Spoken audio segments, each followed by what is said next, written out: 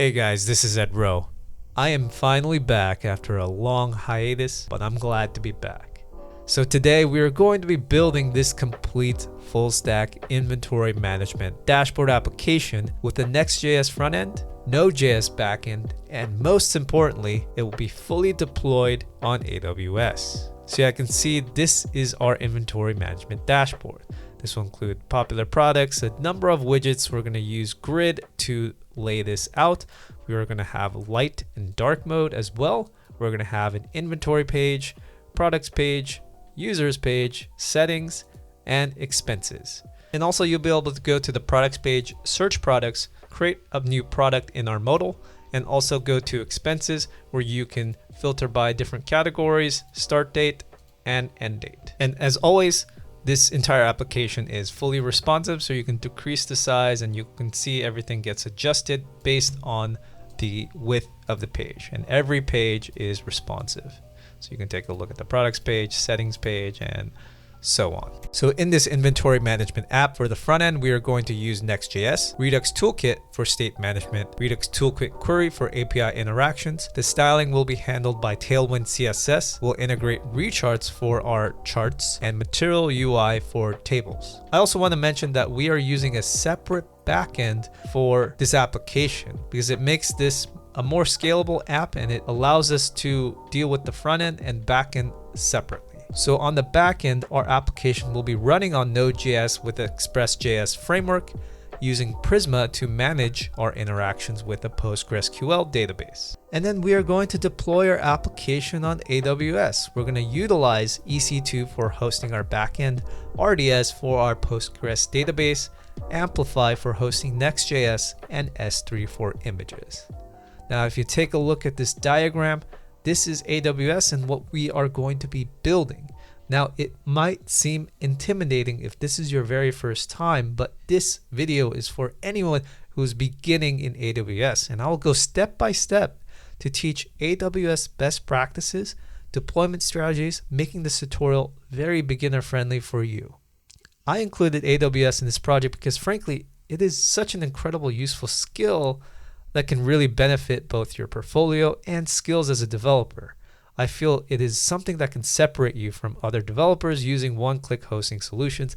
That's why I included it after my long hiatus. I really want to include this so you guys can learn to be a better developer, especially in this job market. As always, I designed this application myself, so you are free to use parts or even the entire project for your portfolio.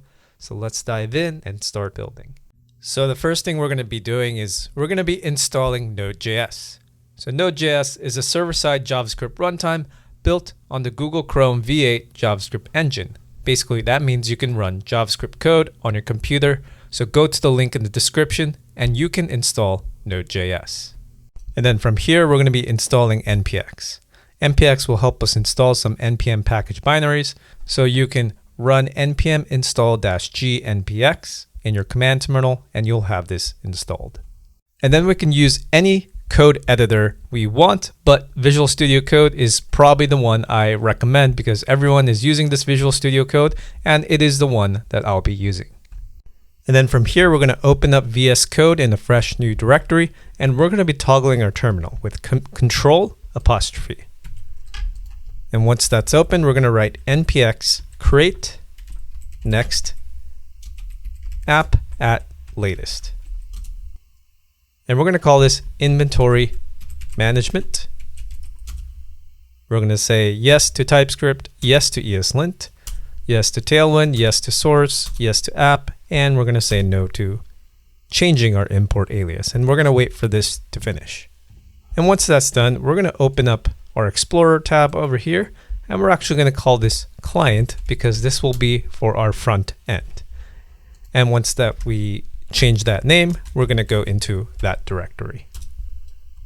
And then from here, I'm going to go up and open our extensions tab over here. And in our extensions, we're going to be looking up for ES7, React Redux, React Native snippets. We're going to be installing this. I already have this installed, so make sure to install this for shortcuts when we write our code. And then we're also going to be installing Prettier, which allows us to format our code anytime we save. So make sure you have both of these installed, Prettier Code Formatter and Prettier ESLint. Then from here, optionally, we're going to go to our browser and we're going to be installing Redux DevTools. This is optional, but it gives you a little extra tab over here on your Chrome inspector that will allow us to debug more effectively. And also, you can also install Pesticide for Chrome, which allows us to see more in depth of how our layout is structured. And I might be using this to demonstrate a few things. And then from here, we're going to go back to our VS Code inside our terminal and make sure you're in the client directory. And in here, we're going to use npm I to install some packages. So we're going to do npm I at mui/x/data-grid. So this particular package is for installing Material UI's table, which is very useful. And we're just going to be installing that package from that component library. And we're going to install the supplementary libraries that are required to use this. So at mui/material, add emotion/react, add emotion/styled, and that should be good for our table. And then we're also going to add lucide-react, which will be our icon library. And then from here, we're also going to install numeral, which is a library to manipulate numbers. And then we're also going to install recharts, will be a charting library. And then UUID to generate a random ID for our different use cases. We'll come back to that later. And Axios to make API calls. And we're going to make sure we install that. And then from here, we're going to be installing some dependency libraries. So we're going to do npm I/D. And we're going to be installing some types that are necessary for TypeScript. So @types/node, and then @types/UUID, and @types/numeral. And now from here, we can go to our Explorer tab, go into our client directory. We can go to source, and we can go into page.tsx. We're going to close up our terminal, and we can go grab everything within the main element tag, and we're just going to delete everything, and we're just going to say hello. We just want to make sure everything is working. We don't need everything in there. And we are going to open up our terminal one last time, and I'm going to run npm run dev. And once that's ready, we can go to localhost. So you can command click or control click, and it should open up. And once you have that open, you can see at localhost 3000, if everything is working, you'll just see a hello tag.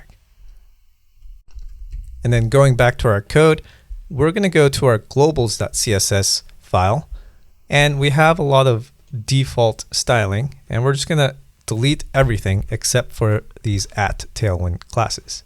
And up here, we're going to write star, comma, star, colon, colon, before, star, colon, colon, after. And we are going to do box dash sizing to border box. So that will have our default for our borders. And then we're going to have HTML, comma, body, comma, root, and .app like so. And we're going to set our height to 100%, width to 100%. We're going to set @apply. So basically this applies Tailwind classes directly to these values. And we're going to set that to be a small text as their default. @apply, and we're going to say background is going to be a gray color of 500, and @apply text gray of 900. So that sets our background gray to 500 and our text default to be a gray of 900 value. And these other ones set our default for the height and width, which allows us to reset our CSS. And finally, just to explain, you don't have to worry about these linting issues if you're having these. These don't really affect it. It's just a warning since you have the globals.css open up.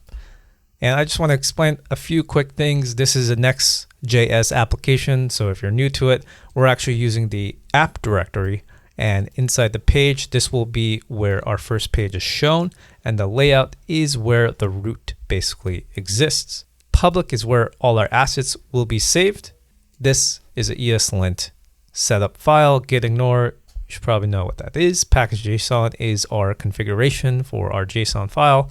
Tailwind config, this represents our Tailwind styling. We'll come back to this very shortly. And tsconfig shows up our TS configurations. And just note, we are using Next.js 14.2.4. So maybe in the future you're using a different version, you might have versioning issues. So if you have any real issues with specifically Next.js, you want to make sure you install 14.2.4. But if it works properly, then don't worry about it. It should be pretty stable by now, but we'll see if Next.js decides to change things up. And also, if you have any other issues, make sure you align these dependencies if you are having a lot of issues. You don't need to do it unless you encounter an issue. And if you do, you can open up your terminal, go to any terminal tab, and we can just write npm I and whatever package name that you're trying to change the version of, and we're going to write at whatever version number you want. And make sure you don't include these like side things right here. You don't need those. But that will replace your version. And if you want to be extra careful and you're having a lot of issues, you can go and look up right here your node_modules. You can delete it and reinstall whatever packages you need if you have a lot of issues. And also you can even delete package lock if you're having a lot of issues. Deleting both node modules and package lock can solve a decent amount of issues that you might have with packages and their versionings. But overall, I would expect not to have too many breaking changes. So now that we have our Next.js fully installed with all our packages, we want to configure our Tailwind for our styling. So we're going to go to our extensions tab, and we're going to be installing some extensions that will help us with Tailwind. And the first thing I want you to install is Tailwind CSS IntelliSense. This will provide us some autocomplete of common used Tailwind CSS classes, so it'll help us figure out what Tailwind classes we need. And also Tailwind documentation. This one is optional and you can use a different extension if you want. But this one I like. Basically, if you write Command Control T on Mac or Control Alt T, it'll bring up the Tailwind documentation directly inside VS Code. So you don't have to go to our browser, but it's up to you, whichever one you want. Then from here, I'm going to close all of this and I want to install one more dependency. So I'm going to close this up. We're going to write clear so we have our clear terminal, and I'm going to do npm i-d tailwind colors. So this will be useful for setting up colors when we want to do dark mode, and I'll tell you how this will work. So from here, we're going to be setting up our Tailwind config.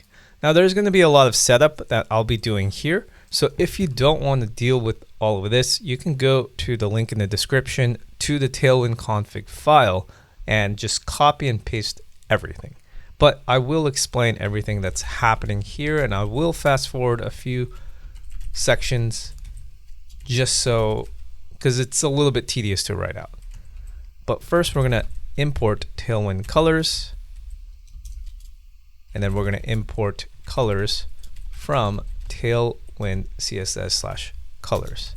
So what we're doing right here is we're going to be mapping out all our base colors, and we're going to automatically set them to the opposite color when we set it to dark mode.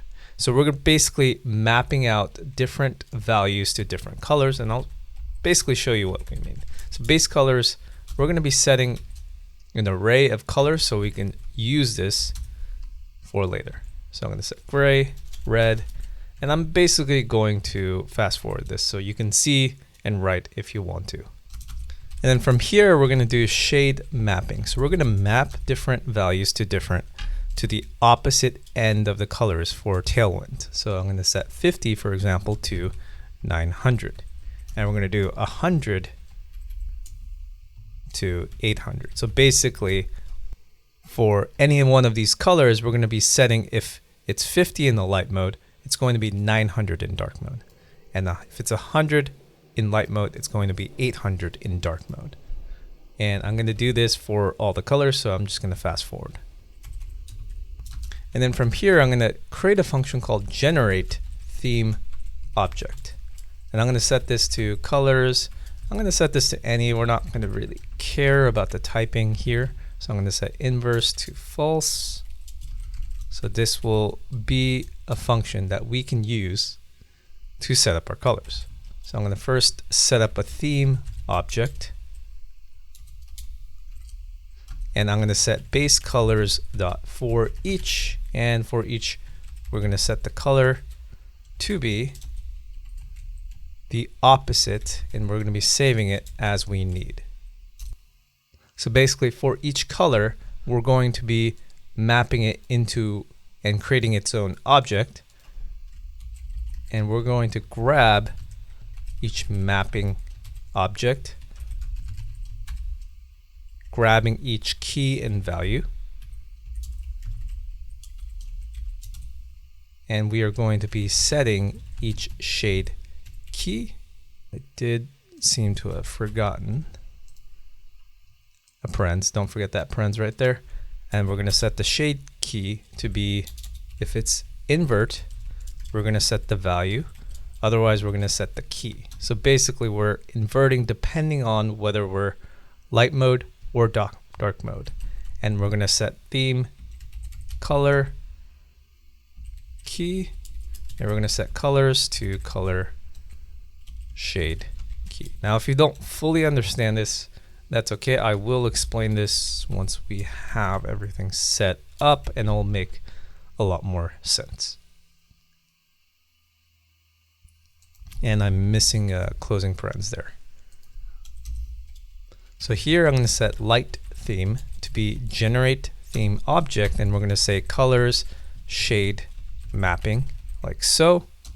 But if it's dark theme, we're going to set generate theme object colors shade mapping, and it should be true. So again, what's happening here is we're going to generate a theme object. We're going to pass all in the colors, and we're also going to pass in the shade mapping. And we're going to be setting, if it's in light mode, we're going to be setting it to 50. If it's in dark mode, it's going to be 900 if the value is set. So basically, the way we want to use the Tailwind classes, we would use gray, or like for example, text gray 50 would automatically convert to text gray 900 if it's in dark mode. And it's going to do that for every single color and for every single value. That's exactly what's happening here. If you don't fully understand this, that's okay. It's just a function that I created, but you just have to understand what is happening here. And on top of that, we're just going to be adding a few extra colors. So I'm going to grab all the light theme, and we're just going to add white because we just need the white color every once in a while. So that is the white color. And then we're also going to get the dark, and we're going to add just a few colors here. Dark theme, and we're going to set white to be colors.gray, and we're going to set that to 950 because we want to add a few colors, and we're going to set black to colors.gray to be 50 like so. Now it's a little bit of a confusing way, but it also gives us automatic creation of dark mode. And the last thing we need to set is dark mode :class. So this provides us the dark mode class variable for any Tailwind config that we'll be using later, and that will allow us to use our dark mode. And we're going to set create themes, and we're going to pass in the themes object that we created. So this themes object will include all the light theme over here, and we're also going to get dark theme, and we're also passing it all into the dark. Now, if this fully doesn't make sense to you, we're going to be going through, and I'll show you how this will work later. All right, with that, we have our Tailwind set up. I know it's a bit of an ordeal, but we are now ready to write our code. So we're going to open up our Explorer tab, close our Tailwind config, And now we can go to source app page.tsx. And what we're going to do is we're going to just add a component called dashboard over here. I know it doesn't exist yet, so we're going to be importing dashboard from @/app/dashboard/page. We haven't created this, but basically this alias is what it's called. This refers to the source directory. So we start from the source directory, we go to app, and we're going to have a folder called dashboard and a file called page. This alias is what we configured when we were setting up our Next.js application. And this provides an easy way to have an absolute point where we start from our URL search, so it prevents us having to deal with some situations where we have to do relative path like this. Sometimes that gets really, really messy and it's very hard to figure out where it's coming from. So this prevents us from having to do that. So we're going to go to our app directory. We're going to create a new folder and we're going to call this dashboard. And inside our dashboard folder, I'm going to call a file called page.tsx. And then from here, I'm going to use our VS Code extension that we created, the React Native snippets, and I'm going to write tsrafce. So that gives us a boilerplate once you click on it. And we're going to change all of these pages. I'm going to use Command D or Control D 3 times so we can type all of them, and we're going to write dashboard instead. And then from here, I'm going to remove the props because we're not going to need any, and I'm going to remove all of the imports and the types. And then from here, I'm going to go back to page.tsx and we're going to be saving it. Now, it's not registering that it exists, so it's not really linked. So instead, I'm just going to redo this app/dashboard/page, and now it's able to register. It was exactly the same thing, but because maybe there was some kind of bug that it doesn't exist, it was telling us that it really didn't exist. And we can just actually remove import. And we're going to be saving this. And then from here, I want to make sure our app is correct. So I'm going to go back to our established application, and we can see that we have dashboard written. So that means we know that everything is working. I'm going to move this to our code over here, just so we can see our established app as we write our code. All right, so from here, I just want to explain a few things. So if you go to our finished application like this, we can see that we have this sidebar and navbar existing on every single page. So if you take a look at this page, we still have our sidebar and navbar. So for us to repeat and reuse these components, we're going to set this in our layouts component directory. So if I go over here and our layout, this is where that should exist, the sidebar and the navbar. And so we're going to create a separate component for this to keep everything in check. So what I'm going to do is I'm going to create something called dashboard wrapper around this children. Go over here. We're going to paste it around the body. So make sure it is within the body. And I'm going to be importing, I'll be importing dashboard wrapper from /dashboard wrapper that we will create. So I'm going to create a new file.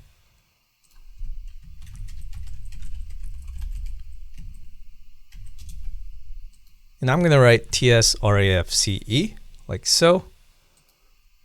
And we'll have dashboard wrapper written like this, but I'm going to be changing these to be capital D. And I'm just going to say, actually, I'm going to leave this, but what we are going to need, since we wrapped it around the children tag, we're going to pass in children from here.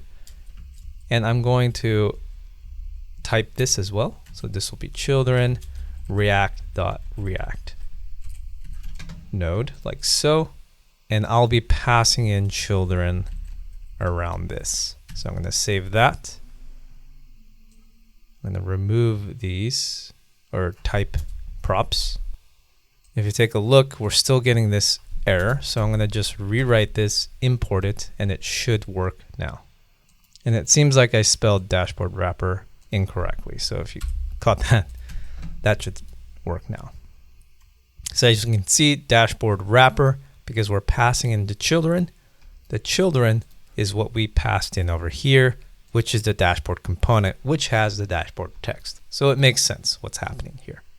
Okay, from here in our final application, we can see, if I open this up, we're going to see the sidebar over here. We're going to have navbar over here.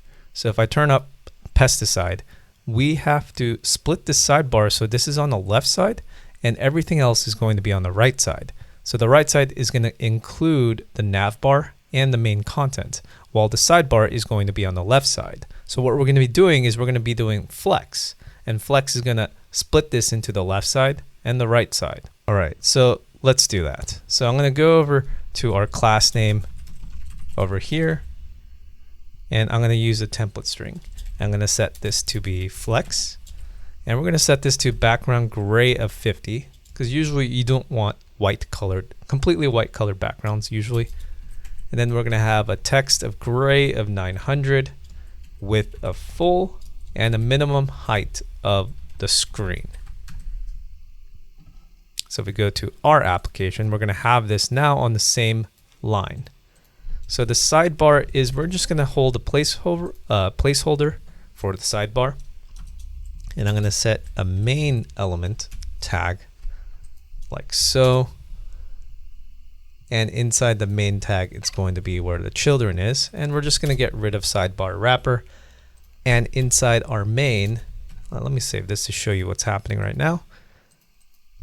So inside our main, we're going to have a class name of flex.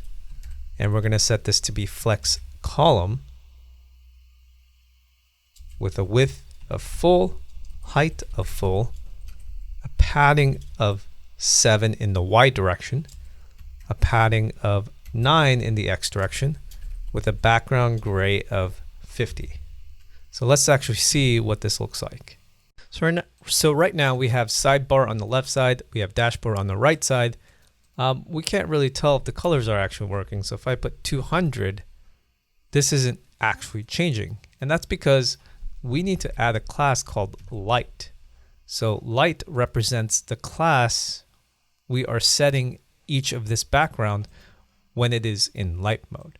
So for example, if we set this to be dark mode, everything will be dark and we'll have background gray of 200 like so. So for now, we're going to be setting this to light and we'll be adding the dark mode functionality once we have our Redux state. But for now, we're going to keep it like so. So right now we have this to be 200, but we are going to keep this at 50 for the time being. And what we're also going to be doing is we're going to be setting this to be MD of PL24. So this is a breakpoint, a media breakpoint at medium. So anytime we are past a certain medium breakpoint, we're going to set the padding left to be 24. That will be the size of the sidebar. So for example, if I set this to 72, on a bigger screen, we can see that the dashboard moves further to the right than if I set it to 24 like so. So for now, we're going to set this to be 24. But that's only if it's big enough. So if we're seeing it on the smaller screen, it's not going to happen. All right, so in our main tag, we're going to add a navbar component. And that's going to be on the right side of the sidebar. So anything within the main element tag, it's going to be on the right side of the sidebar, which is correct. So we're going to import navbar from @app/parens components /navbar. And the reason why we are putting this in parens is so that Next.js doesn't register this as a separate URL or domain. So for example, if you see dashboard page.tsx, Next.js is going to look at dashboard, and if I were to go to /dashboard, we will go to the same exact page because it's registering as a separate URL. But if I were to create a new folder in parens, like so, components like that, and I created a new file or a new folder called navbar, and I wrote new file index.tsx, then if I were to try and go to components like so, it would not register as a separate page. And even if I remove the parens, it's not going to be a separate route. So that is exactly how Next.js basically works. So in here, I'm going to create a navbar component, and I'm going to remove the props as well. I'm going to save this, and it's not registering because it hasn't created it. So now we should be able to see our navbar up here. So from here, I'm going to close up our dashboard wrapper, close up our Explorer, and we're going to be focusing on our navbar. So if you take a look at the completed application, I'm going to open this up. We can see that we have our navbar, and there's going to be a lot of flex happening here. So I'm going to open up pesticide to see what our layout looks like. So we have a div on the left side and a div on the right side. So we would do flex to divide up these two. And then inside each of these divs, we're also going to do more flex over here to separate these, and then more flex over here to separate all of these divs. All right, so let's get started on our navbar. So we are going to add classes. We're going to do flex, justify between, so things move to the opposite sides, and we're going to vertically align them with items center. We're going to set the width to be full and the margin bottom of 7. I'm going to get rid of the navbar text, and in here we're going to set the left side. We're going to have our div over here, and this is going to have a class name of flex, justify between again with items center, and a gap of 5. So there's going to be a space of 5 in between each item. And inside here, we're going to have a button for the menu icon. And that's going to have classes with padding of 3 in the X direction, padding of 3 in the Y direction, background of gray of 100. We're going to round out to be full, so it's a circle, and we're going to add a pseudo selector of hover. So whenever we hover it, we're going to give it a background of blue color, and we're going to set on click, and we're just going to set this to an empty function for now. And what I'm going to be setting here is going to be a menu icon from Lucide React. So this is a icon that we are using from the library that provides us icons. So width of 4, height of 4, like so, and we'll be able to see a button. And here we're going to see that we have an unhandled runtime error. And that's because we are going to need use client. So you cannot pass on click to any server component in Next.js. So this needs use client as well. So now we have our button and we can click on it. Now it doesn't do anything, but in Next.js, anytime you have interactions like a click event handler, you're going to set this to be use client. And then from here, I'm going to create another div. I'm going to set this to be relative, because we are going to be doing this for our input search. So the first thing we need to set is input, and I'm going to set this to be type of search with the placeholder of start. We'll get rid of the extra space, start type to search groups and products. And I'm going to set class name to be padding left of 10, PR of 4, PY of 2, width of 50. And if it's larger than medium-sized screen, we're going to set this to be width of 80, so it's larger. We're going to set a border of 2 with a border of gray 300, background of white, with a rounded border of large, and we're going to give it some focus pseudo selectors, so we're not going to have any outlines when it's in focus, and another focus selector with a border of blue 500. I know there's a lot of styling involved here, but it's kind of what happens when you're using Tailwind. And actually, instead of having this to be a separate input element, we're just going to have a closing tag like this. So input should be closed like that.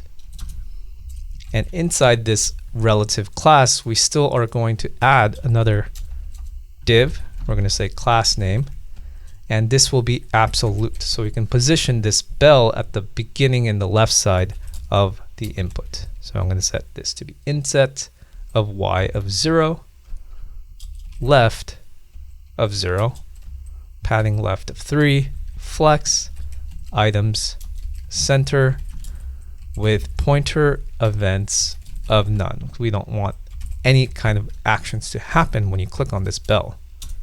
So we're going to set bell icon, and we're going to grab it from Lucide React. And note that I'm basically using IntelliSense to grab it and it'll automatically import. Just FYI if you haven't caught that. Then we have class name, and we're going to set the text gray of 500, and we're going to be setting the size to be 20. So once we have that, we can see that the bell icon lands within the search input. Now from here, we can do the right side. Now it's not aligned perfectly, but once we have the right side, everything should fit in. So we're going to do right side.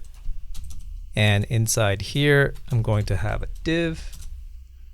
And inside this div, we're going to have a class name of flex, justify, between items, center, like we usually do, with the gap of 5 in between each element. And I'm going to set div. Another one, we're going to set class name, and this one's going to be hidden when it's small. So on smaller screens, if we take a look over here, on smaller screens, we're not seeing everything that we are normally seeing. So basically, these 3 elements are going to be hidden when it's smaller screen because it doesn't fit properly. So when it's on larger screen, we're going to have a display of flex. So that means that hidden is the default value, but if it's above a certain level of screens, we're going to be setting this to be flex, which is not hidden. So then we're going to also do justify between items, center. I know we do this all the time, but it's very useful to have this layout set up. And then we're also going to do div like so. We're going to put a button, and we're going to set another on click. We're not going to set that just yet. And this will be for dark mode. So we're just going to set sun, which is going to be another element icon from Lucide React. Remember just to click on it so it automatically imports above, as you can see here. And we're going to have a class name of cursor pointer. So basically, we're going to have a cursor icon when we hover over it, and we're going to set text gray of 500. We're going to set the size to be 24, and we're just going to save that just to see what is happening here. And as you can see, it's hidden until it's large enough. So we have this, and we have a hover icon. Nothing happens because we did not set any settings for that. And below this, we're going to have our notifications. And because we have this little super icon right here, or I don't know the term. I forgot the term superscript. Basically, this 3 above it. So we're going to have to create a outer div, and we're going to call this, or we're going to give it a class name of relative. And inside this, we're going to have a bell icon again, and we're going to say class name, give it a cursor pointer with text gray 500 with a size of 24. And we are going to give it a span class name so that this will represent the 3 value. So right now we're not adding this functionality. We're just going to hard code this so we just have the value. But if you want to add notification, you can. I just haven't added it because the scope of this project is already pretty big. But anyways, we're going to add a bunch of classes. So justify center. I'm going to set this pixel to be 0.4 rem to be precise. Padding in the y direction of 1, text of extra small, font semi-bold, leading of none, text red 100, background red of 400, rounded full.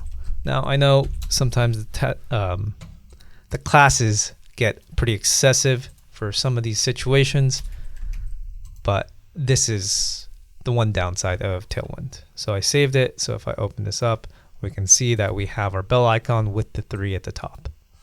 And then from here, I'm going to create a horizontal line, but this will be actually vertical if we modify a few settings. So we're going to set a width of 0, height of 7, border with a solid border, border of L, border gray 300, and MX3.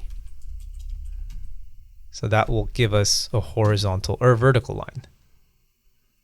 And then we're also going to give a div, give it a class name of flex, items center with a gap of 3 with another cursor pointer like so. And we are going to be adding an image later, but we're just going to have a placeholder for now. So I'm just going to write image over here,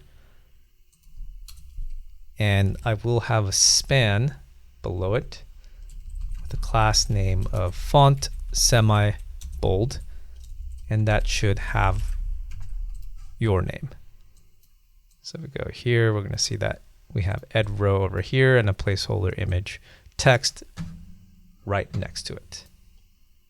And then below this div, and actually not this closing div, but the following div, we should add a link tag.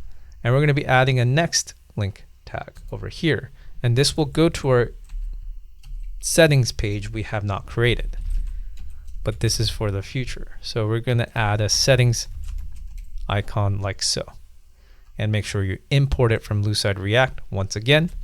And we're going to have a class name, cursor pointer with the text of gray 500 and a size of 24. And we're going to close that. So if we were taking a look, we're going to see our settings icon, and the settings icon is outside this particular div, so it's not hidden when it's small. So we'll be able to see it when it's like that. And it seems like I did actually mess up the flex with the menu and the search.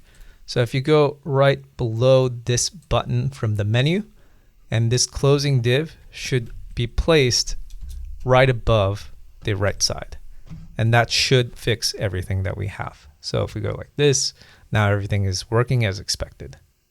And with that, our navbar is pretty much complete. So the next thing we'll be creating is a folder called sidebar inside our components folder. And we're going to create a file called index.tsx within the sidebar component. And we are going to run tsrafce in here, call this sidebar, remove the props, and we'll have our sidebar component. And then we'll go to our layout, or actually dashboard wrapper component, and we are going to add the sidebar component that we just created. And we're going to add this to the div and replace the sidebar placeholder that we had. And it should actually exactly be the same because the sidebar component just has the sidebar text. Let's just put X to see if it changes, and it does change as we expect. And I'm going to change this to @/app. You can keep it the way it was, but this is an absolute path, which makes it easier to change if we want to look at, and also it makes it much cleaner and easy to understand. Now our sidebar component will have a lot of functionality to it. So if I open this up, we have dashboard, inventory, products, user, setting expenses, and we have a little footer over here along with the logo and the name. And if you know how this is working, if you scroll it to it being small enough, it's going to automatically fold. So then this will not be existent when it's on small screens. But then if we scroll back up, we'll see it again. But if we click this and we fold it at a larger screen size, this will be folded like this. It's only in smaller screens where it disappears. So we're going to make this happen. And there's a number of things we are going to be needing. All right, so from here, I'm going to go into our sidebar component and I'm going to add some divs over here. And this will have a class name of flex, gap of 3, justify, between. And if it's large enough, we're going to set this to justify normal. So we're going to keep it normal when we have larger screens. And we're going to do items center pt 8, like so. So this will represent the top header that we showed before. And we're going to keep a placeholder over here. We're going to say logo and keep it like that. We'll be adding images later. And I'm going to have an h1 tag with a class name of font extra bold, text of 2 extra large. And I'm going to call this edstock. And you can call it whatever you want. So we have a logo, edstock at the top. And then from here, we're also going to have a button. And I'm going to say we have a class name with hidden when it's large enough, with a padding of 3 in the X direction, padding of Y in the with 3, and background of gray of 100 with a rounded full hover background blue of 100. And when we say on click, we are just going to put an empty function inside here, like so. I'm going to close this, and I'm going to add a menu component or a menu icon from Lucide React, and we're going to make sure we import it again. And we're going to have class name with width of 4, height of 4. So we'll have that shown. And again, this is going to be required it to be a client component. So I'm going to use client to provide the interactivity, and then we'll see this button again. So from here, I'm going to move this closing div tag from line 12. I'm going to put it around the button to make sure we have the correct setup. And this, I'm going to just label this top logo. And this should be the links over here right below. And so I'm going to create a div, put in some classes over here with flex grow, margin top of 8. So right now we are just going to leave this kind of blank links here, and we are going to go down. We're going to skip this section, and we're going to say footer, and I'm going to call this div and pass in a paragraph tag over here. I'm going to put a and copy colon, so that will represent the copyright logo 2024 edstock, like so. And I'm going to put class name of text center, text XS, text gray, and 500. So we're going to have this at the bottom. The reason why I'm not doing the links right now is because there's one thing I want to take care of, and we've been kind of holding off, is the functionality of these buttons where the sidebar is collapsing. And also the dark mode and light mode, we haven't taken care of that. And the reason why is because we want to set up our Redux toolkit first before we do that. So we can pass that state anytime it's dark mode, or when it's sidebar collapsed, we want to pass that state anywhere we want. And so we can use Redux Toolkit. And so from here, I'm going to open up our terminal. I'm going to close the running server with Control-C. And I'm going to be installing React Redux and Redux Toolkit. So I'm going to do npm I react-redux at redux.js/toolkit and also .env to set up our environment variables. And just FYI, Redux.js Toolkit is a way to reduce the boilerplate of Redux.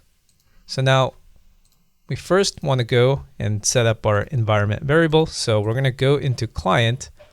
We're going to create a new file, .env.local,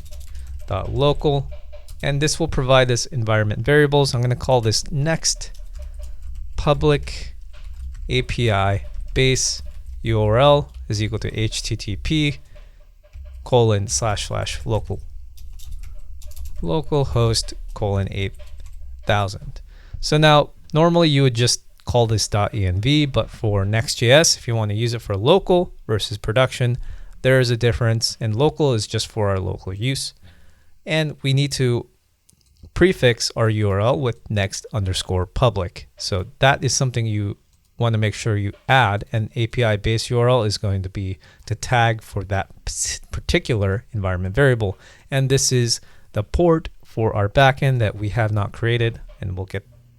Okay. And then from here in our app directory, we're going to create another file, and we're going to call this redux.tsx. Now, I was planning to write this all out, but I'm going to spare you the pain because it's just a lot of boilerplate code that you can just basically reuse. So go to the link in the description. There is a link to the repo, and it has the redux.tsx file. Now you can just copy and paste it over here. This is the setup that you would use specifically for Next.js. And if you want to use local storage, so your data, your store data gets persisted on different sessions. So that means if the user comes back to this page, that store will be saved across their different sessions when they log into the browser. So for example, if this was set to different defaults, so if it was set to dark mode, it will retain that dark mode functionality the next time they enter this website. So that is exactly what Redux persist. So actually we need to install Redux persist as well. So I'm going to do npm I redux-persist. And once we have that, the linting set up for Redux persist should go away. We also do not have the global reducer and the API yet, and we'll be creating that shortly. But let me just explain what is happening here, because there's a lot of things going on. So right here, Redux persistence. So this will basically set up our local storage state. So now there is no op storage. That is kind of an issue with Next.js. It's a little bit complicated, but I'll spare you the details because you can just copy and paste this boilerplate code for any Next.js application. And here we are persisting our data into local storage. We're going to combine the reducers. So we're going to have a global reducer that we just use for basically all the state. And we're also passing in the API reducer. So anytime we are making an API call, we can use this using Redux Toolkit Query to save it into our reducer. And right here, we are storing our state, and we need to add all of these so that we don't get any warnings that Redux provides because of their state. And right here is our provider, and a lot of this is provided by the Redux Toolkit JS documentation. So a lot of this basic setup is provided by the documentation. I just have this all in one file, so you can just literally copy and paste this and use it for any Next.js application that you use with Redux. And you will have no issues whatsoever. So we're going to save that. So then we want to create our global reducer, and we created it in a state directory. So right here where we have our app, we're going to create a new folder and we're going to call this state. And inside this state folder, we're going to call this index.ts. And then here, I'm going to import create slice and then payload action. And we're going to grab this from at redux.js/toolkit. Let me close this Explorer. And then we're going to have export interface initial state types. And we are going to pass in is sidebar collapsed. That will be a Boolean. Is dark mode, which will also be a Boolean. And that will be our type for our actual initial state. So I'm going to pass in initial state types like so. And we are going to set is sidebar collapsed to be false at the beginning. And is dark mode to be false. So these two properties are going to represent our state to determine whether this sidebar is closed or if dark mode is closed or dark as well. And then from here, we're going to create our global slice. And we are going to use create slice so we can store our data. So we're going to have name with the global as the name of this particular slice. Slice are just elements of or parts of the data store. And we're also going to pass in initial state. And we are going to say reducers. And we are just going to set is sidebar collapsed like so. Pass in state as well as action. And we are going to pass in a payload action Boolean. So this will be the type of this state action that we have here. And we will produce an arrow function like so. And we are going to say state is sidebar collapsed is equal to action.payload. This is a little confusing, but this action represents the type that we have, and that allows us to determine and pass in a value for is sidebar collapsed. So anytime we use this particular function, that will update the Redux store state. So basically, just remember this is basically just like a function that changes the global store state. So anytime we want to change the sidebar to be collapsed or not collapsed, this is the function we basically use. And set is dark mode is going to be the same thing. Actually, we could just copy this entire thing, paste it over here, change this to is dark mode, and we should have our slice and reducer.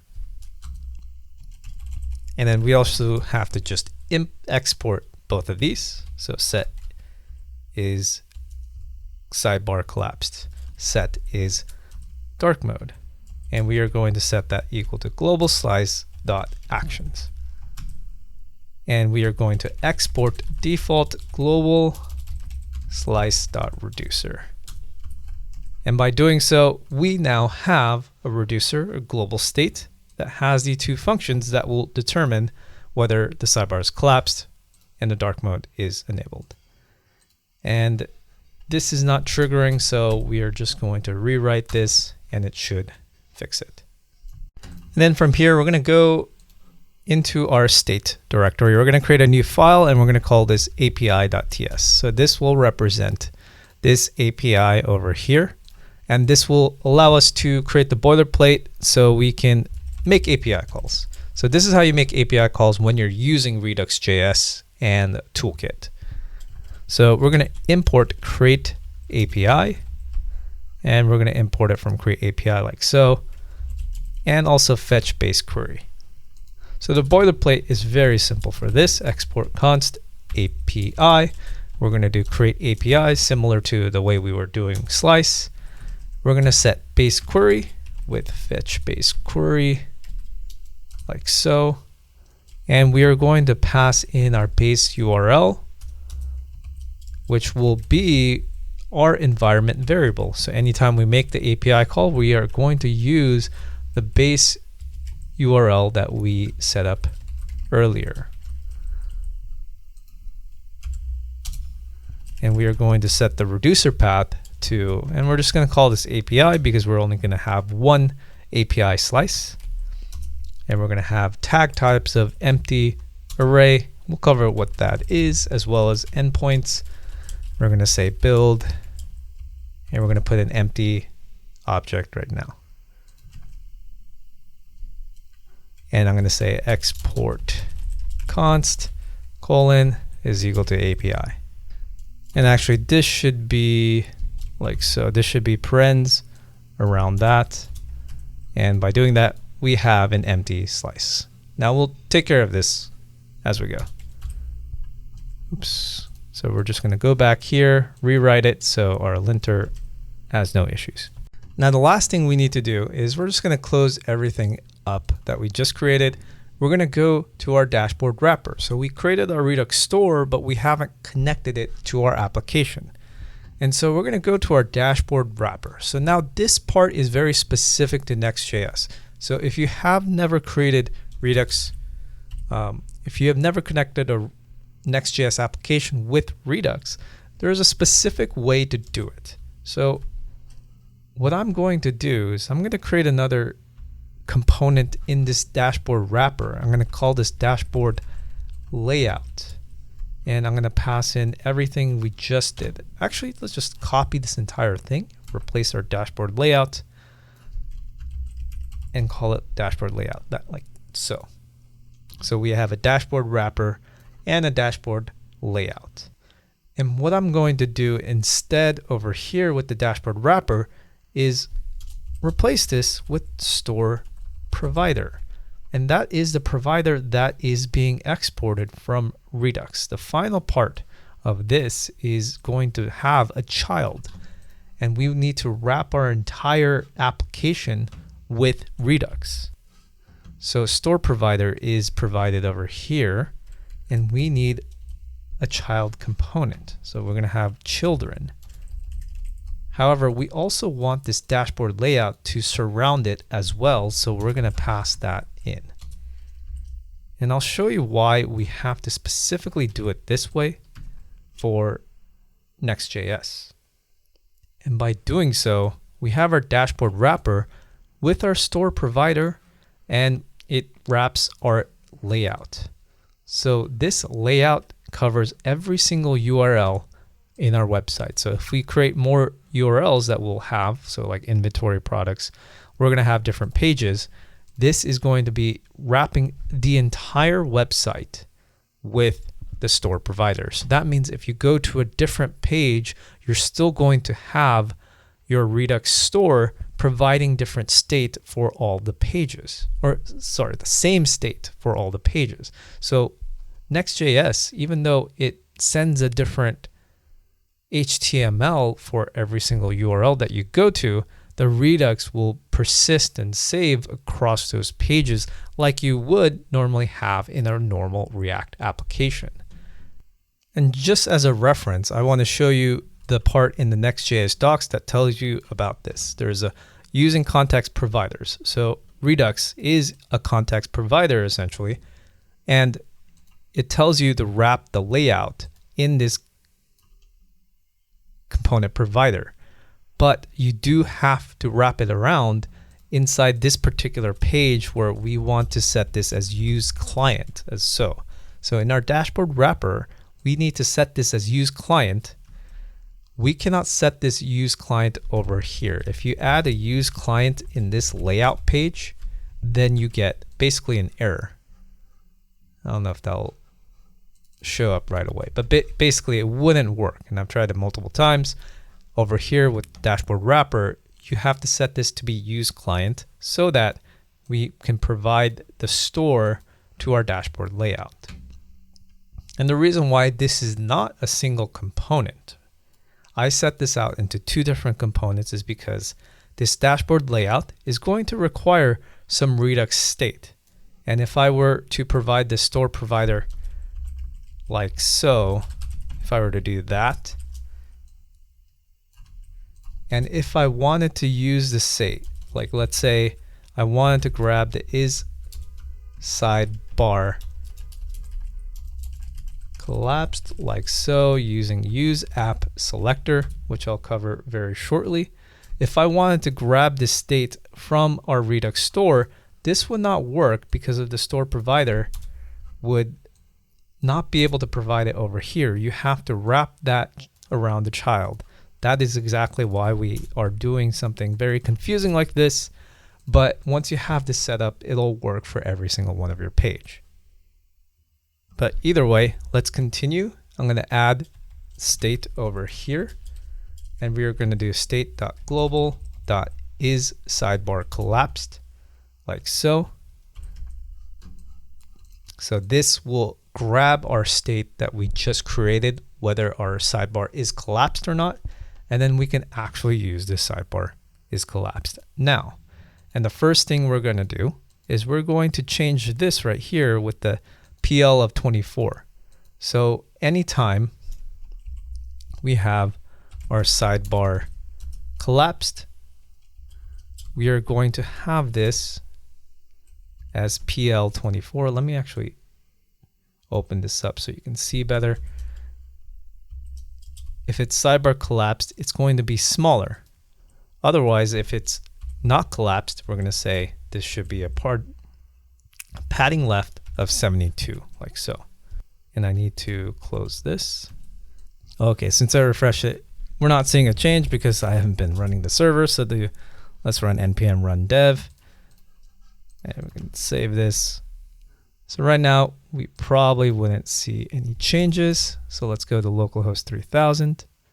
So if I were to change this to 200, so we can see that right now it is sidebar is collapsed is false. So right now this is the value changing it. We haven't figured out is sidebar collapsed to be true right now, so it's not going to affect anything. And also another thing we want to add is going to be is dark mode. So I'm going to grab use app selector. Oh, by the way, use app selector is basically use selector that you usually use in React Redux, except this is typed. So this actually gives you more of a safe typed version of the usual use selector that you might be used to in React Redux. So it provides an easier way to do it. So we have state, and we are going to do state.global.isDarkMode. So this is use app selector, provides us these properties if we need. So over here, inside our light, I'm going to change this to is dark mode. And I'm going to change this to if it's dark, we're going to set it to dark. If it's light, it's going to be set to light. So yeah, that should be dark if it's dark mode, light if it's light mode. And one last thing, this is we're going to have a use effect like so. I'm going to make sure we import it from React. And we're going to pass in if over here, if is dark mode like so. I'm going to do document.document element.class list.add :dark like so. And if not, we are going to do the same exact thing. We're going to pass it into light. And the reason why we are adding this particular part is because this dark mode needs to get added onto the HTML element. So it needs to be added onto the HTML element once you go to this particular page. But we can only add the dark mode over here. If we add this is dark mode onto this layout, this would force this to be a client component, which cannot happen for Next.js. So that's why we are adding this particular element class list depending on whether it's dark mode or light mode. So that allows us to also control the HTML and body elements via the dark and light mode. Now, if you don't fully understand it, it is not a big deal. It is just for the background color for the HTML tags. This is kind of necessary for that. And I'm actually not exactly sure a better way to handle that problem. And with that, we can now go back to our sidebar. We're going to go to that particular page, close everything, and we can start adding our state as we need. So the first thing I'm going to do is I'm going to add const dispatch is equal to use app dispatch from app/redux. And using this, I'm going to grab our is sidebar collapsed. Actually, let's just go over dashboard wrapper. We're going to copy this is sidebar collapse like so, and I'm going to paste it in here. And I'm going to pass the use app selector like so. By the way, I'm just grabbing the use app selector, going to the last letter, retyping it so we can just import it easily. We're relying on our IntelliSense to do that. And I'm going to create a function called toggle sidebar, so we can create a function that will toggle where sidebar is collapsed. So now that we have this particular function, we can provide it, and we can invert the sidebar collapsed anytime this function gets triggered. And also, I also want to create our sidebar class names, and we can finally do this because we have our sidebar collapsed. So we're going to have and apply different settings if it's collapsed or not. So I'm going to do fixed, flex, and then flex column. By the way, the reason why we're doing that specifically for this, if you take a look at our sidebar, if I hit the pesticide, we can see that this is a flex box right here. It's flexed, but in the column direction. So we have this div at the top, this div in the middle right here, and a this div at the bottom. So that's why we're doing flex column for this. And then inside it, we are going to set is sidebar collapsed with width of 0. And for medium screens and larger, we're going to set the width to be 16. And for when it's not collapsed, we're going to set the width to 72. We're going to set the width to be 64. So these are different settings. When it's collapsed, we are setting the width to be 0 on smaller screens. But if it's still collapsed on larger screens, we're going to set the width to be 16. Now, if the sidebar is not collapsed, we're setting the width to be 72 for smaller screens. But if it's bigger screens, we're setting the width to be 64. And then we're doing a background of white with a transition, so it doesn't automatically open right away. It gives a more natural feeling to it, so it's a little bit of animation. Give it a 300 millisecond duration with overflow being hidden, with a height of full, with a shadow of medium sized, and a Z of 40, so it's in front of everything. And we are passing all of this into the outer container of our div. So now we have our setting. So now it doesn't work yet because we did not add the on click. But if we go down to our button, all we have to do is pass in our toggle sidebar, and that should basically do the trick now. So now we haven't set the navbar because this is now in the navbar section, so we can't open it. So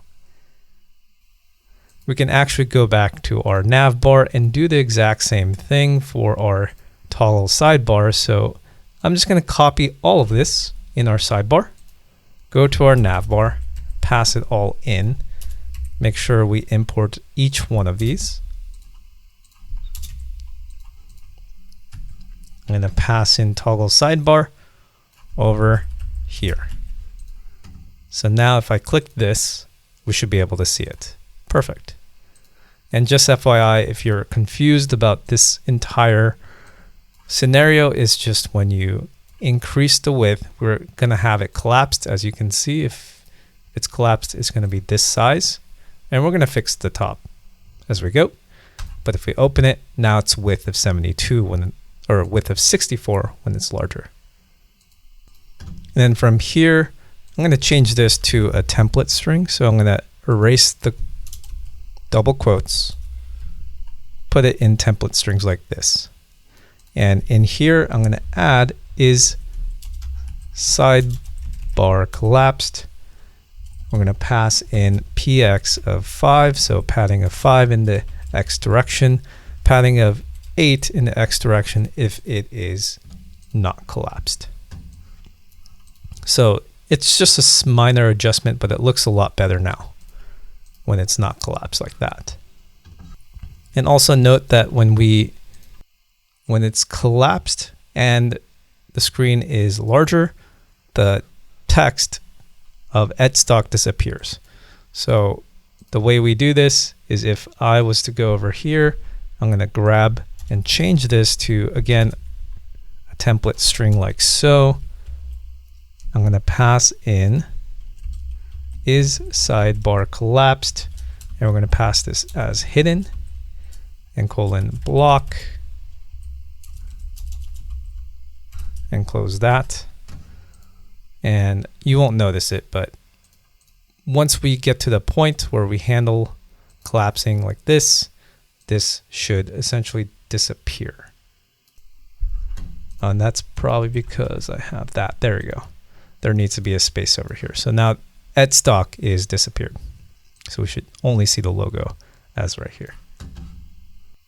And so with that, now we can set up our basic links that we should be seeing here. And so I could write out every single link over here, but we're going to create a component to make it easier. And we are going to call this sidebar link. Const sidebar link like so.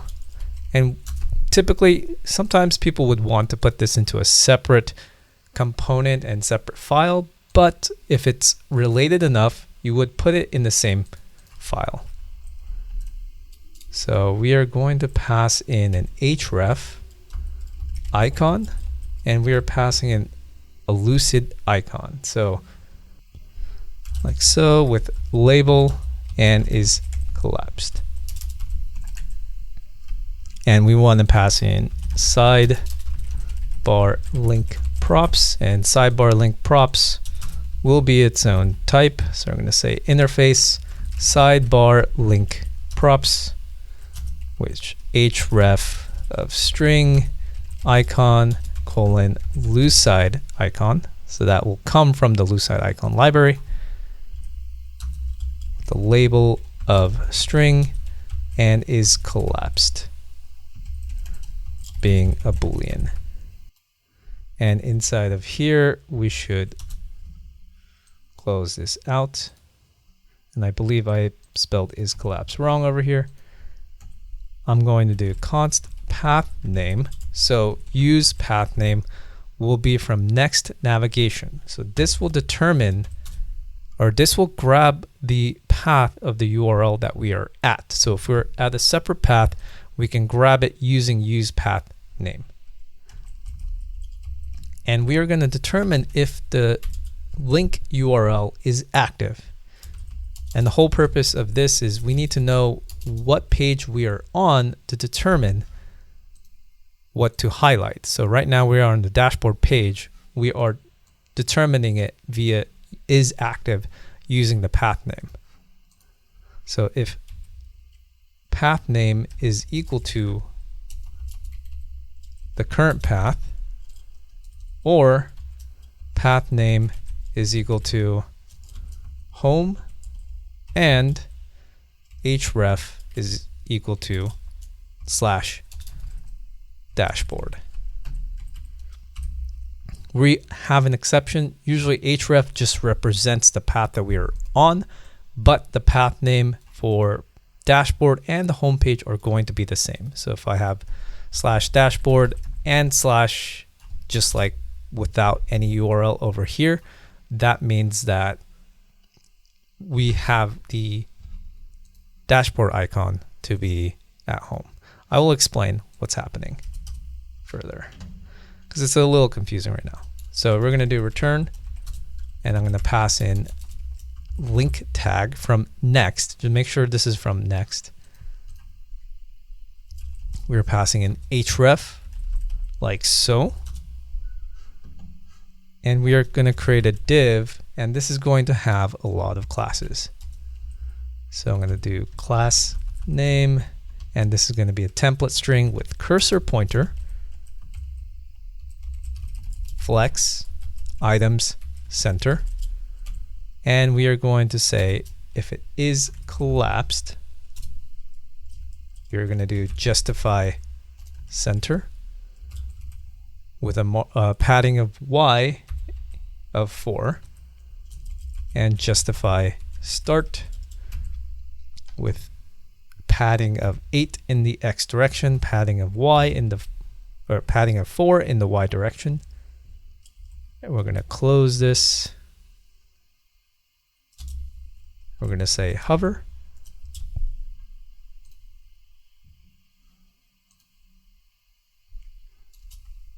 It's going to be text blue 500, hover of background blue 100 with a gap of 3, transition colors. And so if it is active, we are going to do background blue 200 text, and this should actually be in strings with the text of white colon empty string.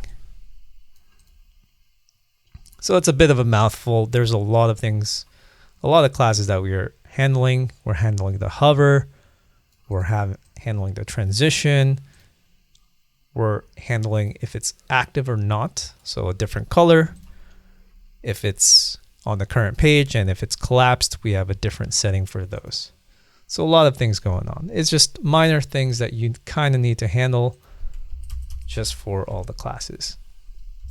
And over here, we're going to say icon is going to be class name of width of 6, height of 6, text of gray 700.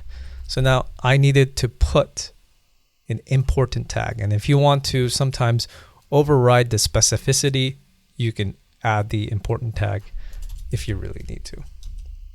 And the icon is going to be dependent on the different pages that we have. So over here, I'm going to create a span tag, close this, put the label inside, and add some class names for our span. And this again is going to be a template string, so it's dependent on is collapsed. If it is collapsed, we're going to hide this. Otherwise, we are going to make it visible. We're going to give it a font of medium, text of gray 700. So that is quite a mouthful with the sidebar link. And now we can use our sidebar link over here for each of the links that we want. So in our links section, I'm going to add a sidebar link over here. Close this. Actually, it can be a self-closing tag.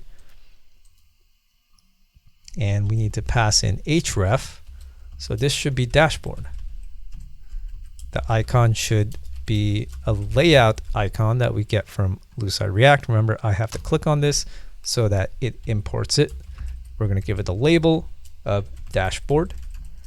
And we're going to pass in is collapsed because we need to pass in the state as well. If I save this, we have our dashboard. And just as a reminder, since we have href equals dashboard, the is active also takes into account of when it's at home and dashboard to determine whether something's highlighted. So that's exactly why we have this extra little addendum. And so now we're going to do the same thing 5 times, I believe. And we're just going to change it for every single situation. So this should be inventory. This should be capital inventory. And this should be an icon of archive, like so. And then this one is going to be products, which will be a clipboard from Lucid React. I'm going to select both of these, right clipboard. Actually, sorry. This should be products. And this should be a capital products for the label. The next one is going to be users with a capital U for the users. And that should be a user from Lucid React. And then settings for this one, capital S. This should be sliders horizontal. And these are just icons that I've pre-selected before. And I'm going to copy this one last time because I missed it. This should be expenses with a capital E. And finally, this should be a circle $sign. And with that, we have pretty much every single one of these as we need. And the only last thing is this is very attached to the bottom. So we're going to add a class name depending on if it is collapsed. So sidebar is collapsed. We're going to say it's hidden. If it's not, we're going to give it a block. And we're going to do margin bottom of 10. So like so. So this is when it's like if the screen size is smaller than medium sized, but if it's bigger, we can see everything. Collapse it, everything collapses. The footer goes away as well. So there we go. We have our sidebar. It was a little complicated, but we basically got there.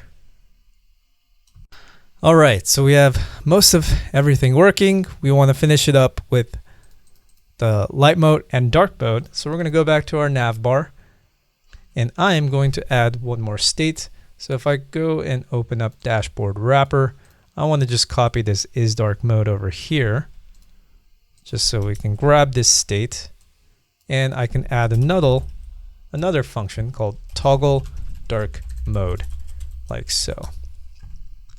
And this time it's going to be dispatch set is dark mode. Pass that in. Make sure you're importing like I just did right now. And I'm going to invert is dark mode like that. So depending on if we're dark, it's going to turn to light, light to dark. So over here where we have the button, this should become toggle dark mode. So if we do this, save it, it should now turn to dark. The only problem is this should change an icon to like a moon icon. So basically that's pretty simple. We're going to say is dark mode. We're going to set when it's dark, it should be a sun like this.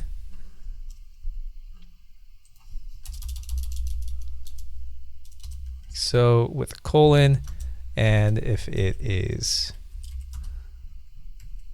in light mode, this should be actually a moon. So we're going to import that from Lucid React.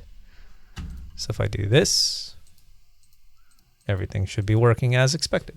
And there you go. We have our navbar all set up. I believe this is a little too wide. So if it's on like this is getting squished out a little bit too much.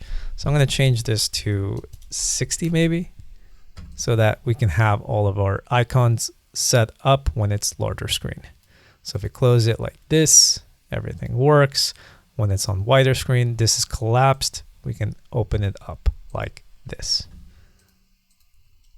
That was quite the ordeal for navbar and sidebar, but that's pretty much the most complicated part of the front end.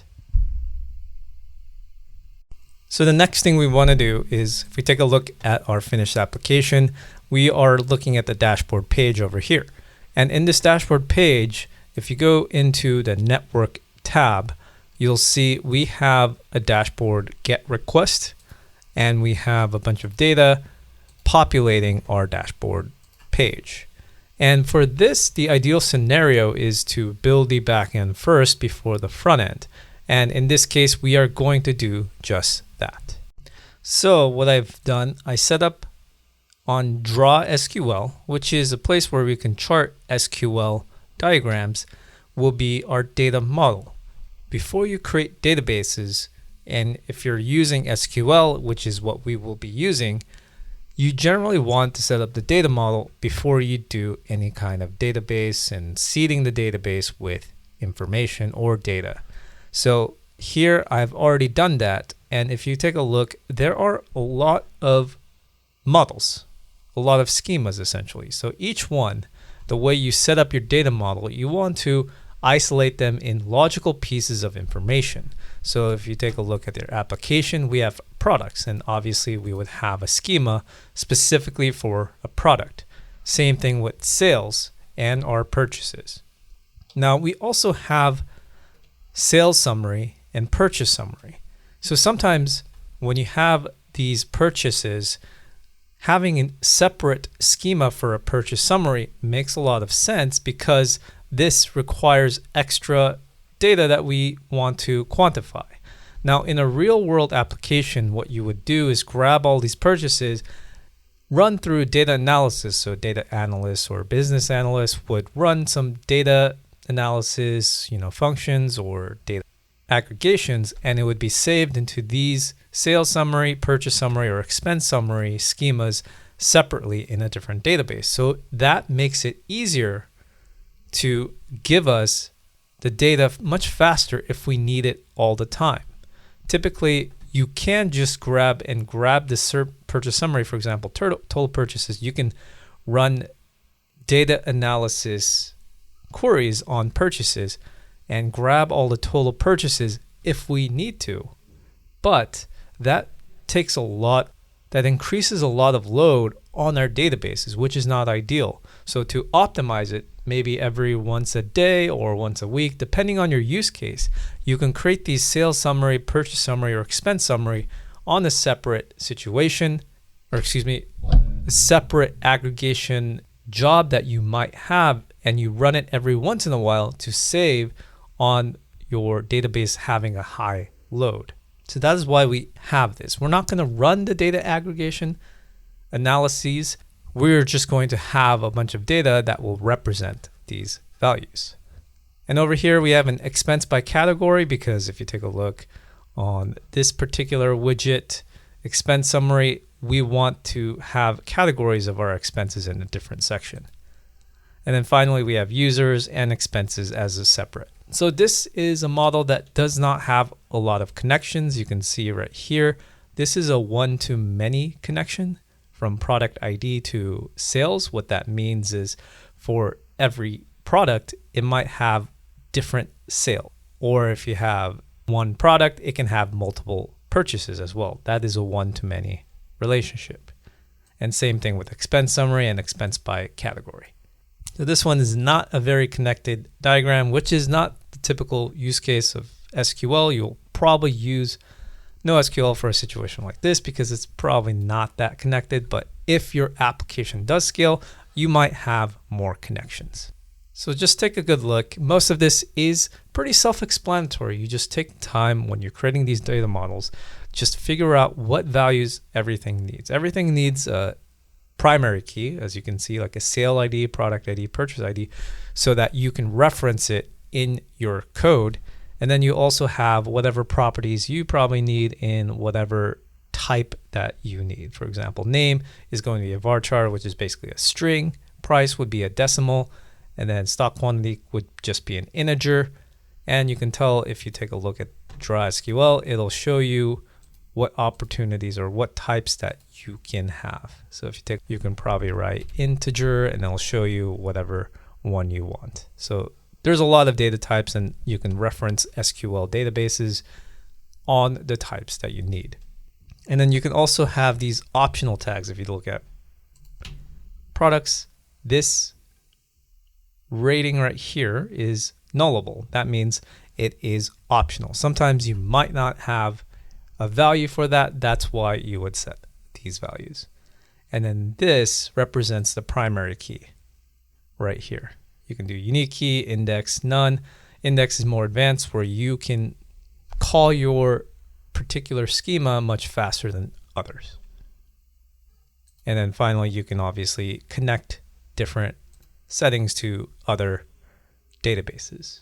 So if you take a look at sales, you can see that product ID, you can connect it to another, and that will be considered a foreign key, even though it doesn't state it. But this is a foreign key. And there you go. You can just take a look, and ultimately, a good data model will minimize the number of connections and simplify your databases. It is not a very exact science sometimes, but You just have to play around with it and you'll develop an intuition for it. I do want to emphasize with this data modeling process, there are some people or some companies that do not do this process beforehand, where they don't consider the schemas and the data models that their company or project is going to need, and your data model is going to be built on the fly. If you do it that way, that makes your code base incredibly messy. This is one of the most fundamental parts. This is a foundation on which your entire application rests. So if this is messy, everything else in your entire application will become messier as a result. This is the foundation. This is the structure that your code base will be built on. Your backend APIs, your front-end code is all going to be dependent on this data schema. So I really want to emphasize that this process of mapping out what your data model looks like, and this is a process that a lot of people neglect. This is a very critical point in your application. And I highly suggest, if you're building your own application or if you're building it for someone else, this is a very, very crucial aspect of software development. Now with our data model set up, we can now set up our local database. So we're going to be using Postgres QL, and we'll be setting this up on Amazon. But before we do that, we are going to be installing it locally to make sure everything works before we deploy it on a cloud service like Amazon. So the first thing is to go to the link in the description, and we're going to go to Postgres QL downloads. So you first need to install it on your respective machine. I already downloaded it, so I'm not going to download it here, but make sure you go through the prompts and install this first. And then from here, we're going to install pgadmin. pgadmin is the more visual aspect of connecting to our Postgres QL that we just downloaded. So this will help us visualize and check our schemas in our database. So go through this installation process as well. Now, one thing to note, while you're installing pgadmin, you want to make sure you take note of the username and the master password. Make sure you don't forget those. Otherwise, you'd have to go through some alternate way. And that's how you would be able to connect to any of the servers that you create afterwards. So you're going to have to make sure you have that noted. And so to create your test server, you can just go register server, and you would enter some test name.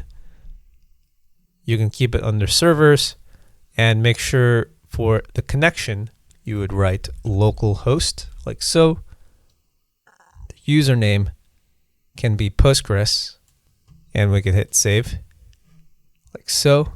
And over here, you will see your test name. And then whenever you need to reconnect to your server, when you close pgadmin out, you would typically hit connect to server. So if I was here, you would hit connect server, and it would ask for your pgadmin username and your password. So once you see that, what you would typically see is in your databases, you would probably not see it. You probably just see Postgres as your database. So you can just create a database as you would like.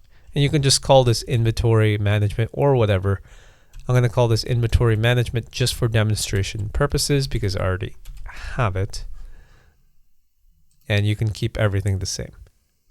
So then you will see it over here. And with that, we have our database set up in our Postgres as well as pgadmin. So we're going to go back to our code. I'm going to open it back up, close this index, close this dashboard wrapper, and we can start creating our backend. So we're going to close this client. We're going to open up our terminal, and we're going to close up our terminal. And what we're going to do is I'm going to cd out of it using cd space ... And I'm going to make directory, and I'm going to make directory of server like this. So we're going to have a server file, and we're going to go into our server. And I'm going to do npm init -y. So that will initiate our package. So we'll have a package.json. with the initial presets.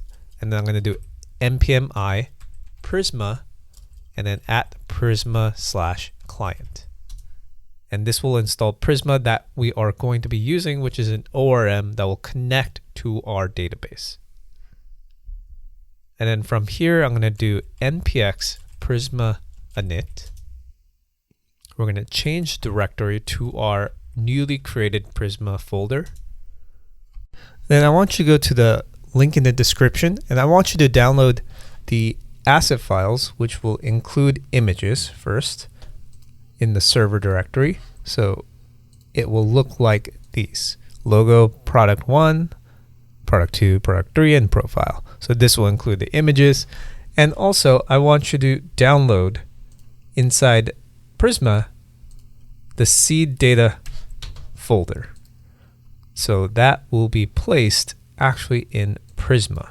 You want to place this seed data, which includes a lot of JSON, so that this will represent all our mock data.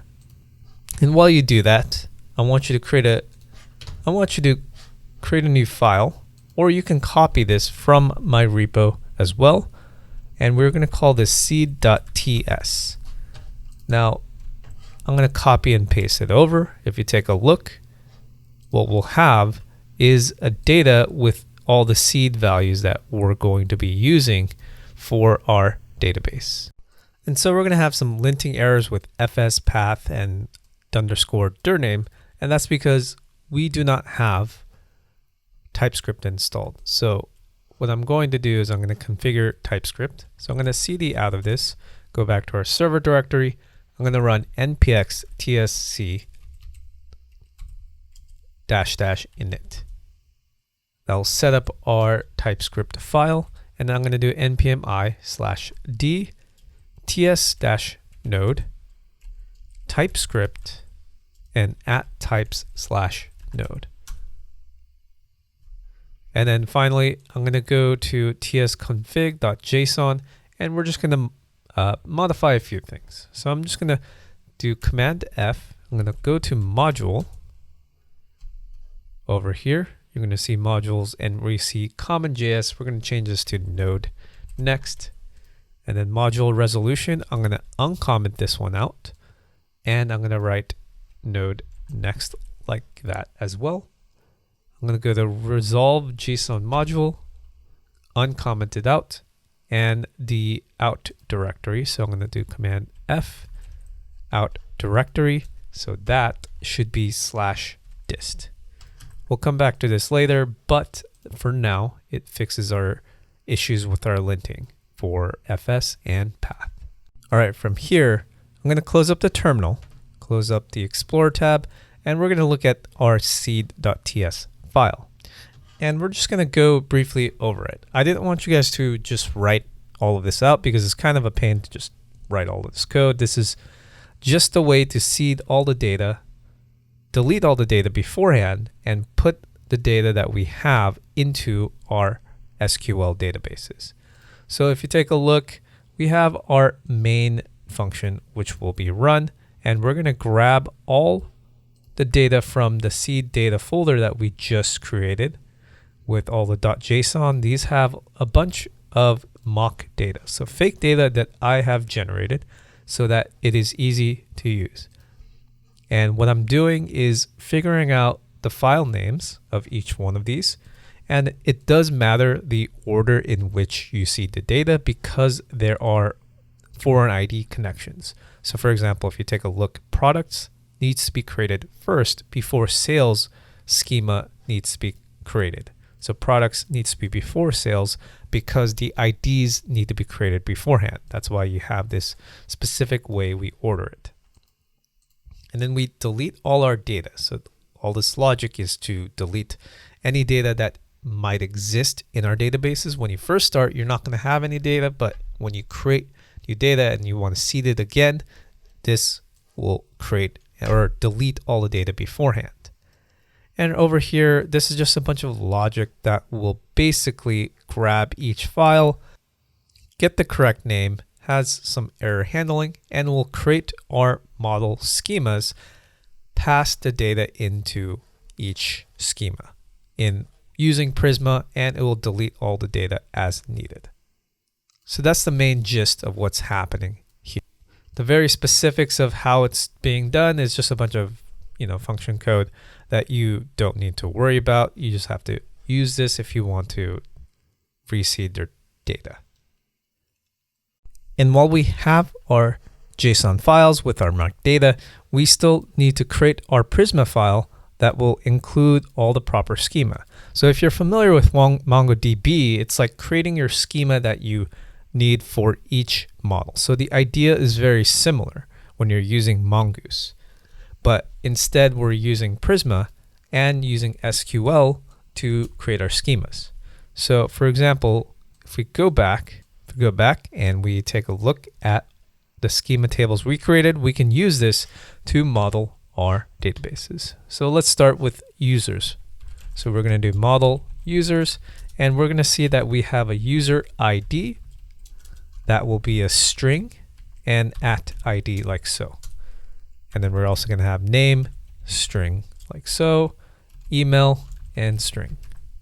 And we're going to save it. Now, if you saw, this is properly aligned. So if I go to extensions, we can go to Prisma, and you can see that I have this particular one installed. This will add syntax highlighting, linting, code completion. So this will properly align and lint your Prisma files as needed. So make sure you install this. Now, if you do notice, this says varchar. If you go to Prisma, their documentation, they have a list of all the data types that you will need. I won't go through every single one, but basically you can go there and we can map these out to the correct data types for each model.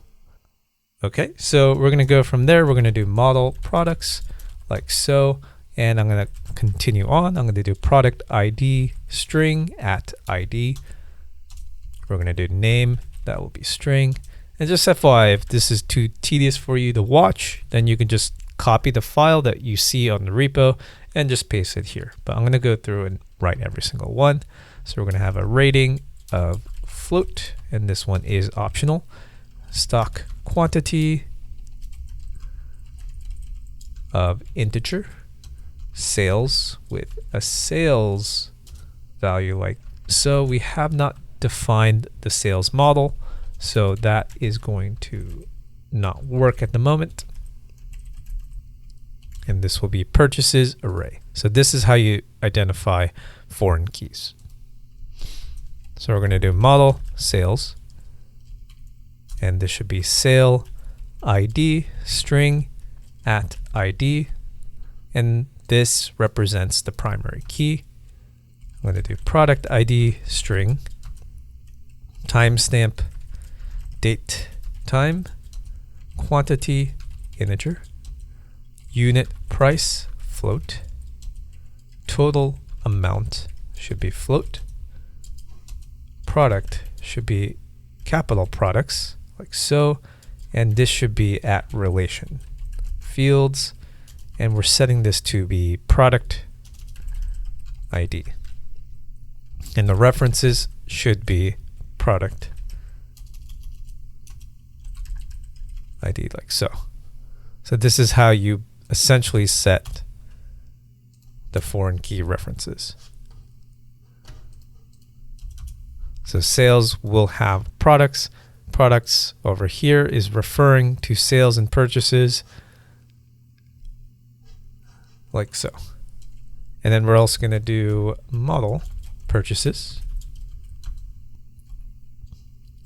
Purchase ID should be string @ID.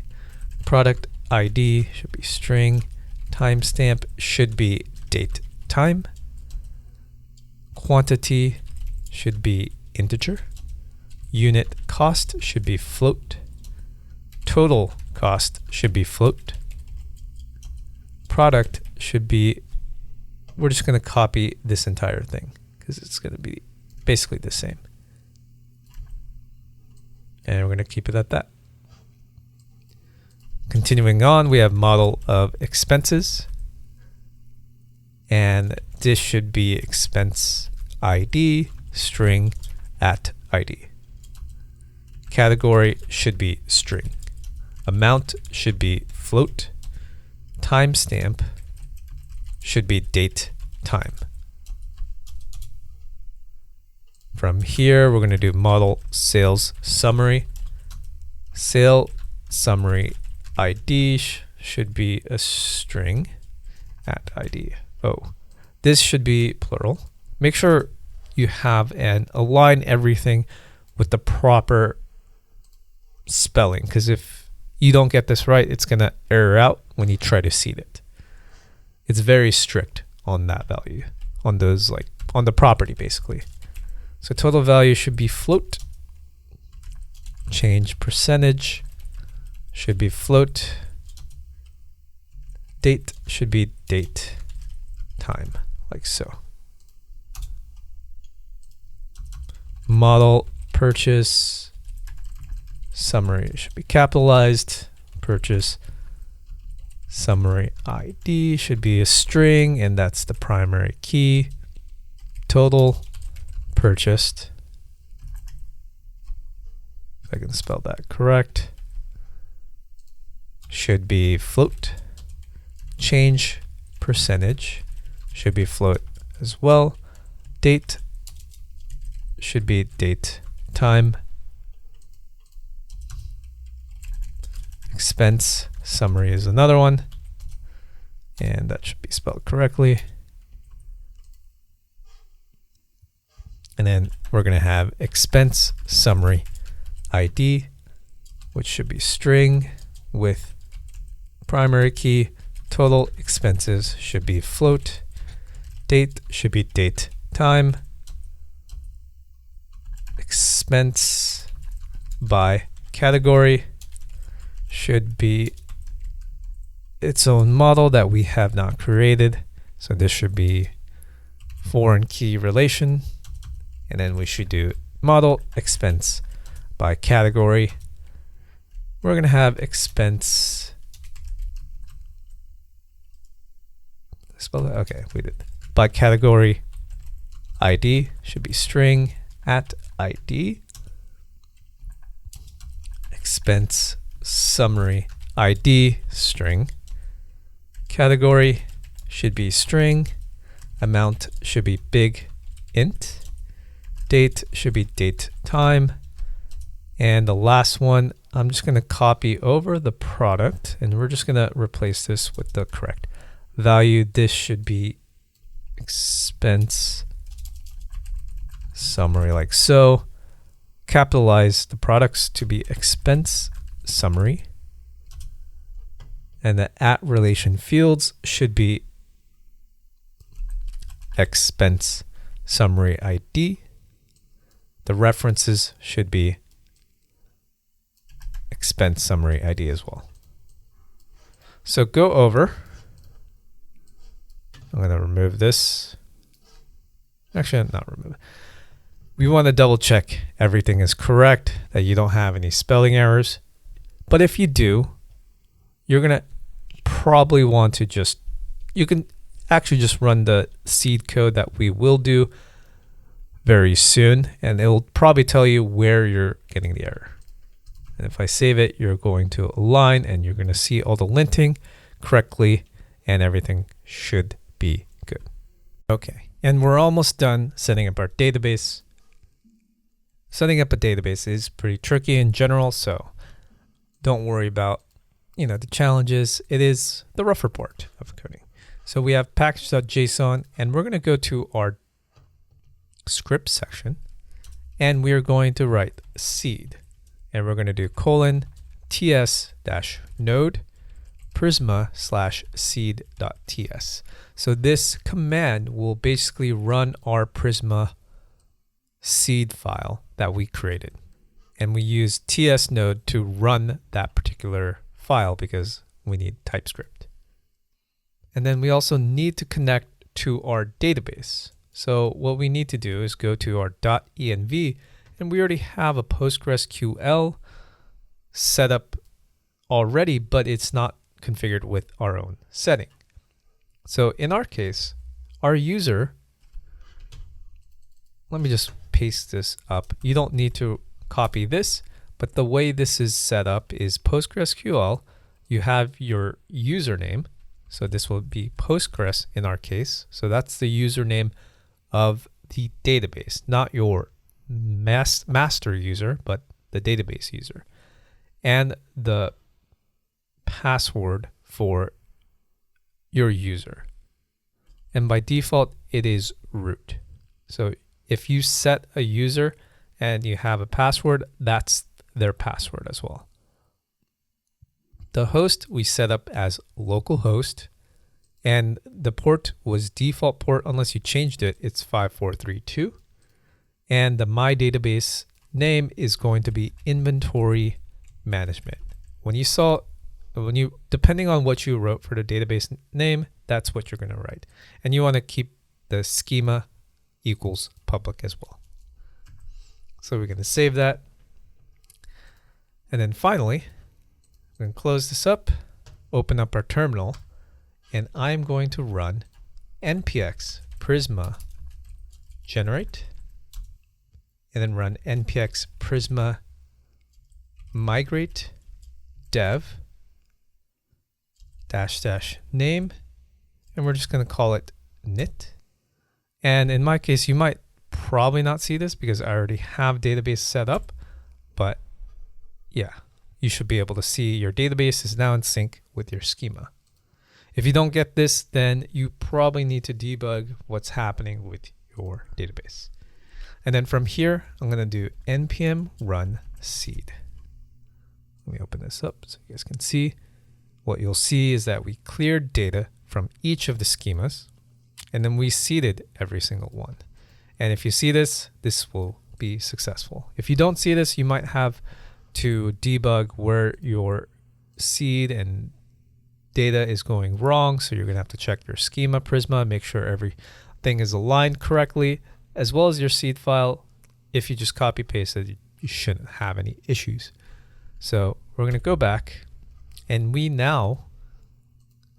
I've already had this before, but you can go to the database you created. We're going to go to inventory management. You probably refresh it. We're going to go to tables, and you should be able to see all the tables that you created.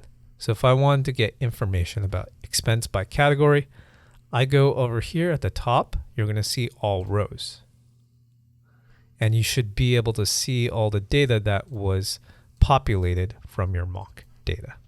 And you can do this for every single one. So let's go to expenses, click on all rows, and you should be able to see all the data that you have created. I know this PG admin is not the UI is not very user friendly. The fact that schemas and tables is really buried under everything. It's not very pleasant to work with, to be honest, but it is industry standard, and there's a lot of deep functionality you get with it. All right, so now that we have seeded our database, now we could set up our backend code. So I'm going to close package.json, close those files, and I'm going to make sure I'm in the server directory over here. So I'm going to open up this terminal a little bit more, and we can probably just close this out. And what I'm going to do is I'm going to run npm I express body parser. So Express is the framework that we use for the backend. Body parser is something we need to parse our request. Cores is for cores issues. .env to environment variables. Helmet for securing our APIs, as well as Morgan, and concurrently for running different variations for our development server, and I'll come back. And then I'm going to install some dependencies as well. So npm I for dev dependencies, So node mon is going to be running our server, so it's live and saves every time. @types cores for the TypeScripts for cores. @types for express. @types for. And then from here, I'm going to close the terminal out, go to our Explorer, go to our server file, and I'm going to create a new folder called source. And inside our source, I'm going to create a new file called index.ts. In here, I'm going to do a number of imports. So express from express like so, import .env from .env like so, import body parser from body parser, import cores from cores, import helmet from the helmet package, import Morgan from the Morgan package as well. So I'm going to leave a comment like this called route imports. So this will be the imports for our routes, but we're going to leave it as a placeholder. Then I'm going to have another comment called configurations. And in here, I'm going to do .env.config. So this will set up our env setup so it would work. Then I'm going to do app is equal to express, run the express file. And I'm going to do app.use express.json like so. Actually, for now, let me just, okay, I got rid of our browser over here just so it's more focused on the code. So app.use helmet should execute those. So these are just all set up to use these particular packages. So I'm going to copy this part. I'm going to write helmet, erase this, helmet.cross origin resource policy. Inside this, I'm going to have a policy with cross origin, so we can accept cross origin requests. I'm going to do app.use. We're going to do Morgan, pass in a string of common. Let me just copy this real quick. We're going to have body parser.json, body parser.url encoded with extended being false. And I am missing a closing parens. And lastly, we have cores, and we're going to initiate that. So a bunch of configurations for these packages. I'm going to leave a comment for routes, and we're also going to leave a comment for server. So this is where we actually use our server, and I'm going to do const port is equal to process.env.port. So we will be using our port environment variable if it exists. Otherwise, we default to 3000. Actually, let's set this to 3001. And we're going to do app.listen, and we are going to set this to be port. And we are going to say console.log server running on port like so, pass in the port variable and save it. Okay, so our backend main file is set up. We're going to go to package.json, and we're going to change some of these scripts. So below the seed, I'm going to have a build command. And actually, we missed the package to install. So I'm going to open this up.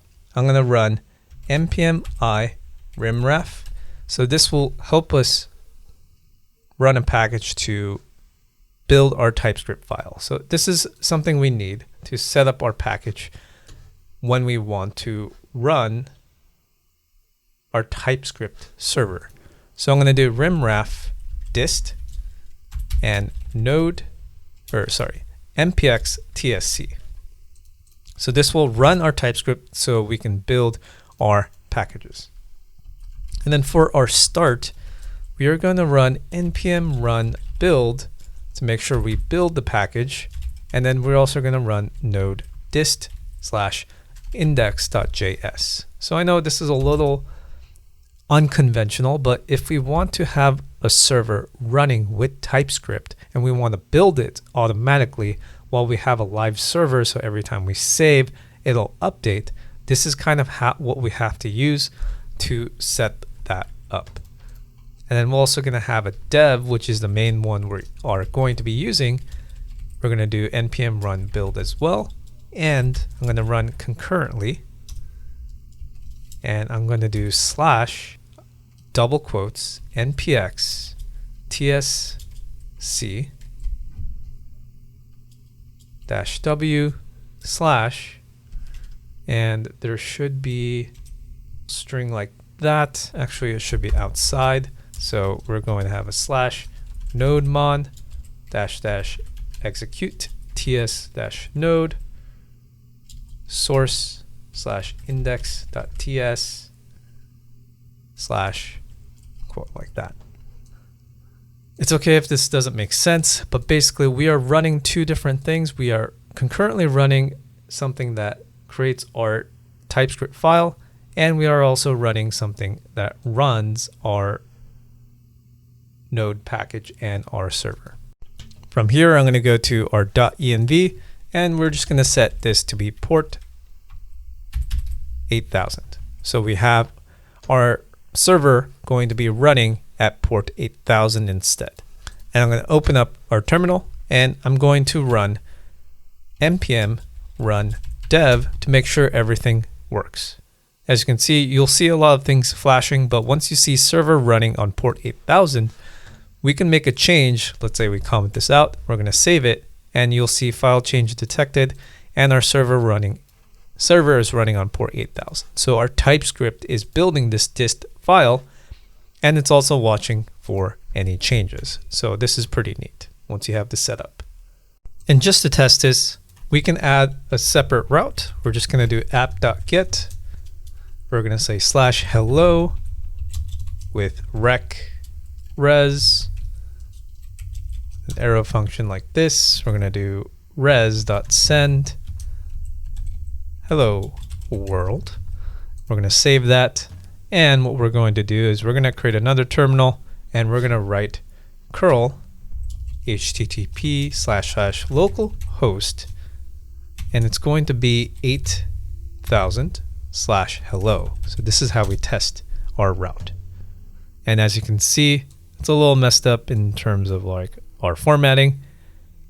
Let's actually try that again. And as you can see, we can see hello world. That is exactly what we're getting. So I'm going to say hello world 2. Should save, and now we get hello world 2. Now, an alternative option to using curl that a lot of people use is Postman. So if you go to postman.com/downloads, you can install Postman, which is an application to make API calls. And once you're over here, you can make a GET request. We can do http / localhost 8000, and we'll just say hello, and we're going to send it. And as you can see, we are going to get hello world 2 over here, and you can see all the cookies and headers as you would. This will give you a lot more details than just using curl would. And so with that, we basically have our backend fully set up. So now we can actually start writing our API endpoints. So if you take a look at the finalized application and we go to the network tab, we can see that we have one API call that goes to /dashboard, and we get certain amounts of information for each of these: the products, sales summary, purchase summary, expense summary, and popular products. So to do that, we're going to create a new folder. We're going to call this controllers. And inside controllers, I'm going to create a new file. I'm going to call this dashboard controller.ts. And inside of here, I'm going to import request and response.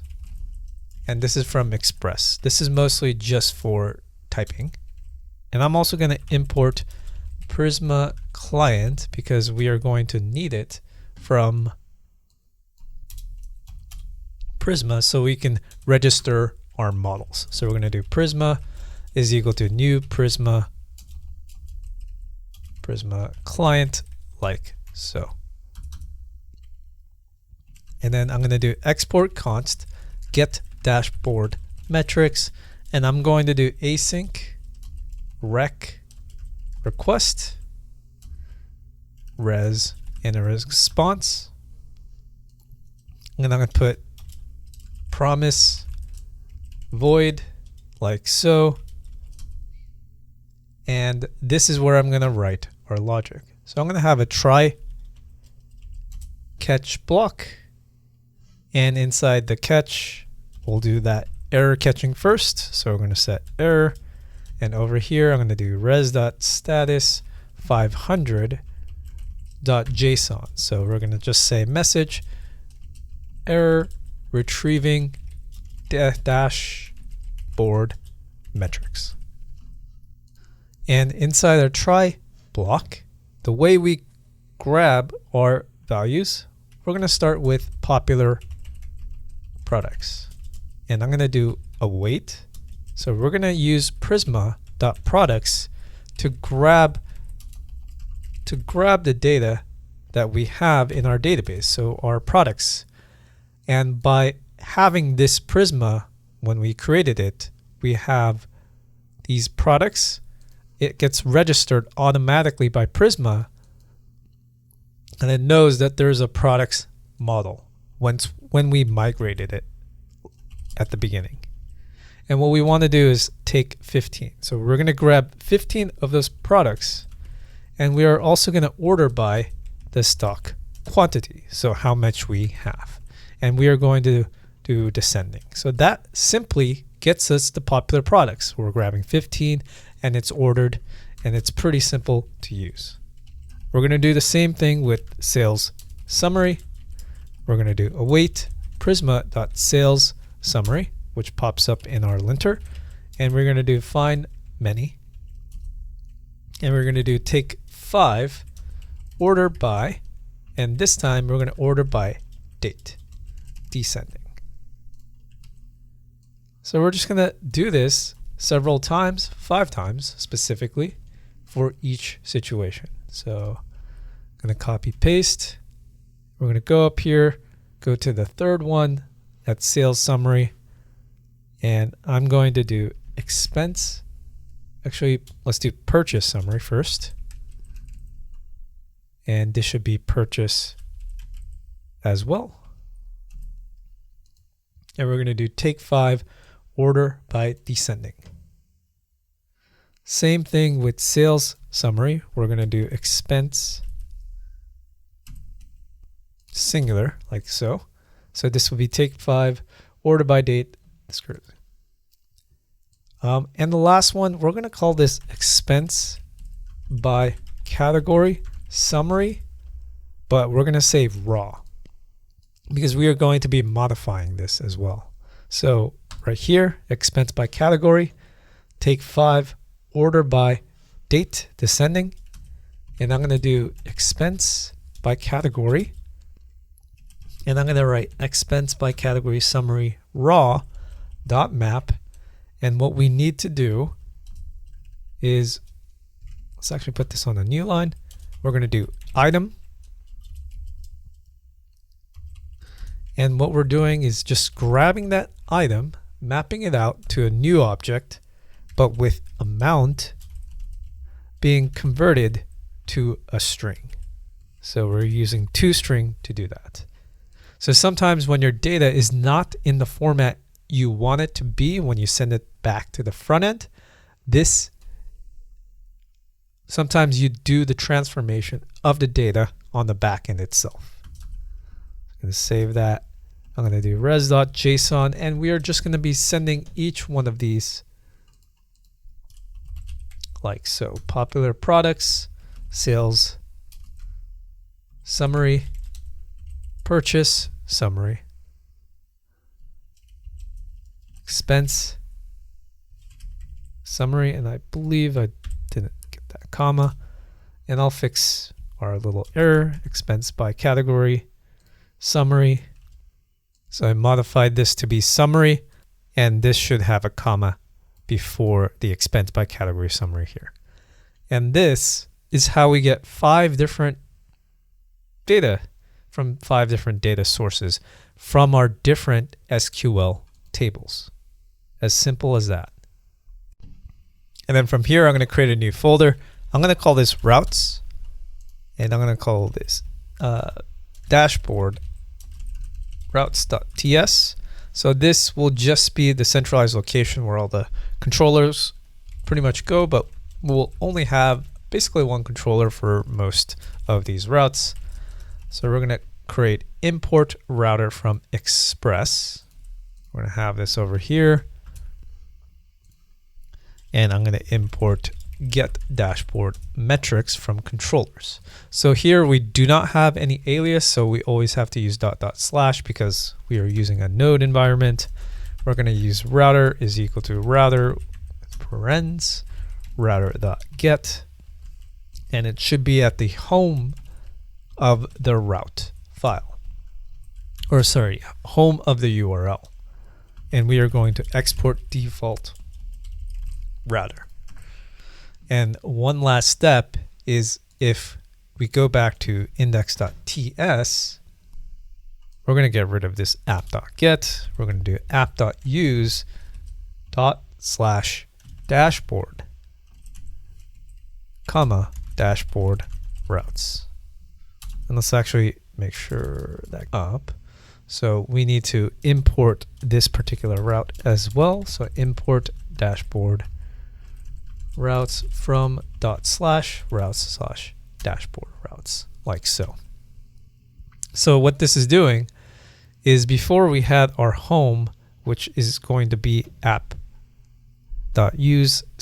but this is /dashboard. So the way you would write this would be http / localhost 8000, and it would be at /dashboard. Let's copy this. So if we were to go to our dashboard routes page, if this was, let's say, metrics, if we wanted to add that, it would be /metrics, like so. So that would add this particular /metrics if we added over here. And you can change this to router.get, router.post, so whichever routes we want. So we're just going to get rid of that. So right now it's just going to be /dashboard, like this. I'm going to save it, and we can test this route. So what we are going to use is curl http / localhost 8000 /dashboard. And let's just check if that works. And there you go. We can see that we have, it's unformatted, so you really can't see it in a proper fashion, but this is the information you get. And you also get this tag over here. This is from, I forget, Helmet, yeah, Morgan. This should be from Morgan, and it determines that we got a 200 request. That means it's successful. And this is the date when you got it. And one last thing, if you really want to, you can grab this and you can open it up in our Postman, copy, paste it, send it, and you should be able to see it. So it's formatted nice and carefully in here. You can see it in prettier version or raw version or just a preview. So it gives you a lot more options to see when you're using Postman. All right, so I'm going to close this tab up. So now we can actually work on our front end. So we have our backend still running. I'm going to keep that running, and I'm going to open up our Explorer. I'm going to close all of this so we can focus on the front end now. So I'm going to close everything over here, and we're going to open up our client once again. And what I'm going to do is I'm going to go to state and into our API file. So we want to make an API call from the front end now to our back end instead of manually doing it from our end. So inside our endpoints, I'm going to create something called get dashboard metrics. And to make an API call, this is Redux Toolkit Query. So we have to use build.query. And we are going to create a type called dashboard metrics and a void. So what this represents is this is the value that we're getting, the type that we get from the backend, and this is exactly what we're supposed to send to the query. But in this case, this is a GET request, so it's always going to be void. And over here, all right, so from here we're going to do query. We're going to create a little function, and this just represents the route that we want. So if you remember, we had a base URL. This represents localhost 8000. And this appends /dashboard to that URL. That's what this basic query is doing. And then we are going to do provides tags. Now, tags is, in my opinion, just kind of bad naming, but we want to add dashboard metrics. So essentially, when you're saving information or when you're getting a request and grabbing this dashboard API. So if we go back to source controllers, dashboard controller, this is the values that we get on our front end, and that gets saved to dashboard metrics. So this is the tag in which that it gets saved. And the reason why you have to specify it yourself is because later on, we can invalidate if we want this to update. So let's say we had like a post dashboard metrics and we needed to modify it from the front end, for example. If we had post dashboard metrics and we had some invalidate tag property over here, we can refresh this dashboard metrics anytime you make a post request. So this is the power of both React Query and Redux Toolkit Query. This basically allows you to determine when it gets invalidated, meaning you refetch that API to get an updated set of data, which is very, very useful. So you don't always want to, when you make a post request to the backend, then you'd have to make a get dashboard metrics call again manually.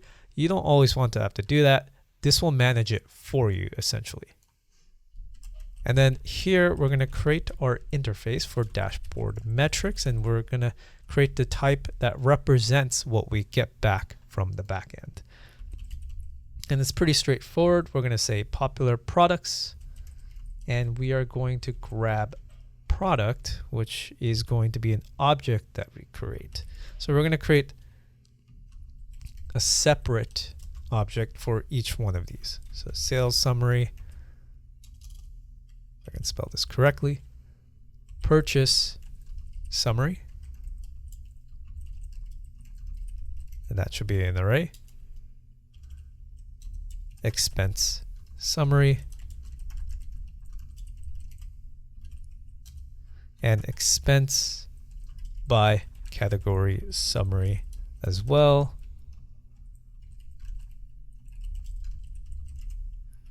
And we are going to individually create each one.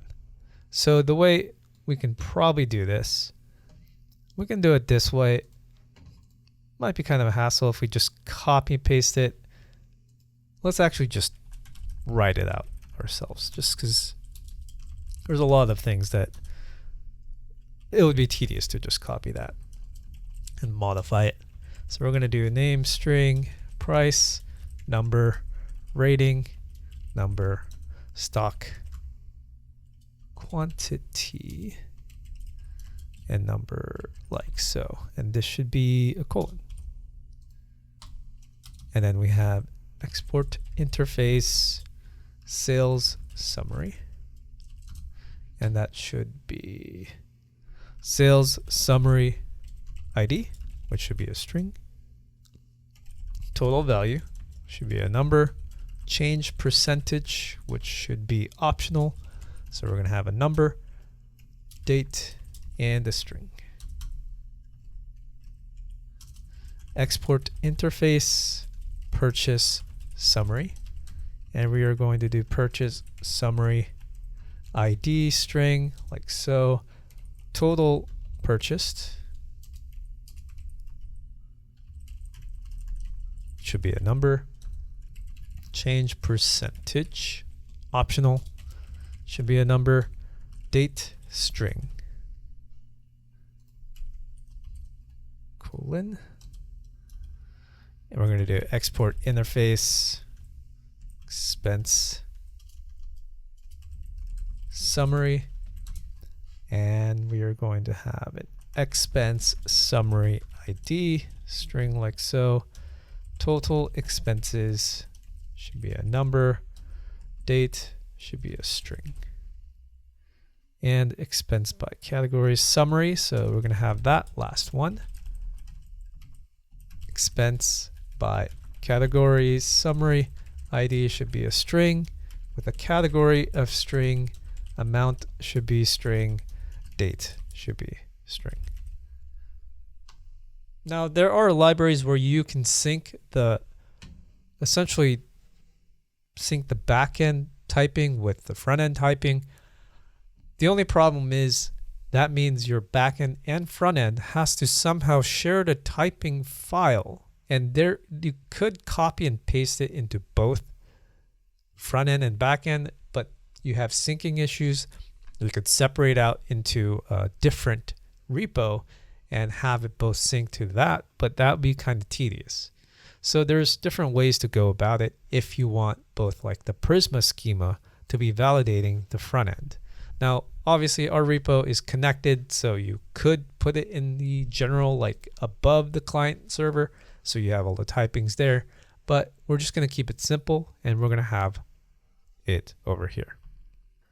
I'm going to save it, but there's one last thing we just need to do is we go to export const and we go to use get dashboard metrics query.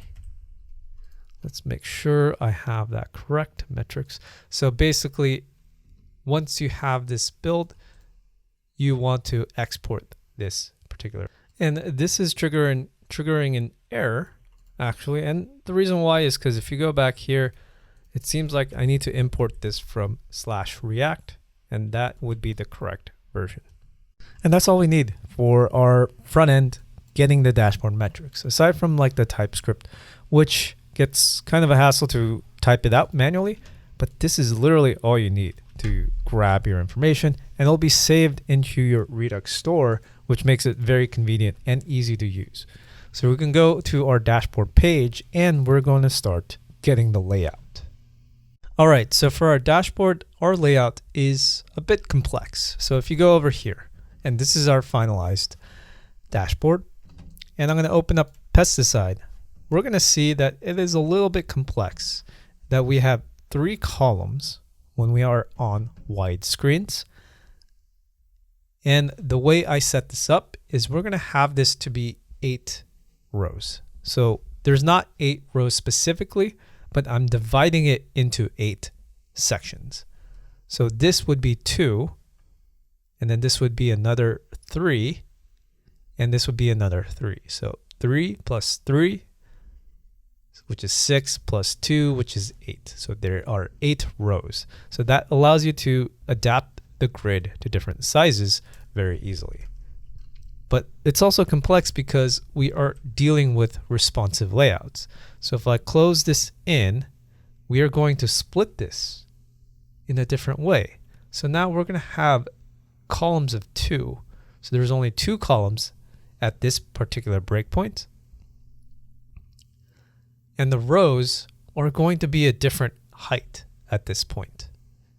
And then if we go a little further, we're just going to have 1 column. And the row height will be slightly different as well.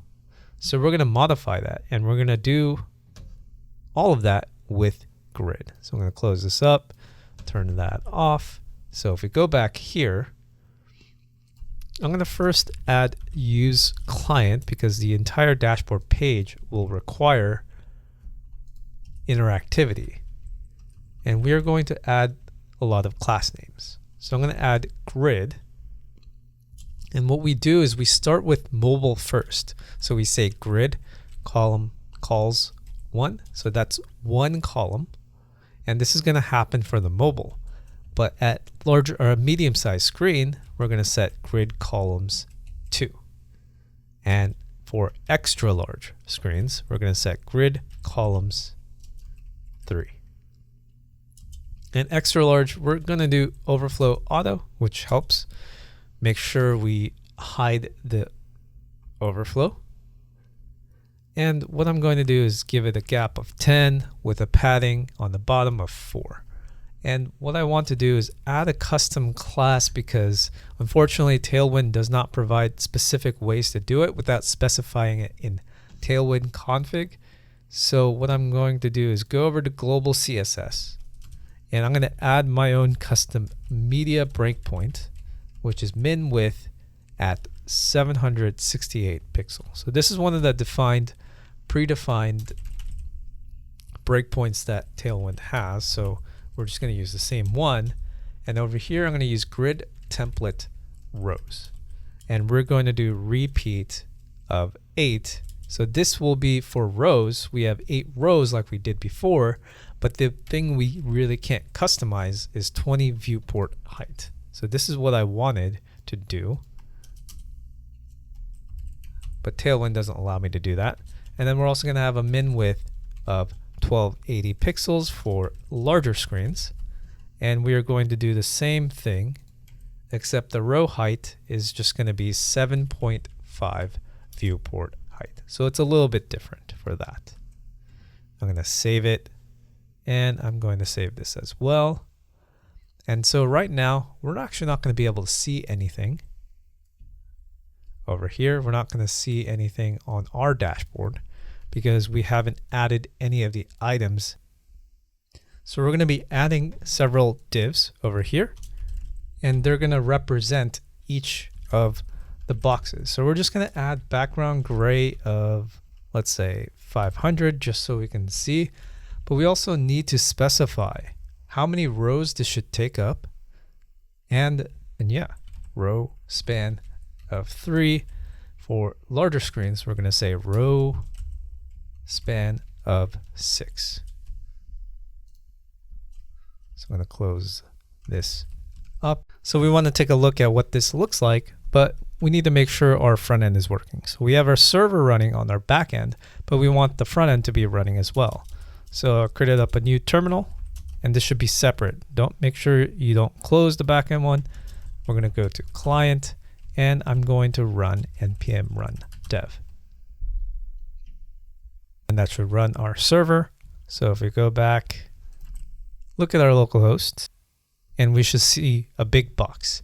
So if we take a look at the final app, it is basically in the same location. So, and if we close it up a little bit, it's going to take a different amount of space. So this is very, it's not tall enough, but once it has content, it will expand. And let's do the same for the rest. So I'm going to create another div. I'm going to call this class name of row span 3 because it has the same. And we're going to do row span of 6 for larger screens. And we're going to do the same thing. Background gray of 500. And we're going to close that. And then I'm going to copy this, paste it again. But we're going to change this up. The row span should be 2. And for extra large screens, we're going to do row span of 3. And then this one is kind of complicated. For the third one, we're going to give this a column span of 1 for smaller screens. For medium-sized screen, we're going to do column span of 2. And for extra large screens, we're going to put this back to 1. Now, these are all just preconceived configurations that I found that works the best for these. And then for the fourth one is actually pretty simple. We can just get rid of all of this over here, and we can just say row span of 3. Copy this one more time. We're going to do row span. We're going to keep this with medium breakpoint row span of 1 with the extra large row span of 2. Copy this over. We're going to do the same thing, row span of 1, extra large row span of 2, and that should be good for that one as well. And the final one as well. So these 3 should be pretty much the same. So let's save it. And it does seem like I forgot to add a background for each of these. So I'm just going to copy and paste that. I'm going to hold Alt Command or Alt Click, hit space, Command V, and then we should be able to see everything. There we go. We have our grid. So if we expand it here, these will change. This will change as well. These take up 1 space. And once we get to over here, we're going to have all of them in one go. Now this will be different once we have content. So on the mobile, the way I set this up, the amount of space it takes is dependent on the content if you have it by default. So this is how we set up our dashboard. All right, so from here, we're gonna now create our basic cards. So if you see, we have all of these cards. We're gonna start with popular products. So what I'm gonna do is I'm going to create a new file, and I'm going to create them in this dashboard folder over here. So I'm gonna create a new file. I'm gonna call this card popular products.tsx. And over here, I'm gonna write TS RAFCE. I'm gonna remove these props, and we are going to start from here. And this card component requires the data of the products that we have as a list. So we're first gonna use the useGetDashboardMetrics query we created earlier. So I'm going to grab it from data. I'm gonna call this dashboard metrics, and also grabbing is loading from useGetDashboardMetrics query from @state/API. And what we're going to do is we're going to invoke it. So this particular query that we get from Redux Toolkit, we are going to get the data value. We're going to rename it dashboard metrics to be more specific, and grab the is loading value to determine when this value is loading. And as for the class on the card popular products, we're going to go back to page. I'm going to grab this guy over here. I'll replace that after. So I'm going to do class name like so, and paste that. And we're going to have a value like this. And inside of this card, we're going to set is loading. So we have the card present when the page loads, but the inside, so basically the is loading icon will be showing within the popular products card. So over here, I'm going to create a div with class name with margin of 5, and this is going to be loading ... /div. And then in here, I'm going to open this up, and I'm going to create a React fragment. So we're going to keep it empty, and I'm just going to say h3 class name with text of large, font of semi-bold, padding of 7 in the X direction, padding of 5 in the top direction, padding of 2 in the bottom direction. So I'm going to do that, and I'm going to say popular products. I'm going to save it, and we're going to go to our actual app, and because we haven't actually imported over here, we don't see it. So I'm going to do card popular products, and it's going to import from the card we just created, and we should see card popular products like this. So now this is not the color we obviously want, so I'm just going to change this to background of white with a shadow of medium with a rounded border radius of 2XL, padding bottom of 16. I'm going to save that, and now you can see we have a little bit of our card. Then from here, I'm going to do a horizontal line. Just keep it at that. And create a div below with a class name of overflow auto and a height of full. So right now it doesn't do anything because there are no dashboard products pictured just yet. So over here, I'm going to say dashboard metrics dot popular products dot map, and we put a question mark just in case it doesn't exist, so we don't trigger any errors. And we're going to pass in product, and inside our parens, we're going to give it a div. Make sure we close that. And in here, I'm going to give this a key of product with product ID like that, with a class name of flex items, center, justify between, gap of 3, padding of 5 in the X direction, padding of 7 in the Y direction, and a border bottom. So we have our items. Nothing is displayed, but flex in item center, if you take a look, flex shows that everything is in between, like these two divs right here and a div over here, and we're centering them vertically. Right now, I'm just going to give it a small div tag for a placeholder. We're just going to say div like this and say image. We'll be handling the image later on. And so I'm going to create another div, close this, and inside this div, we are going to give it a class name of flex column, justify between with a gap of 1. Inside of this, I'm going to give it another div with a class name of font bold, text gray 700. And I'm going to put product dot name as that value. And we can actually get rid of all of these like so. And then we're going to create another div. And inside this, I'm going to say class name, flex, text being small with items being centered. Close that div. And inside of that, this will be a span with the class name of font bold, text of blue 500, text extra small. And inside of here, we're going to give it a $sign because it's going to indicate the product price. And we're just going to save it, double check what we have. So we have these values. Right now, it's not exactly what we want, but it will give us a good starting point.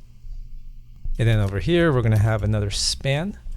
I'm going to say class name with a margin in the X direction of 2, and we're just going to put a horizontal line. And over here, we're just going to give it a little div, and this will be a placeholder for our rating. Before we do that, I want to make sure everything is aligned. So we have our layout. So the image and this should be on different divs. And so to do that, we actually need a div around all of this. So I'm going to create an opening and a closing tag around this rating over here. And this should be class name of flex items center with a gap of 3. So that should put on the left side. So we just need to do the right side as well. So below this closing tag of div right here, we're going to have another div below it, and this will represent the right side that I just pointed out. And this should include a class name of text being extra small, flex, and items center. Inside here, I'm going to create a button with a class name with padding of 2 overall, rounded borders, completely full, so it should be round, with a background of blue 100, text of blue 600, and a margin right of 2. And in here, I'm going to bring in the shopping bag icon from Lucide React, and I'm going to say class name. This should be width of 4, height of 4, like that. And below this, we want a value, math.round, and we want to show basically the stock quantity being sold. So I'm going to do product.stock quantity /1000, and outside of this should be K sold. That represents how many are sold. Now, this is not realistic. The stock quantity is absurdly high unless you have an e-commerce that's doing very well. And to do our start icon for the ratings for this particular part, we are going to replace our rating with a rating component that we will be creating. So I'm going to open this up, go over here in our components folder, call this rating. And inside of it, I'm going to create a new file called index.tsx. Make sure it's not page.tsx. And I'm going to use tsrafce, not like we normally do. And we should change this to rating. This one is going to have props. I'm going to label this to be rating props. And inside of this is going to be rating, is going to be a number like that. And what we want to return is we're just going to return an array. So 1, 2, 3, 4, 5. And we're going to map it out with index.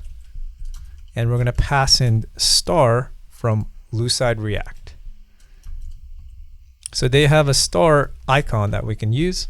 And all we need to do is pass in the required variables. So if I have index like this, color is going to be index. If it's less than or equal to the rating, we are going to set the color to be FFC107. And if the color is below it, we are going to do E4, E5, E9. So these are colors that I just determined, and the class name is going to be with a 4, age of 4. And the ratings actually should be inside this prop. So we're going to set the rating like that. So that should give our rating icon. So we're going to go back to card, popular products. I'm going to erase the last letter and re-input it so we can import, make sure we import our rating, not material UIs. And we're going to save that. And we also need to add the rating property. So I'm going to do rating is equal to product.rating like that. Or if it doesn't exist, we're just going to give it a 0. So as you can see over here, this is our current page, and we can see the ratings that we have over here. So if it has no rating, that means it's by default product rating of 0. And that's pretty much it for card popular products. So I'm going to close all of this out, and we're going to go back to our page.tsx. Now, if you take a look for purchase summary, it is pretty similar to what we had. We have this setting, and it's pretty similar to what we had before. But this time we have a different chart. This one's an area chart. So we're going to go to our code. We're going to actually open up card sales summary so we can copy out of and go over here, create a new file. I'm going to call this card purchase summary.tsx. Close this up. We're going to say tsrafce. Remove these props like so. Go to our page.tsx. Grab this class name, paste it over here with our class name like we did before. Save it. And we can now import that over here. Card purchase summary like so. Make sure we close it. And we can go to our card purchase summary. We're going to go back to our use get dashboard metrics query. We can copy, paste this. I'm just going to call it get dashboard or dashboard metrics over here like so. Get rid of is error because we're not going to handle error for this one. And we are just going to pass in use get dashboard metrics query. I do want to note that when we go to card popular products, we are basically calling use get dashboard metrics query in each of these components. Now you can pass it over here. We can pass this particular API function call over here and then pass the props of the products to each of these. However, Redux Toolkit Query basically uses the same value. If you're calling this same value in multiple locations, it only gets called once. So you don't have to worry about duplicate calls, and Redux Toolkit Query will handle and make sure that it doesn't have extra calls that you do not need. So that's why it is more convenient for me personally to call this API call in multiple components versus passing props. Personally, I really hate passing props down. That is the most inconvenient thing to do, personally. But it is up to you if you want to do it that way. So I'm going to save this and save this over here. And we just want to make sure if we go down, we see card purchase summary. And actually, we don't need to change that to dashboard metrics. I'm going to do const purchase data. And we are going to grab the data. If it doesn't exist, we're going to do purchase summary like we did before. Initialize it with an empty array. And in here, we're going to change this background to be white. And we are going to give it a flex with flex column. So it's split. It is aligned up and down. And we're going to do justify between. And we're also going to make sure we give it a shadow of medium and a rounded 2XL border radius. So I'm going to save that. So now we should be seeing what we normally see when we do this correctly. And again, I'm going to go to card sales summary, go down to our loading, and copy the loading section like we did before. Paste that in, make sure we close the fragment. Closed is loading, so we get this over here. I'm just going to put these on the new line so we can start typing the values that we need. And I can go back to card sales summary, just copy this header over here, and most of it should be quite similar. I'm going to change this to purchase summary like so.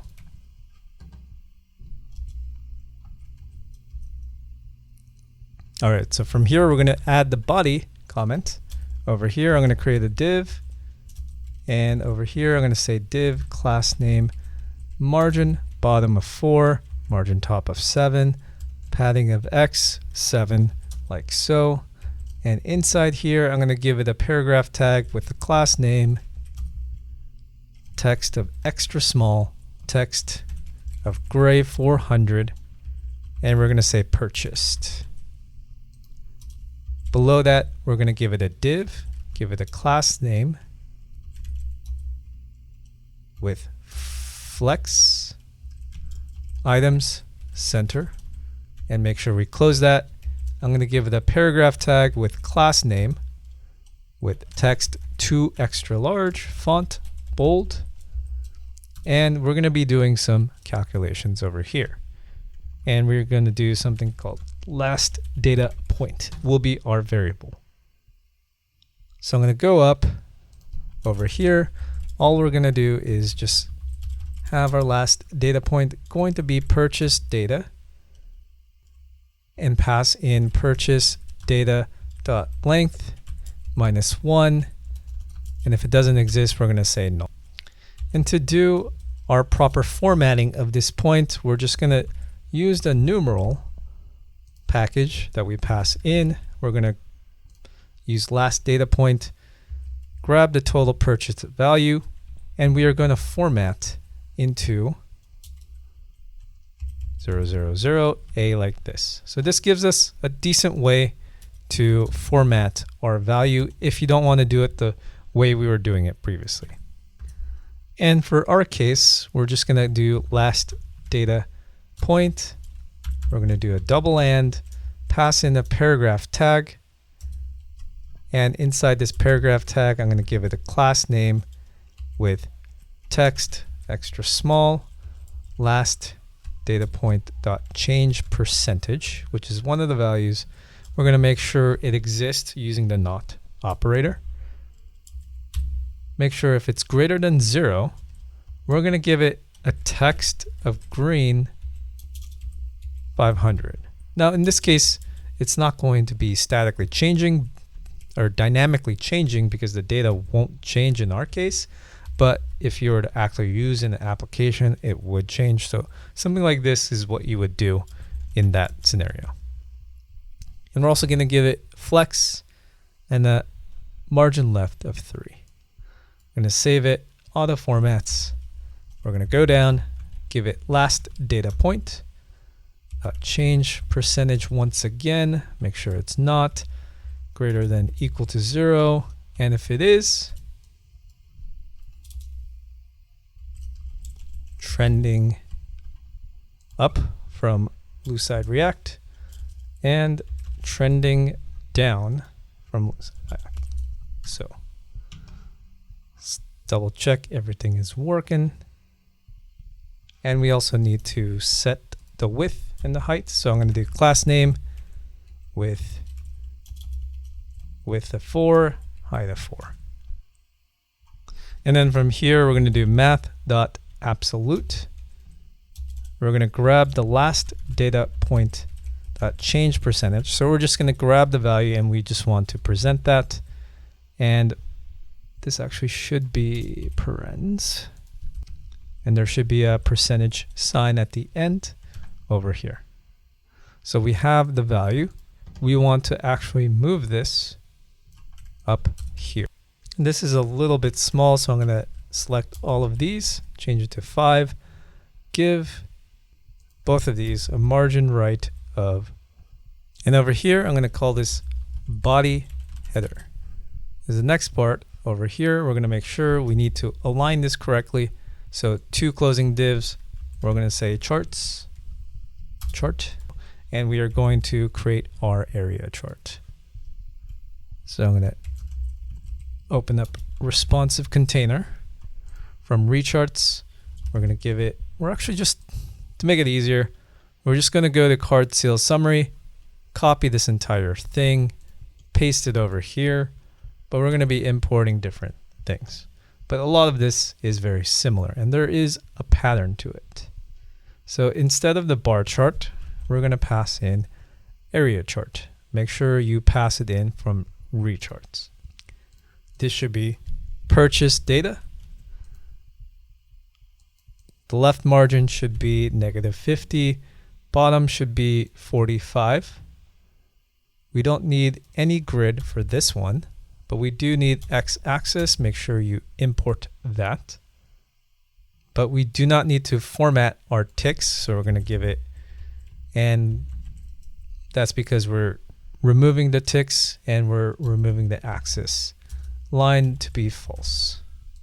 So I'm going to copy this for the y-axis because we're going to do the same thing. Make sure we import our y-axis. And we also don't want the tick line for this one specifically, so I'm going to say false. We're going to skip the tooltip for now. Just make sure we import it, but we're not going to change this for just this moment. But I'm going to pass in area over here from recharts. I'm going to change this type to be linear to give us our value with the data key of total purchased. Actually, that should be in a string. The stroke color should be 8884D8. Fill should be the same color, so I'm going to just copy this. And dot should be true because we want the dots. Change this to be area chart like before. So now we have our tooltip, but we want to modify our tooltip. And you know what? Our tooltip is pretty good. So let's actually just leave it like that. The only thing is the date formatting might need changing. So let's actually do that. So we're going to do label formatter. We're going to pass in label like so. Go over here. We're going to say const date is equal to new date with the label. And we're going to return date dot to locale date string. And I'm going to pass in English US like so.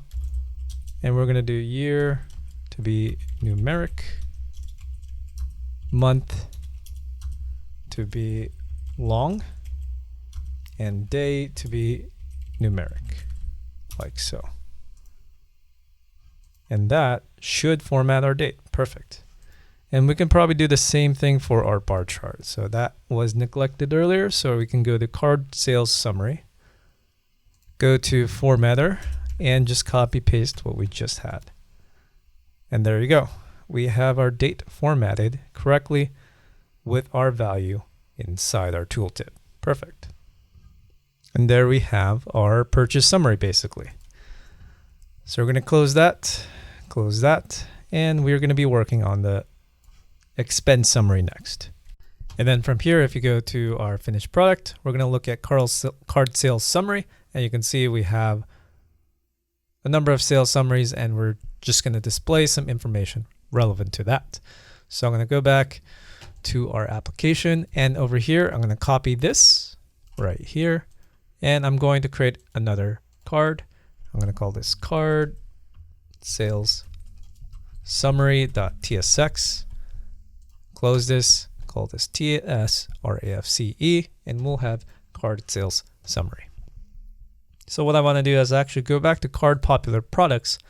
We're just going to copy this use get dashboard metrics query so we don't have to retype that. And I'm just going to retype the last letter so we import it. But this time we actually don't need to relabel the data. We're just going to remove that. We're just going to say is error, and we're just going to remove these props because we don't need them. From here, I'm going to grab sales data, and what I'm going to do is make sure sales data exists. So I'm going to say sales summary. If it doesn't exist, we're just going to use an empty array because we're going to be doing some calculations. So we need to make sure that it exists, even if it's empty and it hasn't been loaded yet. And we're also going to set a state, grab time frame, and set time frame. So this will represent the state for our monthly, weekly, daily setting that we have in the dropdown. So that will represent this guy right here. Daily, weekly, monthly.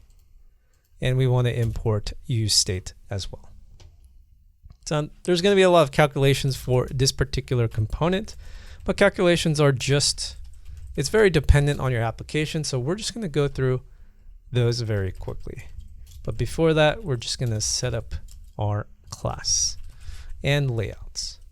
So over here, if we have an error, we're going to return a div with a margin of 5, and we are going to say failed to fetch data.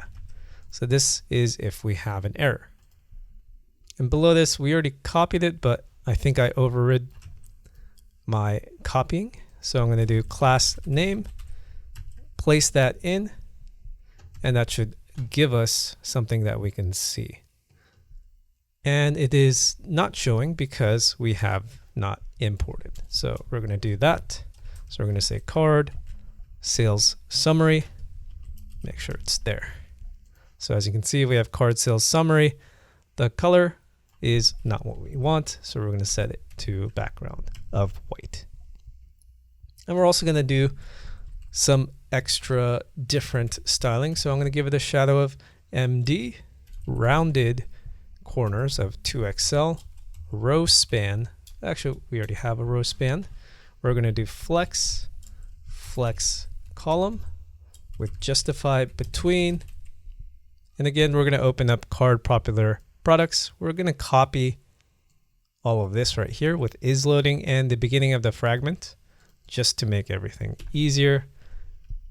We're going to close this fragment and close up our loading. So we have this already set up. So I'm going to hit this with the space, put this on a new line so we can type it easier. So I'm going to give this a div with an h2 with the class name of text of large with font semi-bold, margin bottom of 2, pixel of 7, or padding of 7 in the X direction, padding of 5 in the Y, or in the top direction, like so. And I'm gonna write sales summary.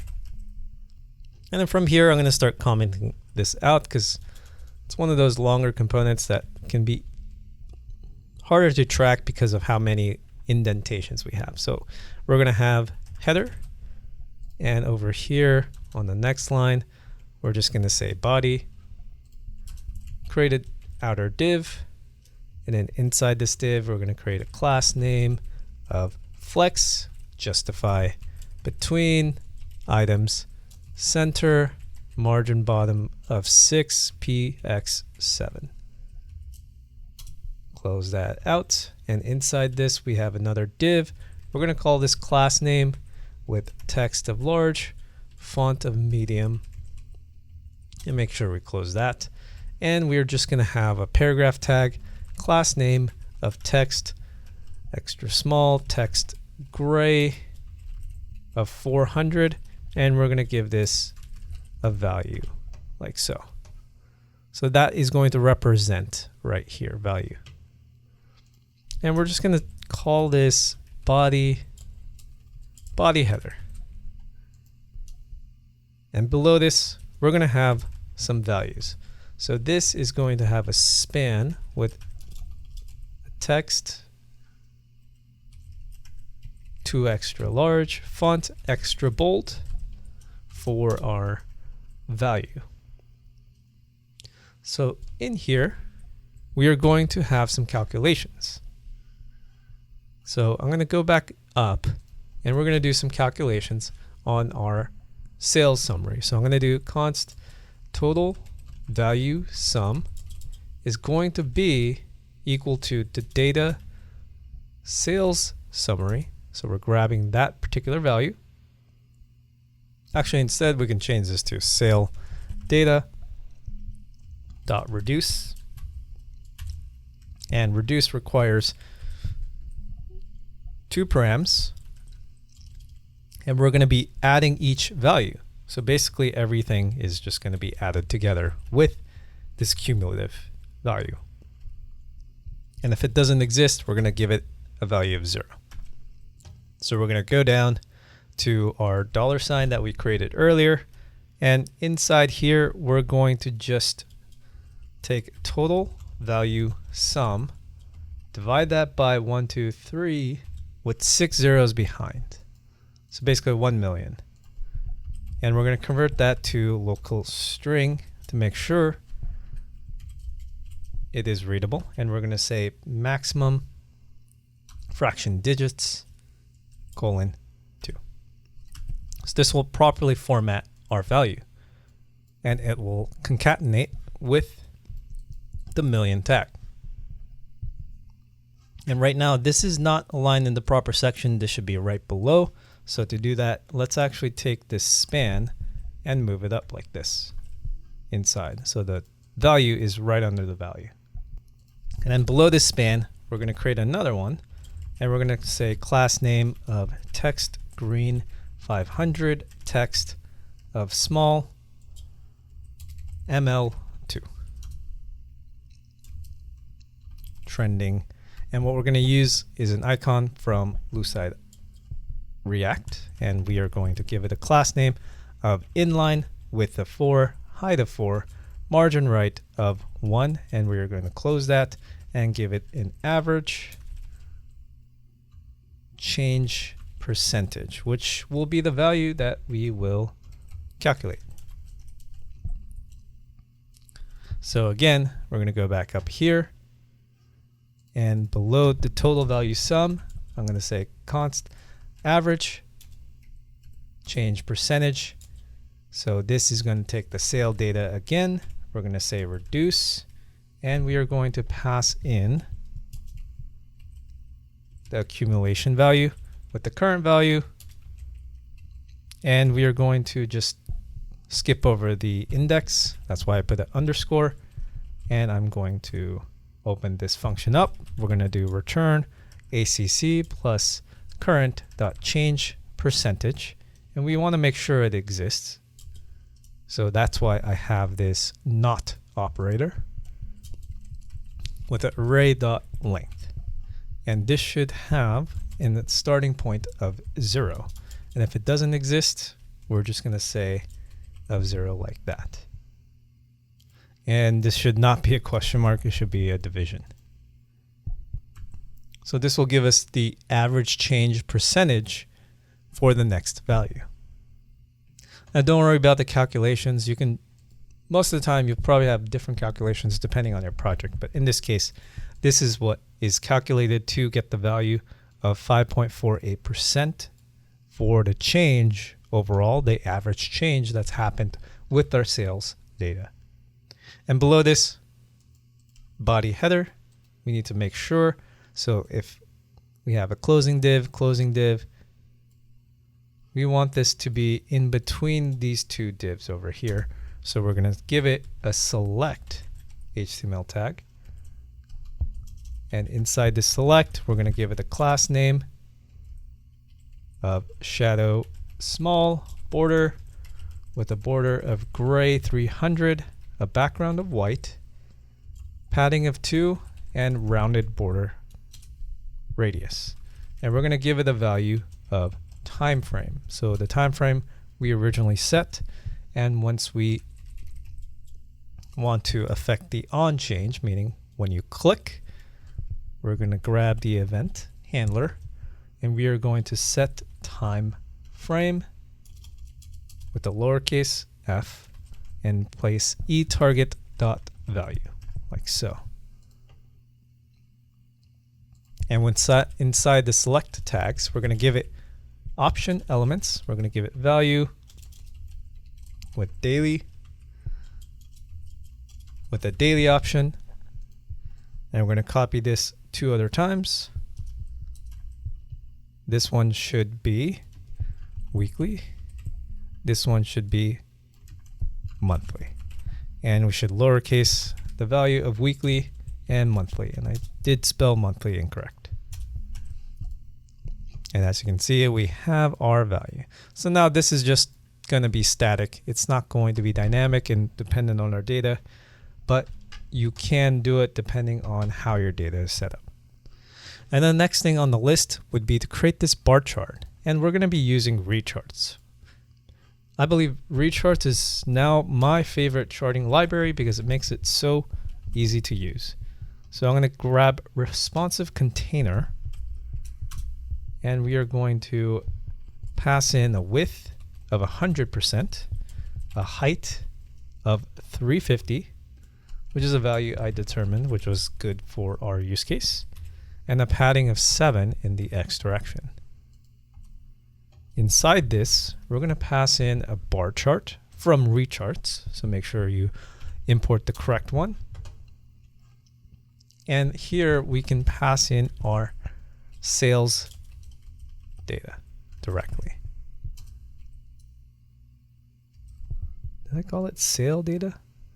Oh, okay. So I'm going to select all of these with Command D. I prefer sales data because it makes more sense to me. So I'm going to go down, make sure we have that changed, and I'm going to give it a margin with top of 0, right of 0, left of -25, bottom of 0. So that gives us our margin.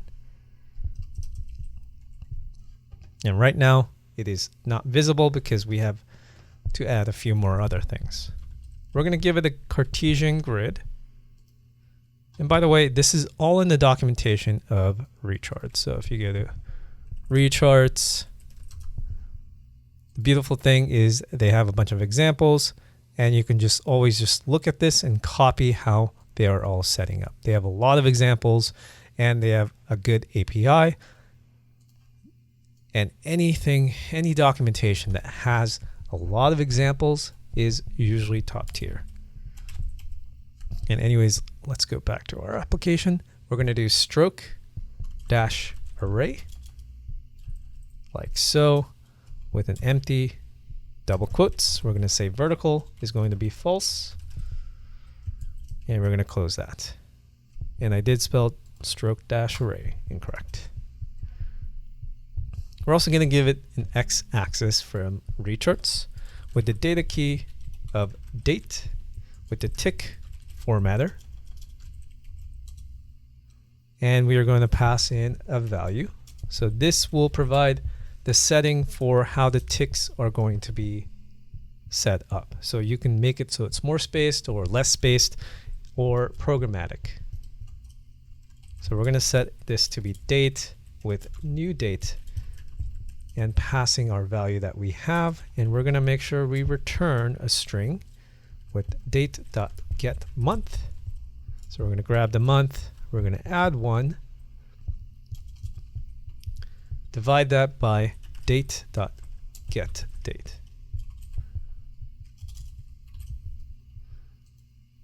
And we're going to close the x-axis.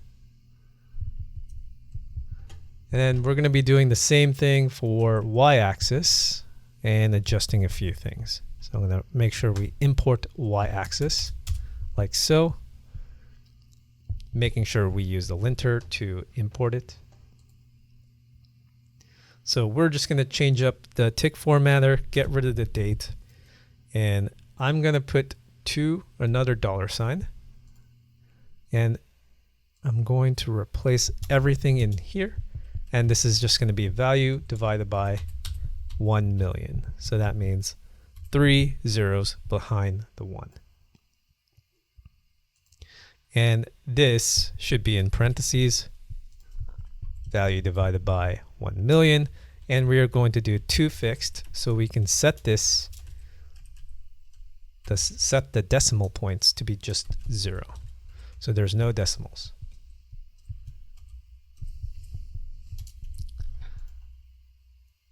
We're going to get rid of the data key, but we're going to give it a tick with font size of 12, a dx of -1.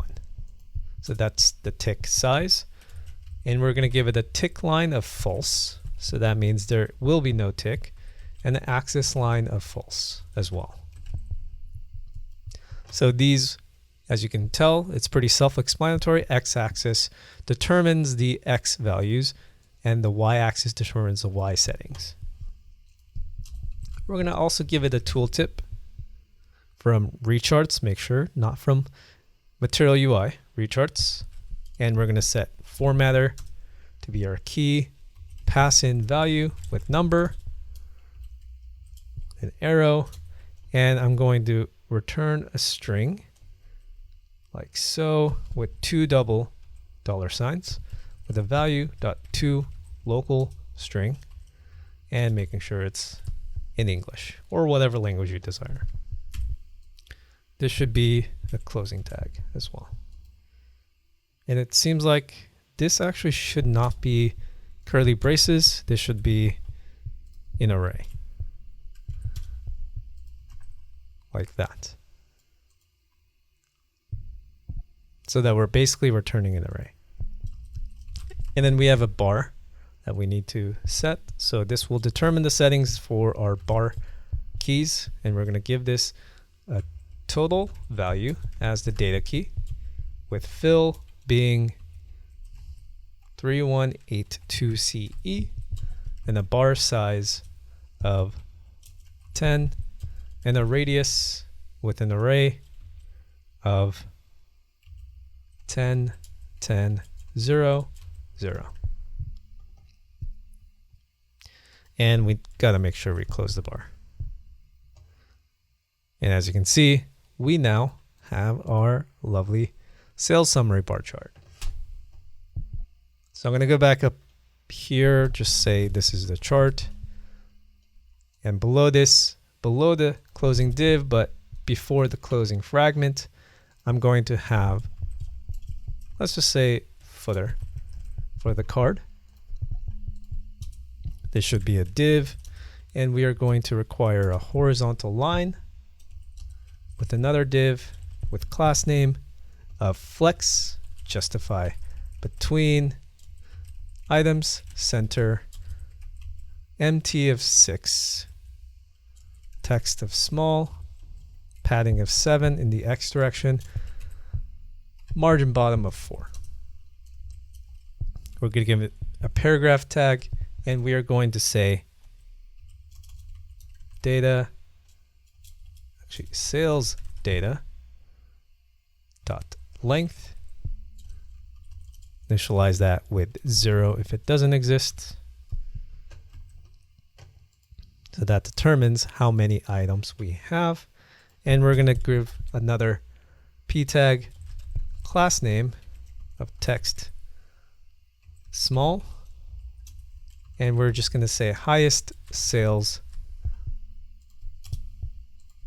date should include an empty string. And we're going to give it a span of class name, font of bold. And we're going to calculate another value. We're going to say highest value date, and we'll be creating this variable. So if we go back up, we're going to create this variable const highest value date. And we're actually going to separate this into 2 variables. So we're going to do highest value data, call this sales data dot reduce. So this gives us the highest value. And we're going to use reduce to calculate this. We're going to return ACC. So that's the cumulative value that we get as we iterate through the array. We're going to compare it with the current total value. And if it's greater, then we're going to keep the cumulative value. If it's not, then we're going to give it the current value. And the initial value should be sales data of 0. So the initial value in the array. Otherwise, we're going to give it an empty object. And by the way, we are comparing like objects. These accumulation and current are actual objects if in the sales data. So that's why we take the total value of each one and we compare them. So now that we have the highest value date, because the date is in numbers, we need to convert these into strings essentially. So if we actually have that value, we need to convert them using our date property from, or date function, whatever you call it, from JavaScript. We're going to do highest value data dot date, convert that to 2 locale date string. We're going to pass English US and pass in an object. This will be month with numeric, day being in numeric, and year being 2-digit.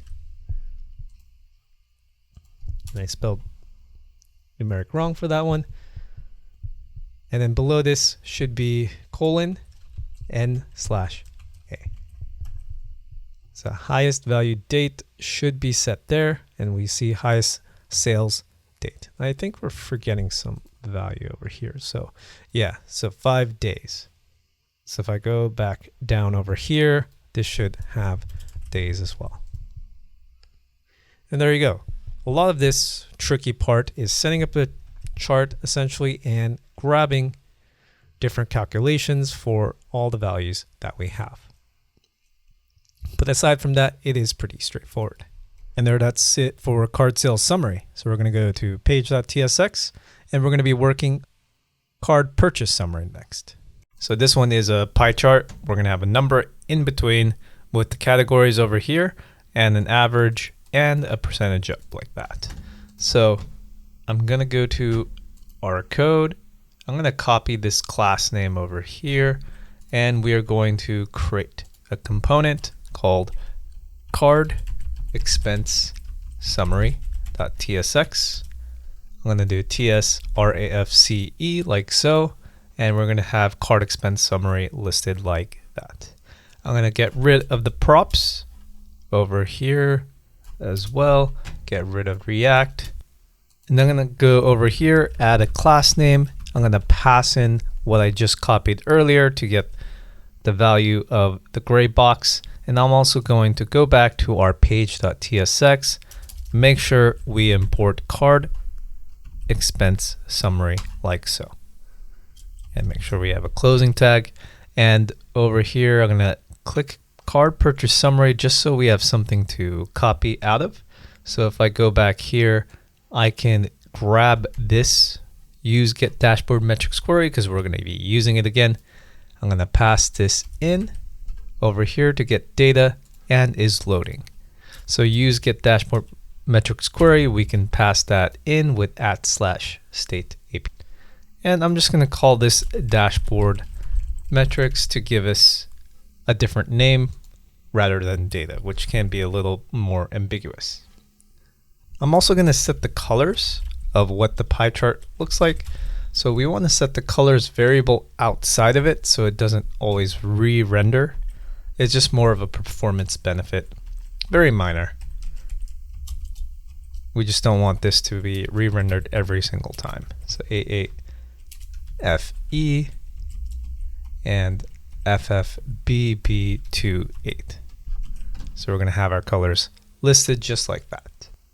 And let's double check everything is working. I'm going to save this. And for some reason, I had to refresh the page. Card expense summary is listed with a background gray of 500. So to start off, I'm going to change this background to be white with a shadow of medium, rounded corners of 2XL with flex and flex column with justify between. We want to make sure it's flex column so it aligns itself vertically properly. And just like before, we're going to go back over here. We're going to copy this is loading over here. These 4 lines, paste it in place of the card expense summary.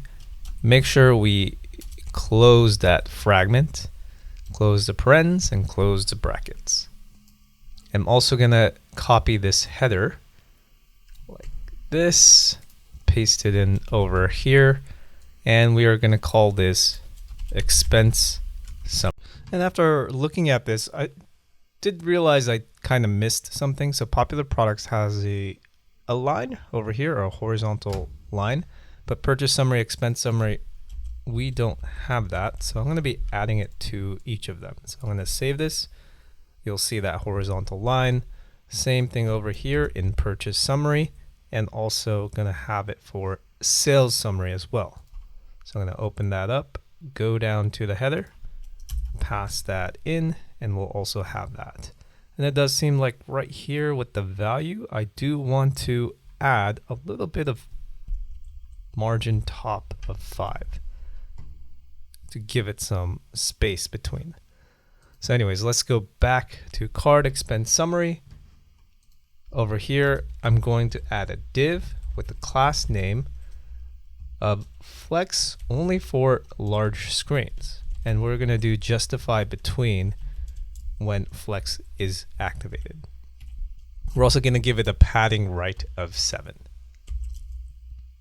And in here, I'm going to give it a div with the class name of relative, because we want to place this in a specific way, and we want to have the text in the center of the pie chart. So we need to make the parent class to be relative. So right here, I'm just going to call this body, and this part should be chart. All right, so we are going to pass in responsive container from recharts with width of 100%, a height of 140, and close that out. And inside here, I'm going to have a pie chart from recharts. Close that out, and inside I'm going to give it a pie from recharts with data being expense categories, which we have not created so far. Inner radius is equal to 50. Outer radius will be 60. Fill will be 8884D8. Data key will be value. Name key will be name. And we also want to set the CX to be 50% and CY is going to be 50%. So I'm going to close that out.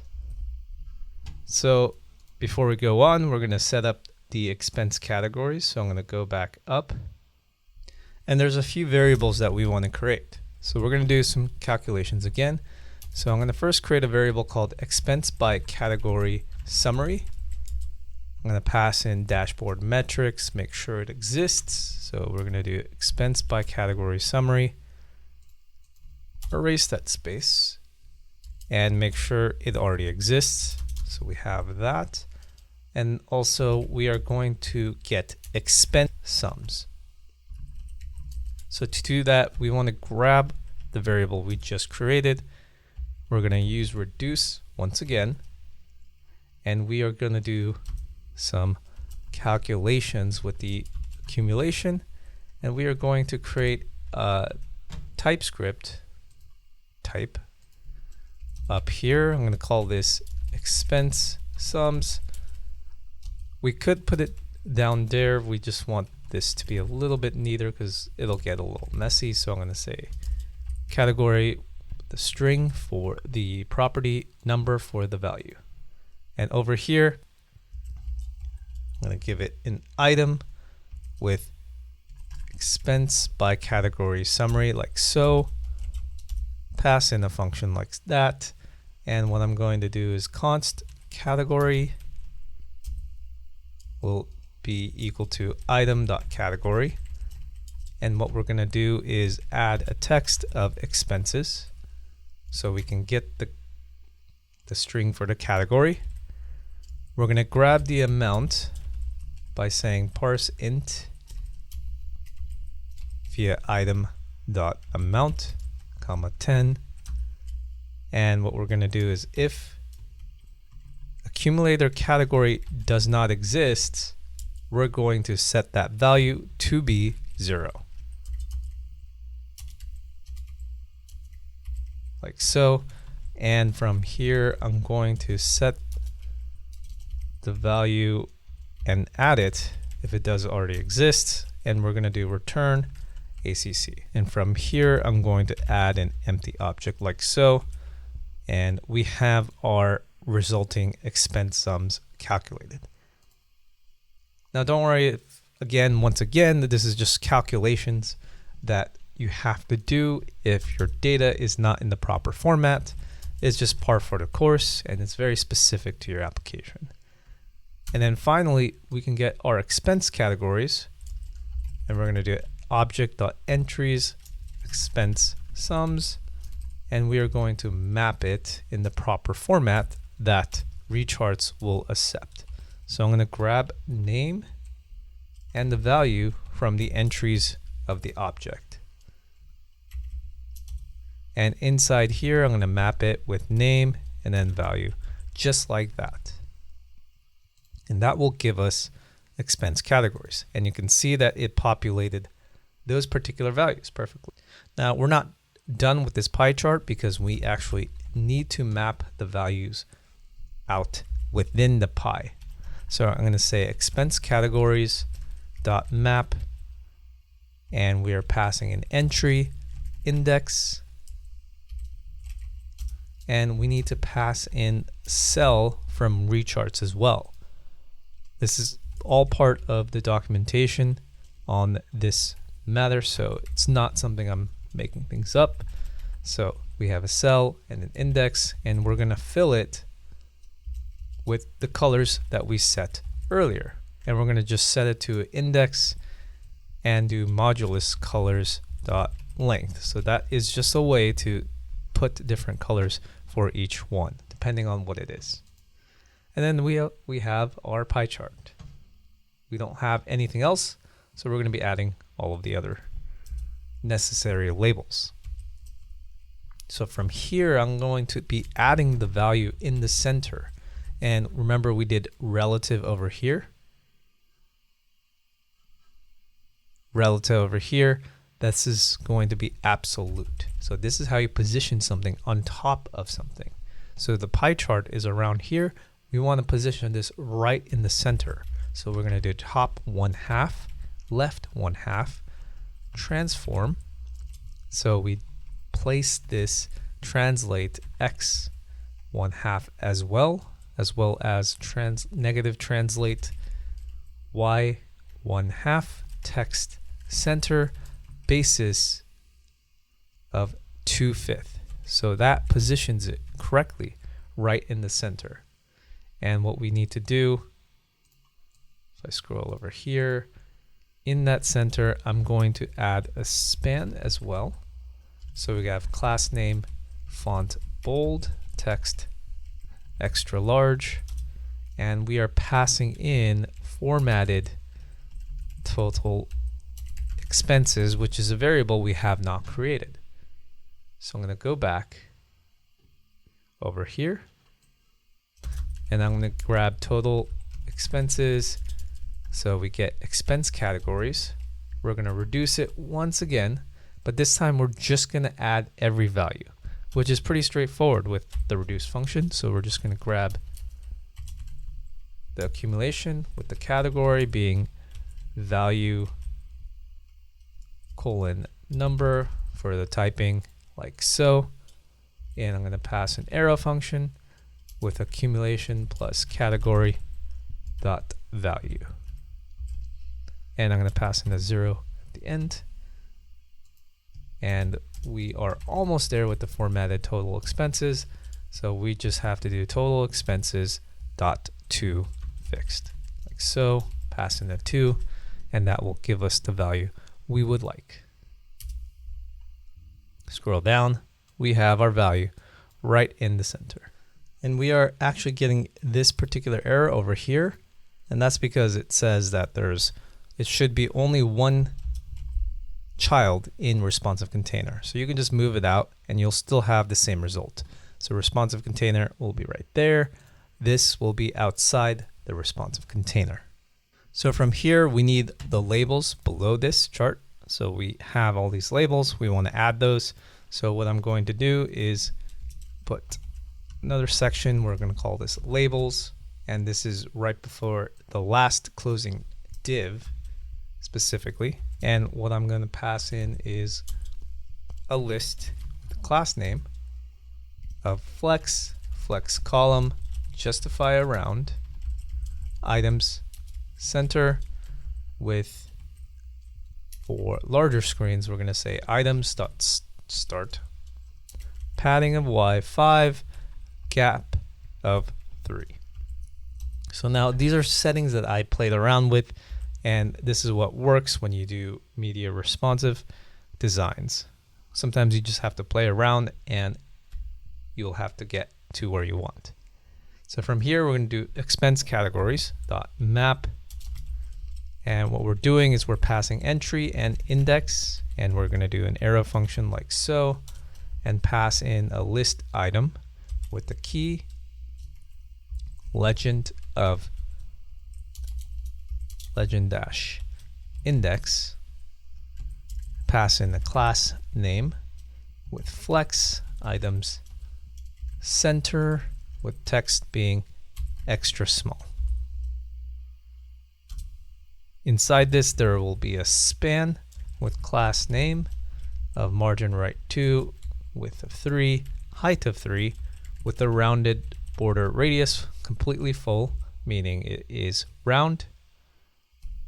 And we also need to give it a style with background color. And the reason why we do style over just the class name, because we have constant value colors that we set earlier, and we can't do that with Tailwind classes. So we're going to do colors.length like this, and over here we're going to pass in entry name just below that. And there we go. And then finally, below this div, we're going to have our slash footer like so. So we're going to create a div over here with the horizontal line, and we are going to put in expense summary and if it exists, which is something we haven't specified. So I'm going to go back up. I'm going to say expense summary is just going to be dashboard metrics dot, or if it exists, expense summary is going to be in the first value of expense or summary, because there is an array and we just want the first value. So if you scroll down, we now have our expense summary, and it isn't having any linting issues. So over here, I'm going to pass in a div with class name, margin top of 3, flex, justify between, items, center, padding of 7, margin bottom of 4. We're going to close that. And inside here, I'm going to do a div class name with padding top of 2. Close that as well. Inside of that, I'm going to have a p tag, class name, text extra small, and we're going to say average, and we're going to add a space like so we can put a span class name with font semi bold. And inside here, I'm going to do expense summary dot total expenses to fixed. So we're going to have that value below this p tag and below this div. So we're going to have a span with class name flex. We're going to make sure it is centered with a margin top of 2, and we're going to grab a trending up icon with class name of margin right of 2, text green of 500, and we're just going to give it a hard-coded value of 30%. So we get that value. And there is our expense summary. So if you go increase it, we have our expense summary correctly aligned. Oh, it does seem the purchase summary has some issues. So let's go and fix that. And that is actually because I didn't set the height correctly for this. So this should be height of 200, the padding of 2 like so. If I save it, let's open this up. We're going to see purchase summary. It looks good over here. Let's increase it. Yeah, now it's correct. And we see our expense summary all finished and complete. We're going to close that as well and go back to our page file. All right, so the last 3 cards are pretty much identical. And what I'm doing is I'm not actually using data from the database. These are just values that I'm just going to use mock data for, because these values, it would have been a pain to put this as mock data values and calculating all of this in a realistic manner. So this is going to be all mock data, and they're all kind of similar. So I'm just going to create a separate card for this over here. I'm going to call this stat card.tsx, and this will represent each one of these. And we're going to make this card reusable, but put different data into each one. So go over here, close this out, use tsrafce like so. Remove the props over here. Actually, we are going to be using the props, and I'm going to place stat card props because that's the naming conventions that I personally like. And over here, I'm going to say title will be string with a primary icon, which is something we'll be passing in as JSX element, with details going to be stat detail, parens, and date range, like so. And we need to define stat detail. So we're going to do type stat detail like that, with title string, amount being string, change percentage is going to be a number, and the icon component will come from Lucide icon, which is just a type. like so. And I did forget an equal sign right here. So we're gonna have that. That will be our type, and the props, we can just open that up, say title, primary icon, details, date, range, like so. Inside of here, I'm going to have a format percentage, which will determine if we have a plus or a minus in front of the number. So you see the plus and the negative. So if it's going up, it's going to be plus. If it's going down, it's going to be negative. We're going to have value of number for this particular function, and we're just going to set the signal, which is going to be the value. If it's greater than or equal to 0, we are going to give it a plus. Otherwise, we are going to give an empty string, and we are going to do return, pass the signal in with value.to fixed, execute that, and that should be a percentage. And we're also going to get the color, and we're going to make that dynamic. So we're going to say value is going to be a number as well, and we are going to set value if it's greater than or equal to 0. We are going to set text to be green 500. Otherwise, we're going to set the color to be red 500, like so. Now we're going to go back to page. We're going to grab this once again, this basic class name that we had, pass that in our class name, and we are going to set background to be white. So if you take a look at our application, we of course won't have anything, right? Because I have not created the stack card. So we're just going to go and fill this out. We're going to say column span of 1, shadow of medium, rounded to extra large, with flex column, and justify between. I'm going to save that. And what I'm going to do is I'm going to go back to page. I'm going to start filling this out. I'm going to create one stack card, and I'm going to provide it with mock data.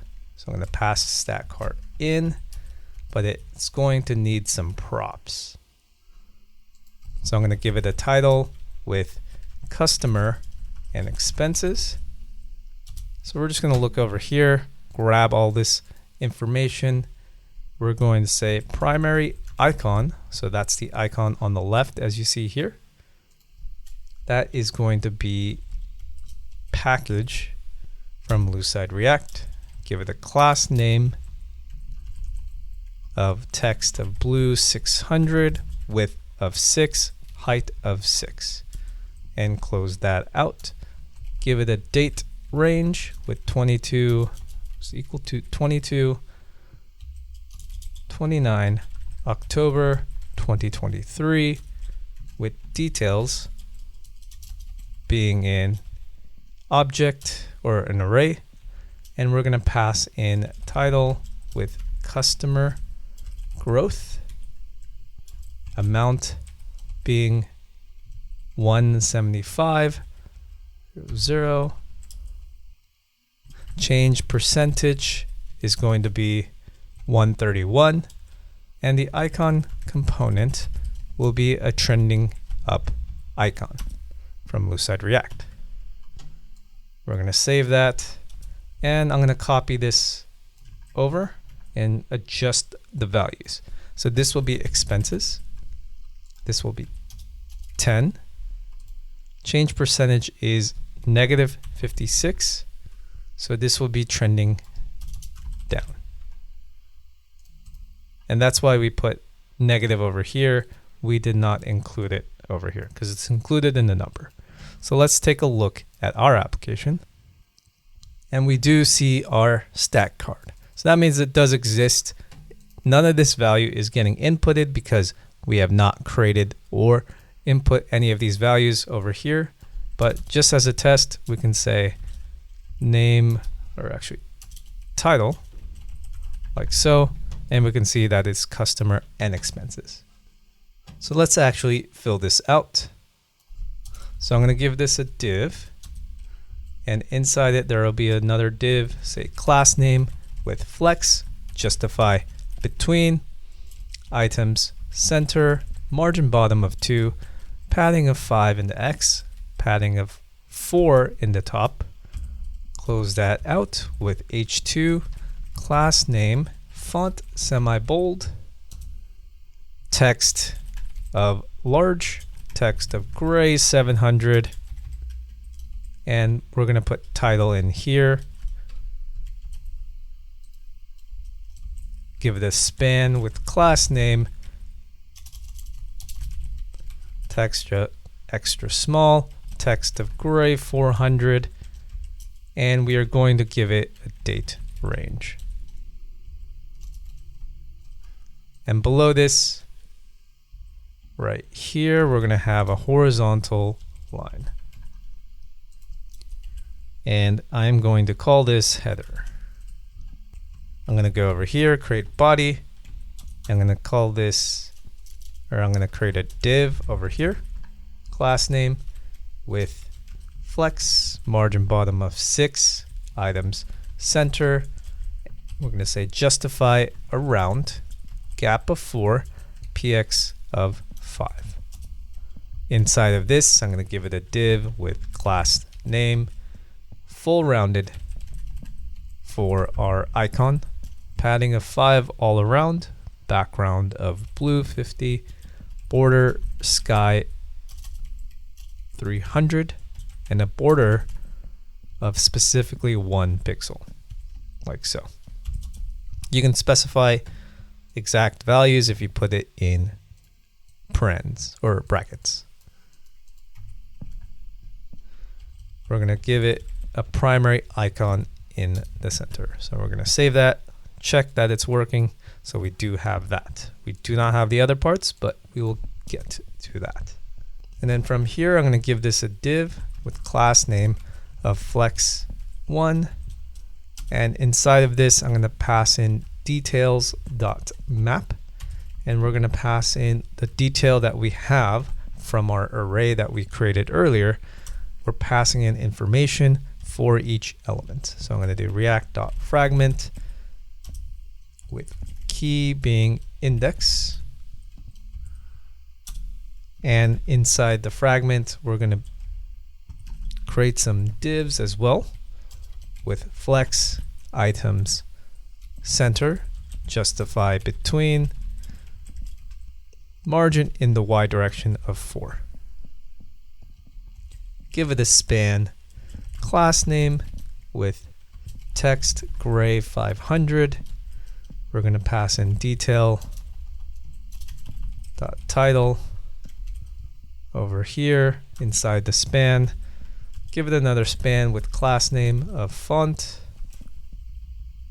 bold, text of gray 500 or 800. Make sure we lowercase the class name. Give it a detail dot amount, like so.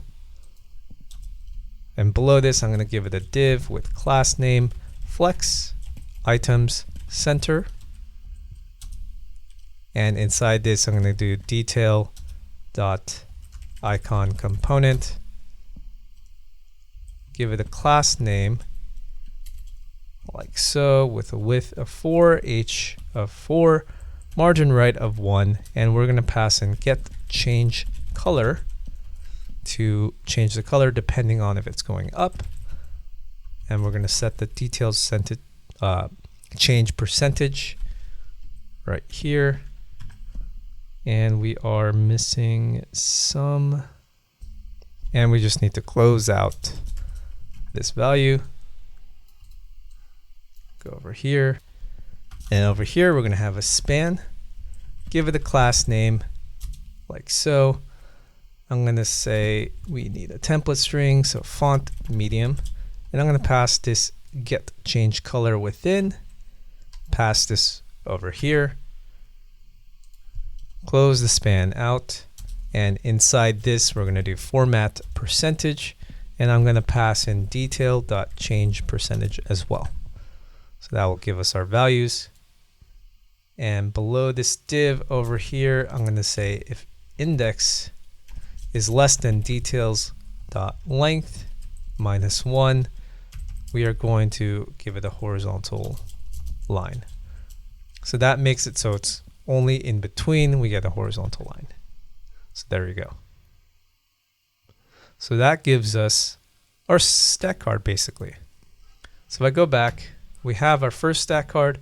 Now we can just do the same thing for the other stack cards. So let's actually do that. I'm going to get rid of these. I copied the stack card, so I'm pasting it. I'm going to say dues and pending orders, like so. This should be check circle from Lucide React. Same date, we're going to change this to dues. This will be 250. And we can keep that. And then this is going to be pending orders. And this will be 147. And this will just be a value, or it won't include any decimals. I'm going to paste it one more time for our last one. Let's actually, let me remove that, save it so we can see it. So we have the second one. For the last one, we're going to have sales and discount. I'm going to change package to be tag for Lucide React. It should be sales over here. And this should be 1,000. Change percentage should be 20. Expenses should be discount. Amount should be 200. And change percentage should be -10. And there you go. We have our last three cards fully responsive, aligned, and correctly positioned. And that's pretty much our complete dashboard homepage. So we have finally finished the homepage. This is the most extensive part of this application. This has a lot of the data, hard layout issues, and a lot of charts. So this is the hardest part of the application. So we're going to go on and do the rest. So next in our list is going to be our inventory page, where we're going to have a list of products with a bunch of table columns. And we're going to have products page as well, which will be the same list of data, just a different format with images. And we're also going to create product as well. This will have a modal, and we can add our own product in our application.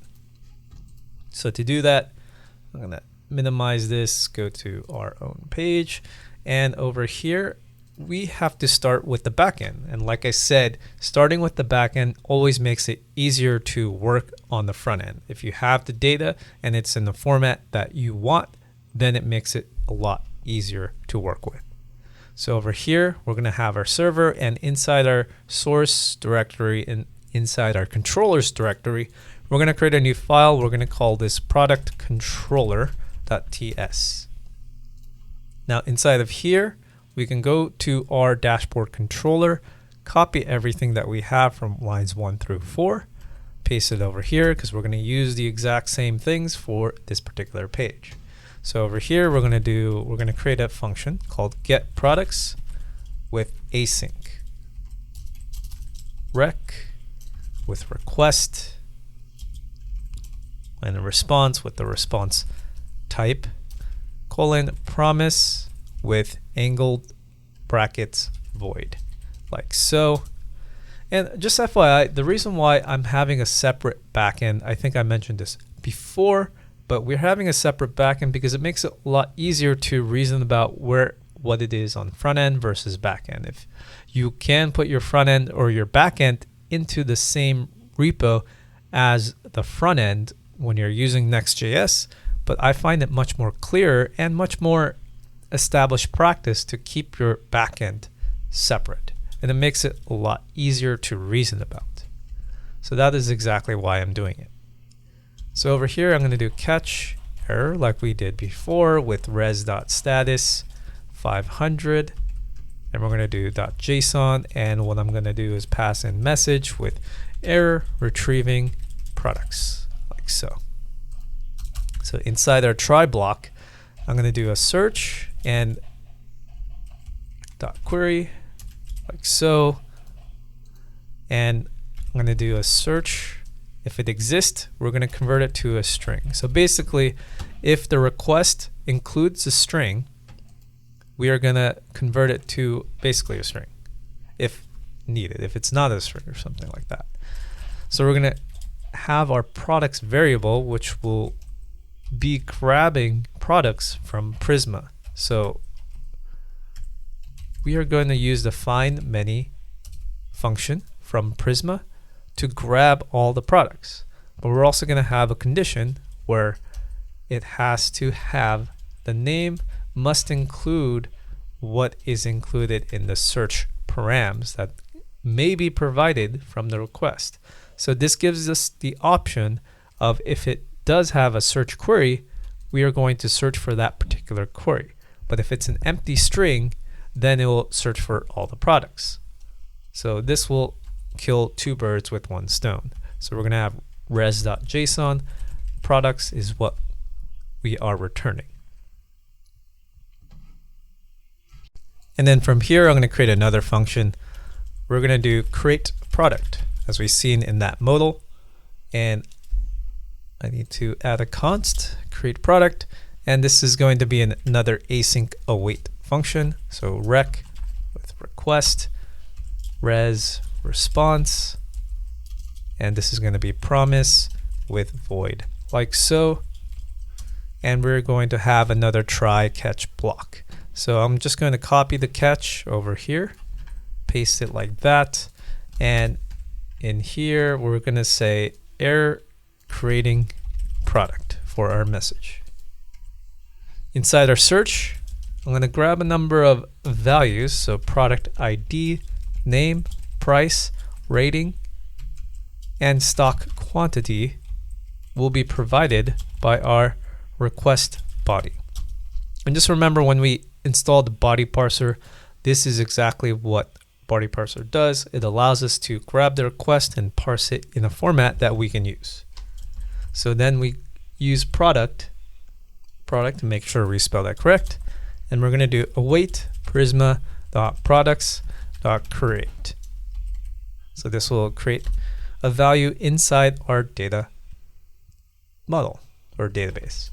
So over here, we're going to pass in data with product ID, name, price, rating, and stock quantity, like so. And by doing that, it is going to create a new item in our database. So I'm going to do res.status 201 and .json product like so. So that is going to return our fully completed product just to confirm that it's worked. And then from here, I'm going to open up our Explorer, go to our routes page, create a new file. We're going to create product routes.ts. Let me make sure I have that correct.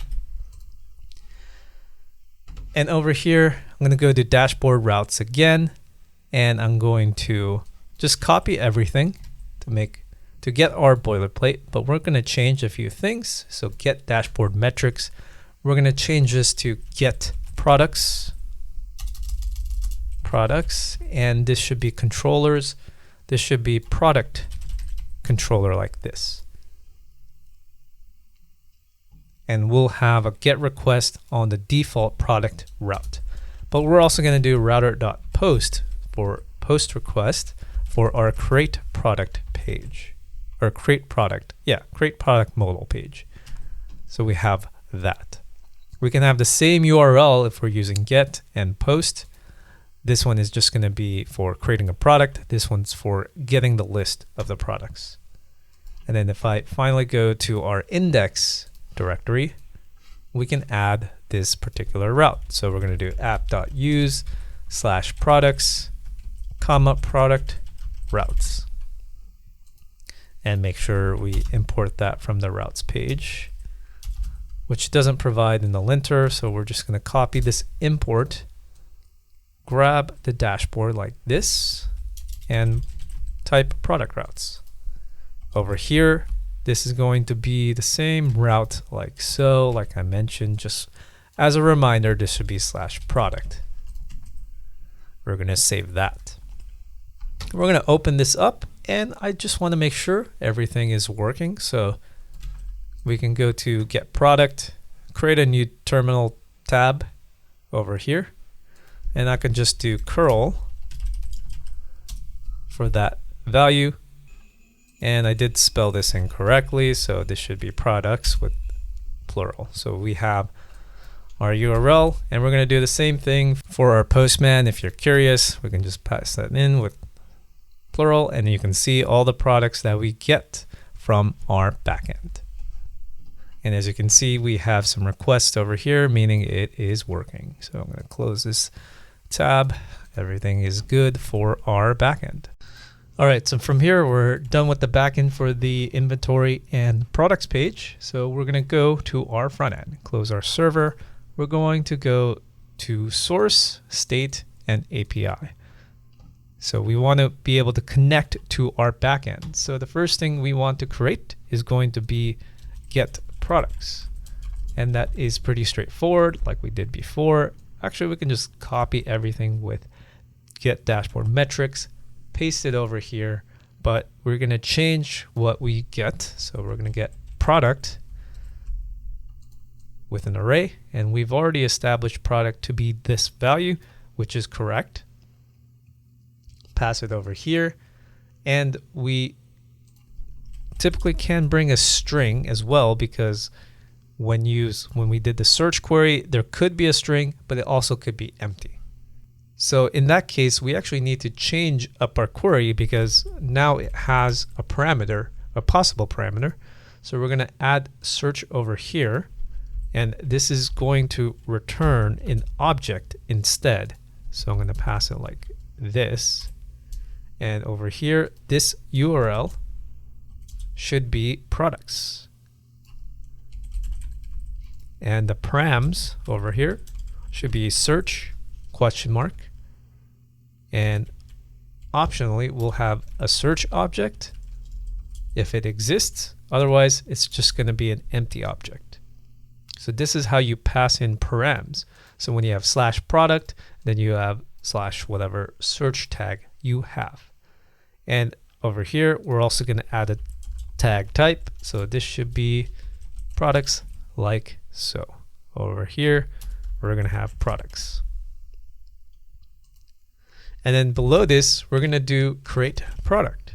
And this is how you can do basically a mutation call is what they call it. But basically anything that's not a get request, basically post, put, update, delete, anything that changes, that is a mutation call. And so we do that using build.mutation instead.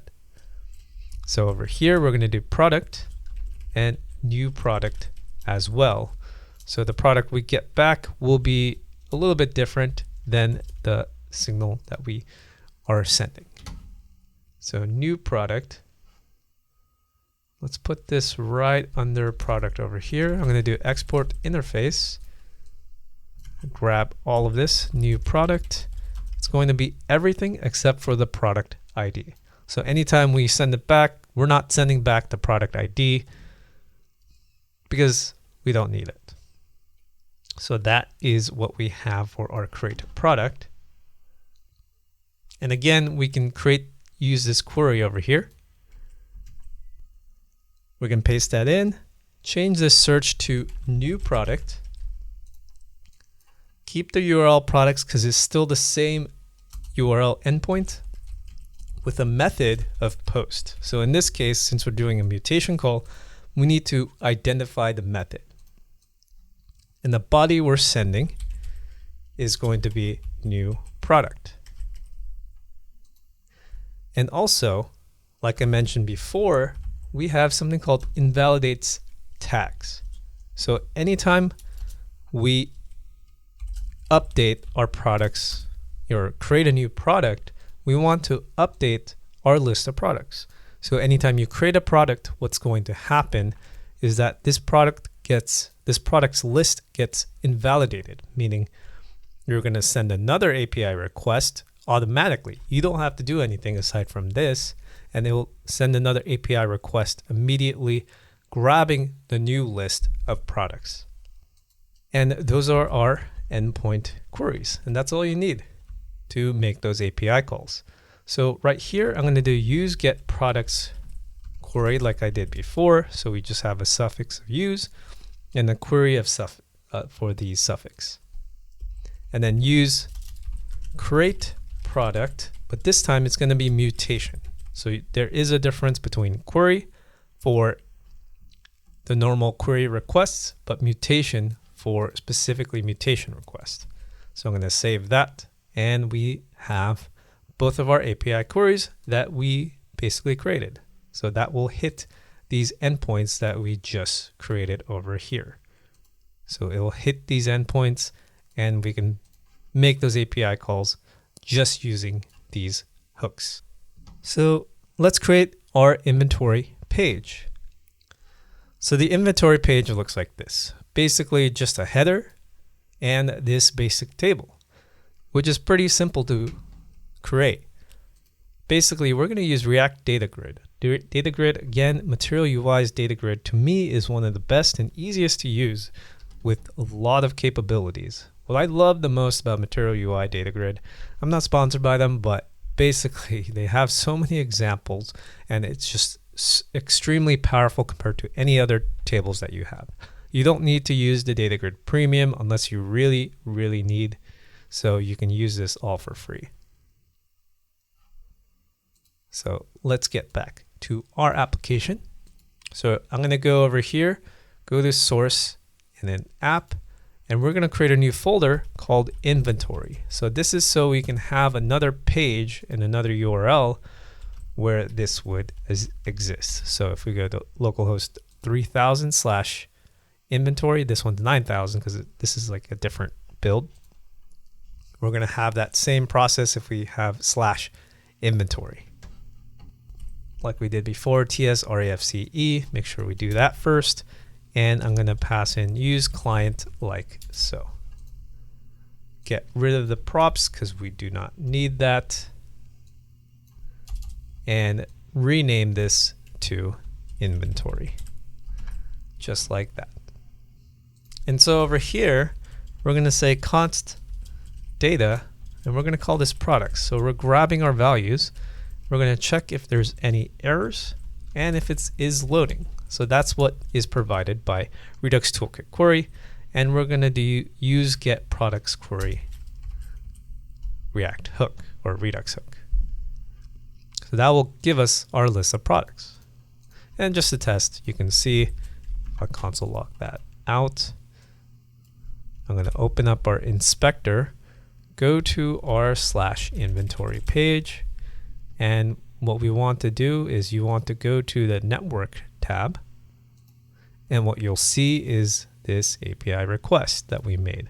So localhost /products has a question mark because there is no search query, but we still get our entire list of products that we have. I'm going to close that up. So we have our inventory. So next thing we want to do is get rid of the console log and check if it is loading.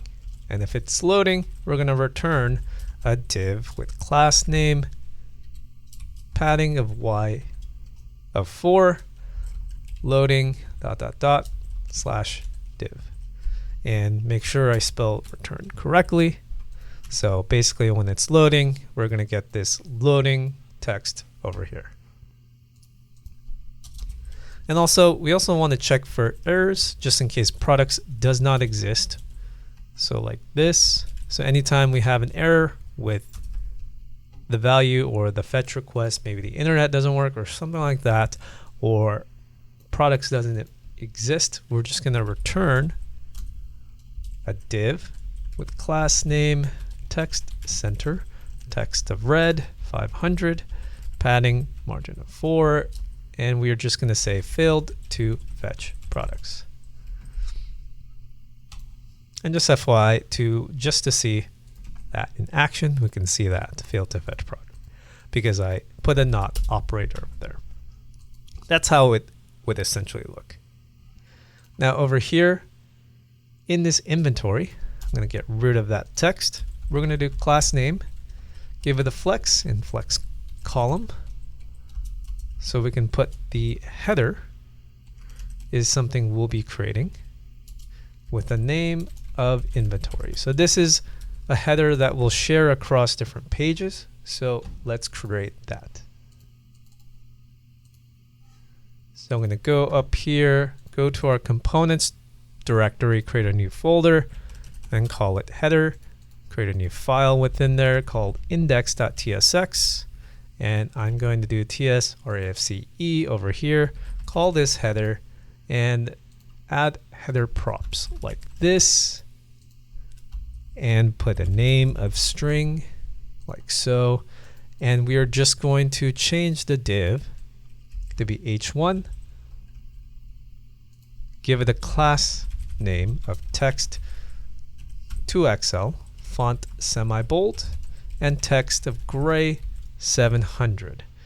And over here, the props should destructure out a name, and we're going to pass that name inside our header component. Get rid of import React like that. So that will allow us to use header on our inventory page. So we're going to use that. I'm just going to change this to more of an absolute path using our alias, and we should see our header component. So now we can reuse this header component on other pages because they're basically consistent. It also helps the fact that, sometimes we want to change the header component, we can change it in all of the other places. Finally, we want to add our data grid component. So we can import that from MUI X data grid. And to use this is pretty straightforward. So we're going to have a rows section with products, and then we're going to have columns. Now columns, we need to identify ourselves. So we're going to create a new function or new variable called columns. And again, this is in their basically MUI data grid documentation. You basically have these columns that you can specify for each column that you want. You can also specify the rows, but we don't need to specify the rows specifically because we're just grabbing that data from the backend. That's what products really represents. So this is our columns over here. So we're going to basically use that grid called def. We need to make sure we import that for the typing, and this is going to be an array. And we are going to pass another array, and we are going to start identifying our different columns. So the first one is going to be product ID with a header name of capital ID with a width of 90. And then we're going to have a field. We're going to call this name with a header name as well, with product name as the column name, and a width of 200. So basically we're just setting up the field, what the field value is coming from our products values, and we are identifying the header name, which is like the title, and width. So essentially the field is basically the prop that you get from user get products query. So that identifies which property aligns with which column of your table.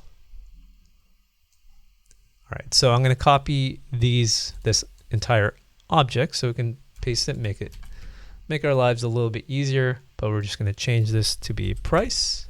Header name is going to be price again, but capitalized. We're going to have a width of 110, but this time we're also going to add a type of number. And the last column that we want is going to be value getter. So this is going to have two params. So it's going to have value and a row. And it's going to have an arrow function with template string. And we're going to do two $signs and we're going to say row.price.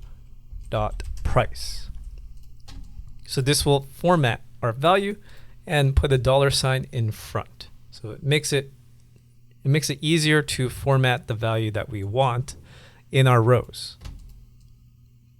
Then from here, I'm going to copy this once again, and we're going to change this to be rating. This will be rating capitalized. Type of number, we're going to keep all of this the same, except over here, get rid of this template string. We're going to say row.rating.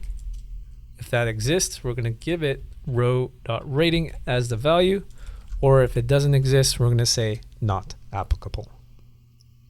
And finally, we're going to paste it one more time. This is going to be stock quantity. This will be stock quantity except capitalized and with a space. The type should be number. Width is 150, but we don't need a value getter. So that is our columns. So with our columns, we have our data grid set up, but we also need to change our row ID. By default, it tries to grab the row ID for our data using the ID string property, but instead we need to use product ID. So to do that, we're doing row.product ID for data grid to know where we get our ID for each row. And then we're also going to add a checkbox selection. You don't need to if you don't want to. I'm going to save that, and we can look that we have our inventory page. Now we're going to change a few settings or some of the styling, and we can actually just add class names on it to make it easier. So we're going to do background white, shadow, rounded, large, border with a gray 200, margin top of 5, text, gray 700. We're putting an important tag so it overrides some of the settings. So there we go. We have our inventory table just like that, and it's already super powerful. We can add filters and all sorts of things that Data Grid provides, but this makes it so easy to do. And all we have is this and the column settings, and it's pretty simple to set up. So the next thing we're going to be building is a products page right here. So we are going to go to our Explorer, close up our components, create a new folder called products. Inside this, I'm going to create a new file called index.tsx, or actually page.tsx. So we have our /products page. I'm going to close this to out, tsrafce, and in here, go to, or change this to products, remove all the props, as well as the import. And I'm going to first start creating some state. So we're going to keep the search term, and we're going to do set search term. And in usual React fashion, we're going to bring in use state from React. Initialize this with an empty string. And I'm going to do is modal open to determine whether our product modal will be open when we want to create it. Use state. And we also want to initialize it with false. Over here, I'm going to grab data from products. And is loading and is error. And we are going to grab it from the use get products query that we created earlier for our hook. And this is incorrect right here. It should be around all of that. So we have our values right here. And inside this, we should have a search term. So basically, if we want to pass in a value or a param to our Redux Toolkit Query hook, you pass it in over here. And our search term has to be instantiated beforehand, before we put the use get products query, so that we could send it to our backend. And then from here, we're going to have a is loading check, and we're going to do a return with the div class name of padding y of 4 with a loading element. And we're going to do if an error exists, just like we did before, we're going to make sure products exist. So we're going to return a div class name text center text red 500 py of 4 like this, and we're going to say failed to fetch products like we did with our inventory page. We're going to save that, and inside our products div we're going to do class name mx auto pb 5 width of full. So let's take a look at our page right now. So all we have to do for now, we can go up, scroll up, go to our products page. And because this is an interactive page, we already have state over here. We also need to add use client for this particular page. And once we have that, we have this page, we have our products over here, and nothing is shown aside from the products text, which is exactly what we wrote before. So we're going to start with our search bar, and it's going to include a div with class name margin bottom of 6. Inside that, there's going to be a div class name with flex items center, so vertically align, with a border of 2 and a border gray of 200 with a rounded border. So this is for the input. And we are going to grab search icon from Lucide React, pass that in the class name of width 5, h5, text gray 500, and a margin of 2. We're going to close that, give it an input with class name, width of full, padding y of 2, padding in the x direction of 4, also rounded, background of white, with the placeholder being search products ... with the value being the search term that we created earlier. And on change will include the event handler that we created. So E is going to be passed into set search term with e.target.value, like so. And we're going to close the input, so it's going to look like this. And as you can see, we have it here. We can type and do whatever you need.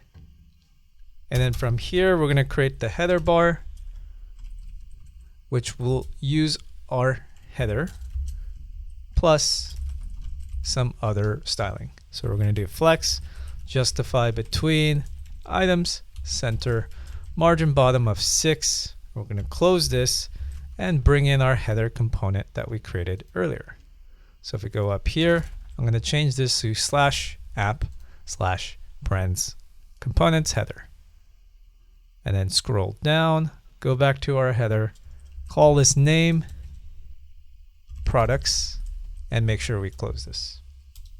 From here, I'm going to have a button, and this is going to get kind of long, so we're going to have a class name like this with flex items center, background of blue 500, with a hover background of blue 700, text of gray 200, font bold, padding y of 2, padding in the x direction of 4 with rounded corners.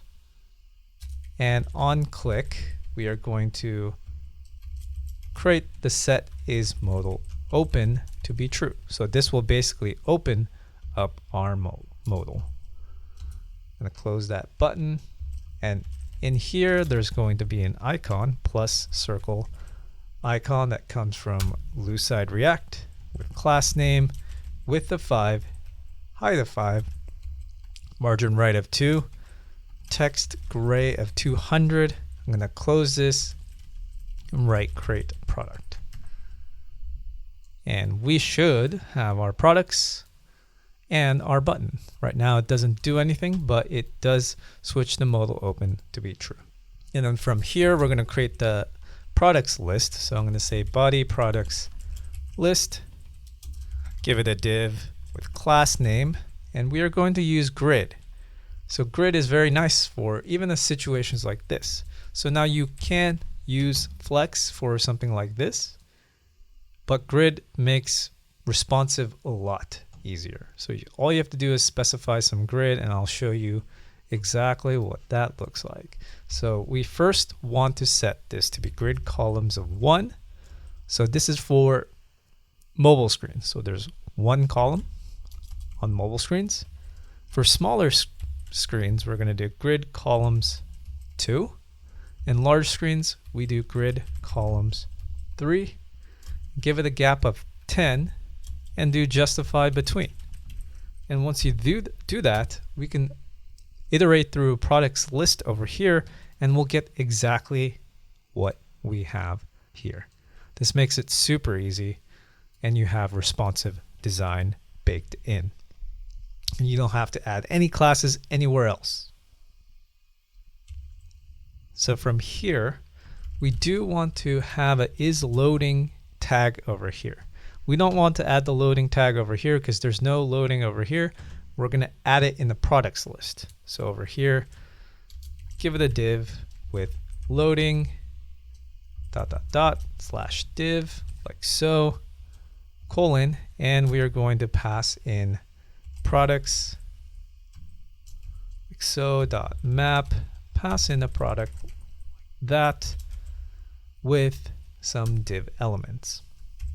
Inside this, we have div with a key of product.product ID. Give it a class name of border, shadow, rounded, medium, padding of 4, max of width full.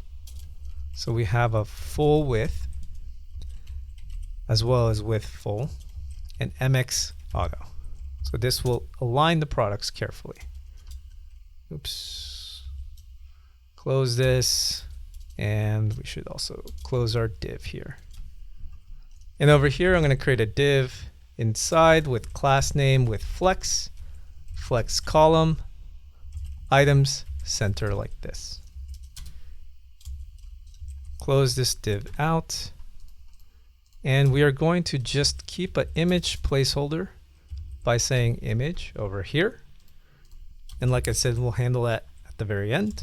So we have an H3 tag for the title. So text large, text gray of 900, font semi-bold. Close that out, and we'll have product.name. And just FYI, we do have our list. I did have to refresh it, so it actually triggered the API call. And as you can see, we have the image and the title for now. Now I'm going to do a p tag class name, text gray of 800. Do product.price.to fixed to like so. Close that. Have a div class name, text of small, text of gray 600, margin top of 1. Pass in stock, and we need to have a closing div because it doesn't trigger it sometimes. We have product.stock quantity is placed in there. And then finally below this, we are going to have product.rating. If that exists, we are going to pass in the div with class name of flex, items, center, margin top of 2, and pass in rating from our component. And we are going to pass in rating with product.rating that we had. So this is from our component that we created earlier. So that's why we made it into a separate component, so we can reuse it over here. Change this to /app like that. And there you go. We basically have what we have here. We just don't have the image. The last thing we need to do is have our create product modal. So if you go to the final application, we have product name, price, stock quantity, rating. So this is a string, this is numbers, and these are all numbers, and create is going to send an API request to our backend. So let's get cracking on that. So below over here, we have a modal, and this is where we are going to create our modal components. So I'm going to save that and go over here in our Explorer tab, create a new file in the products folder, and we're going to do create product modal.tsx. In here, I'm going to write tsrafce to create our component, and we are going to have some props. So I'm going to call this create product modal props, and it's going to take in some properties. So is open is going to be a Boolean, on close is going to be a function that returns a void, and on create will be a function that takes in form data, which will be a product form data type, which will fill out, and I'll return a void. So I'm going to do type product form data equals curly braces. This would be name, string, price, number, similar to what we did before. So we're going to have quantity with number, rating of number, like that. So those are our typings. And I'm going to open this up right here with the props with is open, on close, and on create. Save that and reformat. So this modal is going to be a form, so we're going to create form state over here. So we're going to use form data set form data. We're not going to use any libraries because this is a very small form, and most likely we probably don't want to overburden our scope of the application. So use state, we have React. We're going to do product ID. And what we're going to do is create and import v4 from UUID. So we can generate a specific product. Now, typically you would probably do this in the backend, but not a big deal. Product ID is not a it doesn't really matter unless there's a security reason why you need to, but we can generate on the front end, doesn't matter. We can have a price of 0, stock quantity of 0, and a rating of 0 for the default values. So these are default values for our form. And since this is a modal, we do want to say if open is false, we're going to return null so we don't see the modal. All right, from here, we're going to give it a class name, and we are going to set up our modal. So we're going to do fixed, so it's always in the center of the page. We're going to do inset 0. So if you haven't heard what inset 0 is, basically it sets all the positions, top 0, right 0, bottom 0, left 0, for any kind of positioning. So it basically takes up the entire space and positions it correctly. We're going to give it a background of gray 600 with a background of opacity 50. So that everything else gets darker in the background. We're going to do overflow of Y auto, height of full, width of full, and Z of 20. So this essentially sets our background layer for our product modal. And then from here, I'm going to get rid of that.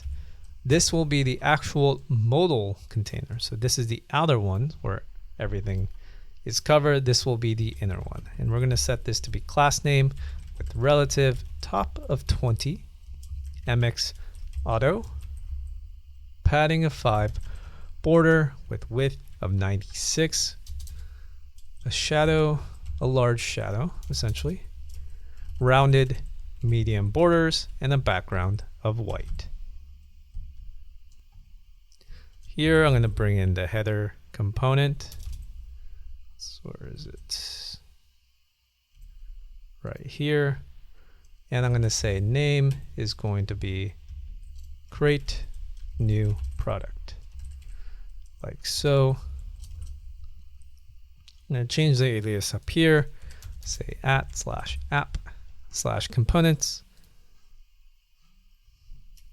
Below this, we're going to have our form, and on submit, we are going to be creating a function that will handle our submit of the form. So let's actually do that. So we are going to create our handle submit function, which will take in an event, and we are going to type it with form event, HTML form element over here to give us our correct typing. And we are going to do prevent default so it doesn't refresh the page. And when we say on create, we're going to pass in our entire form data to send to the backend. And on close, we are going to trigger the closing aspect. All right, so let's create our labels and let's create our inputs from here. So HTML4 will represent the name of the input that we want to create. And we are going to set a class name of block, text small, font medium. Actually, this should be spaced out. And text gray of 700. Close that, give it a product name like this.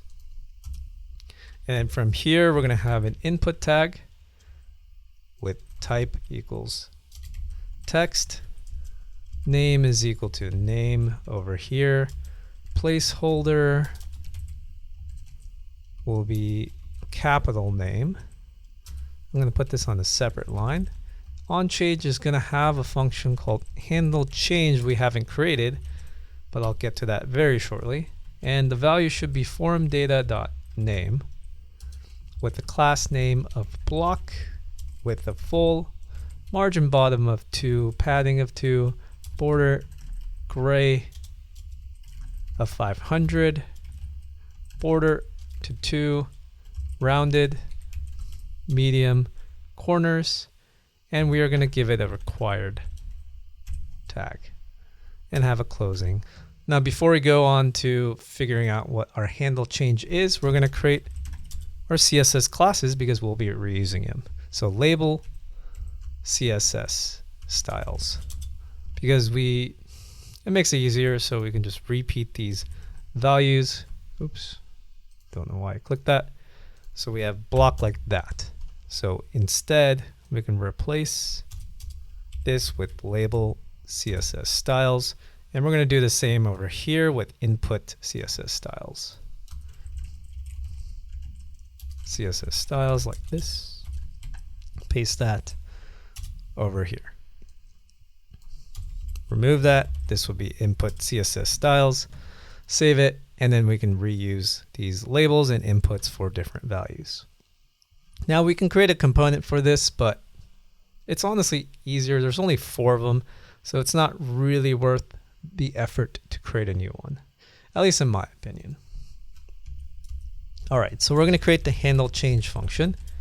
So this will be pretty straightforward. We're going to have a change event from React with an HTML input element, which will be the typings for this.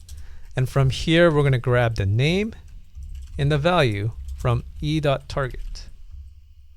We're going to set form data to change our form, place in the form data that we have, but also replace whatever property with the new onChange values. So we're going to do name is equal to price, or if name is equal to stock quantity, or if name is equal to rating.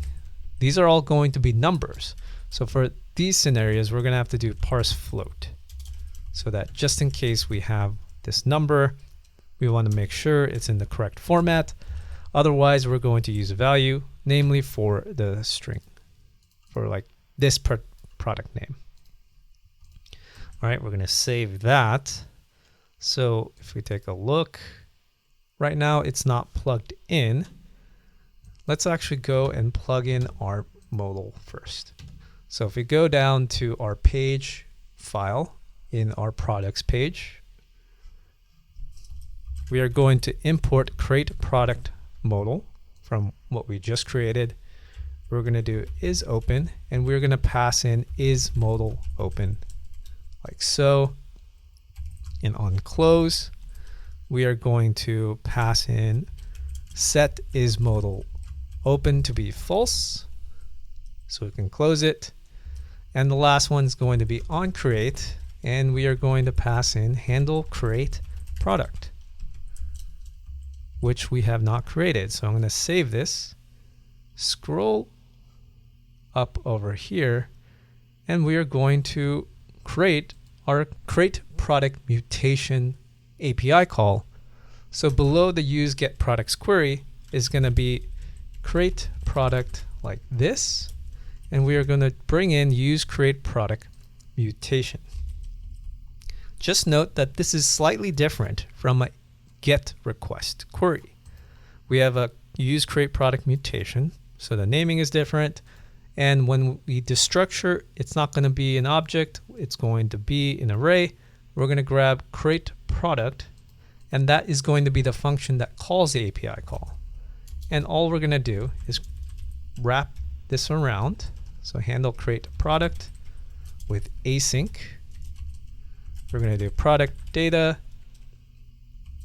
So we're going to pass in product form data, which we will create shortly. And we are going to await the result of this function call. And we are going to pass in product data. So let's fix these typos. And above here, we're going to have product form data. I know this is, I can probably just pass form data around, so I don't have to rewrite it. But being a little lazy with this. So I'm going to do price number like this, stock quantity of number, rating of number like this. And here we get no errors. And now handle create product gets passed all the way down over here. And we should, if we open this, we can see product name. We don't have anything else, so we should probably do the next steps. Let's actually see there is some spacing below create new product. So it seems like the styling is a little bit different. So I am going to add a class name up here. Margin top of 5 might be, yeah, that should be pretty good.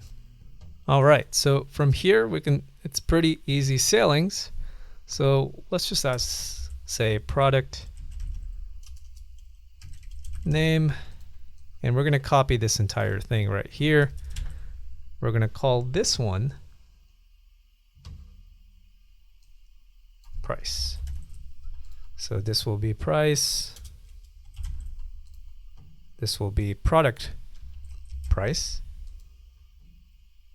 And this should be number. Replace this with price. Capitalize this price. Form data dot name should be price. Just like that. And now we have our price like this. I'm going to copy this once again, and we are going to do the same thing for stock quantity. And I'm going to make it a little easier. I'm just going to, let's go stock quantity like this. I'm going to copy stock quantity, duplicate, or like Command D, or Control D, depending on your computer. paste in stock quantity like so, but the placeholder should be like this. And this value should also be stock quantity. Same with price over here.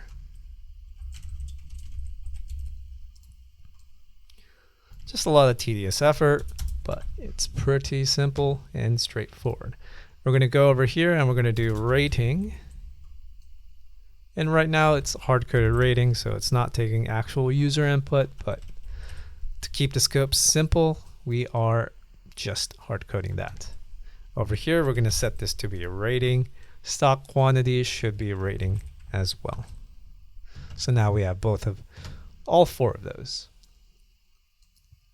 And then finally, we have the create actions. So basically the button. So we're going to do a button of type submit so that we can submit our form. Give it a class name of padding of 4, padding of white of 2, background blue of 500, text of white rounded, and a hover of background blue 700, like so. Close that out, and I'm going to write create, like so. Going to copy and paste this, change this. This should be type button instead. And we're just going to change the padding. Actually, we can keep those padding. We're just going to do margin left of 2. Keep everything the same. Write cancel instead. And we are going to do on click should be on close. And instead, actually, it should not be blue. I'm going to change this to gray. And this one should be gray as well. So we can cancel out, go back in, and voila. I do think we should give it a margin top of 2.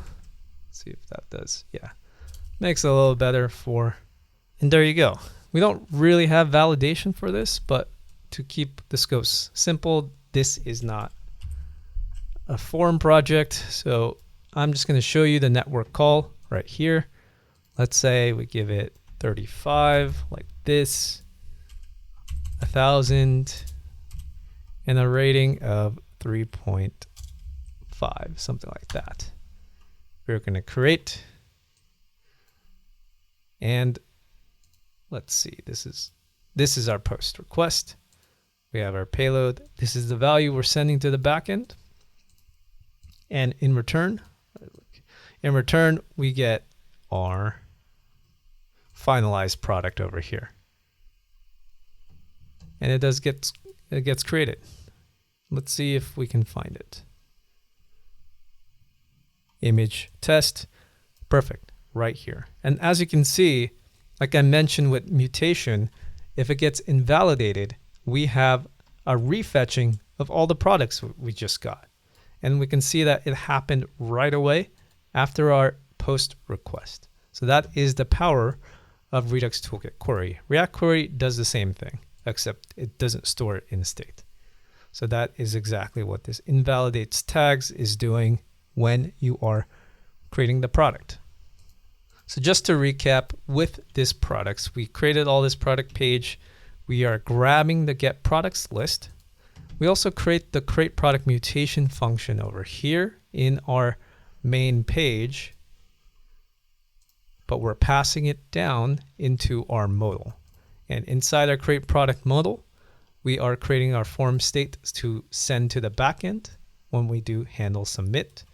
And that will pretty much trigger the mutation call that we created earlier. And that's pretty much our products page.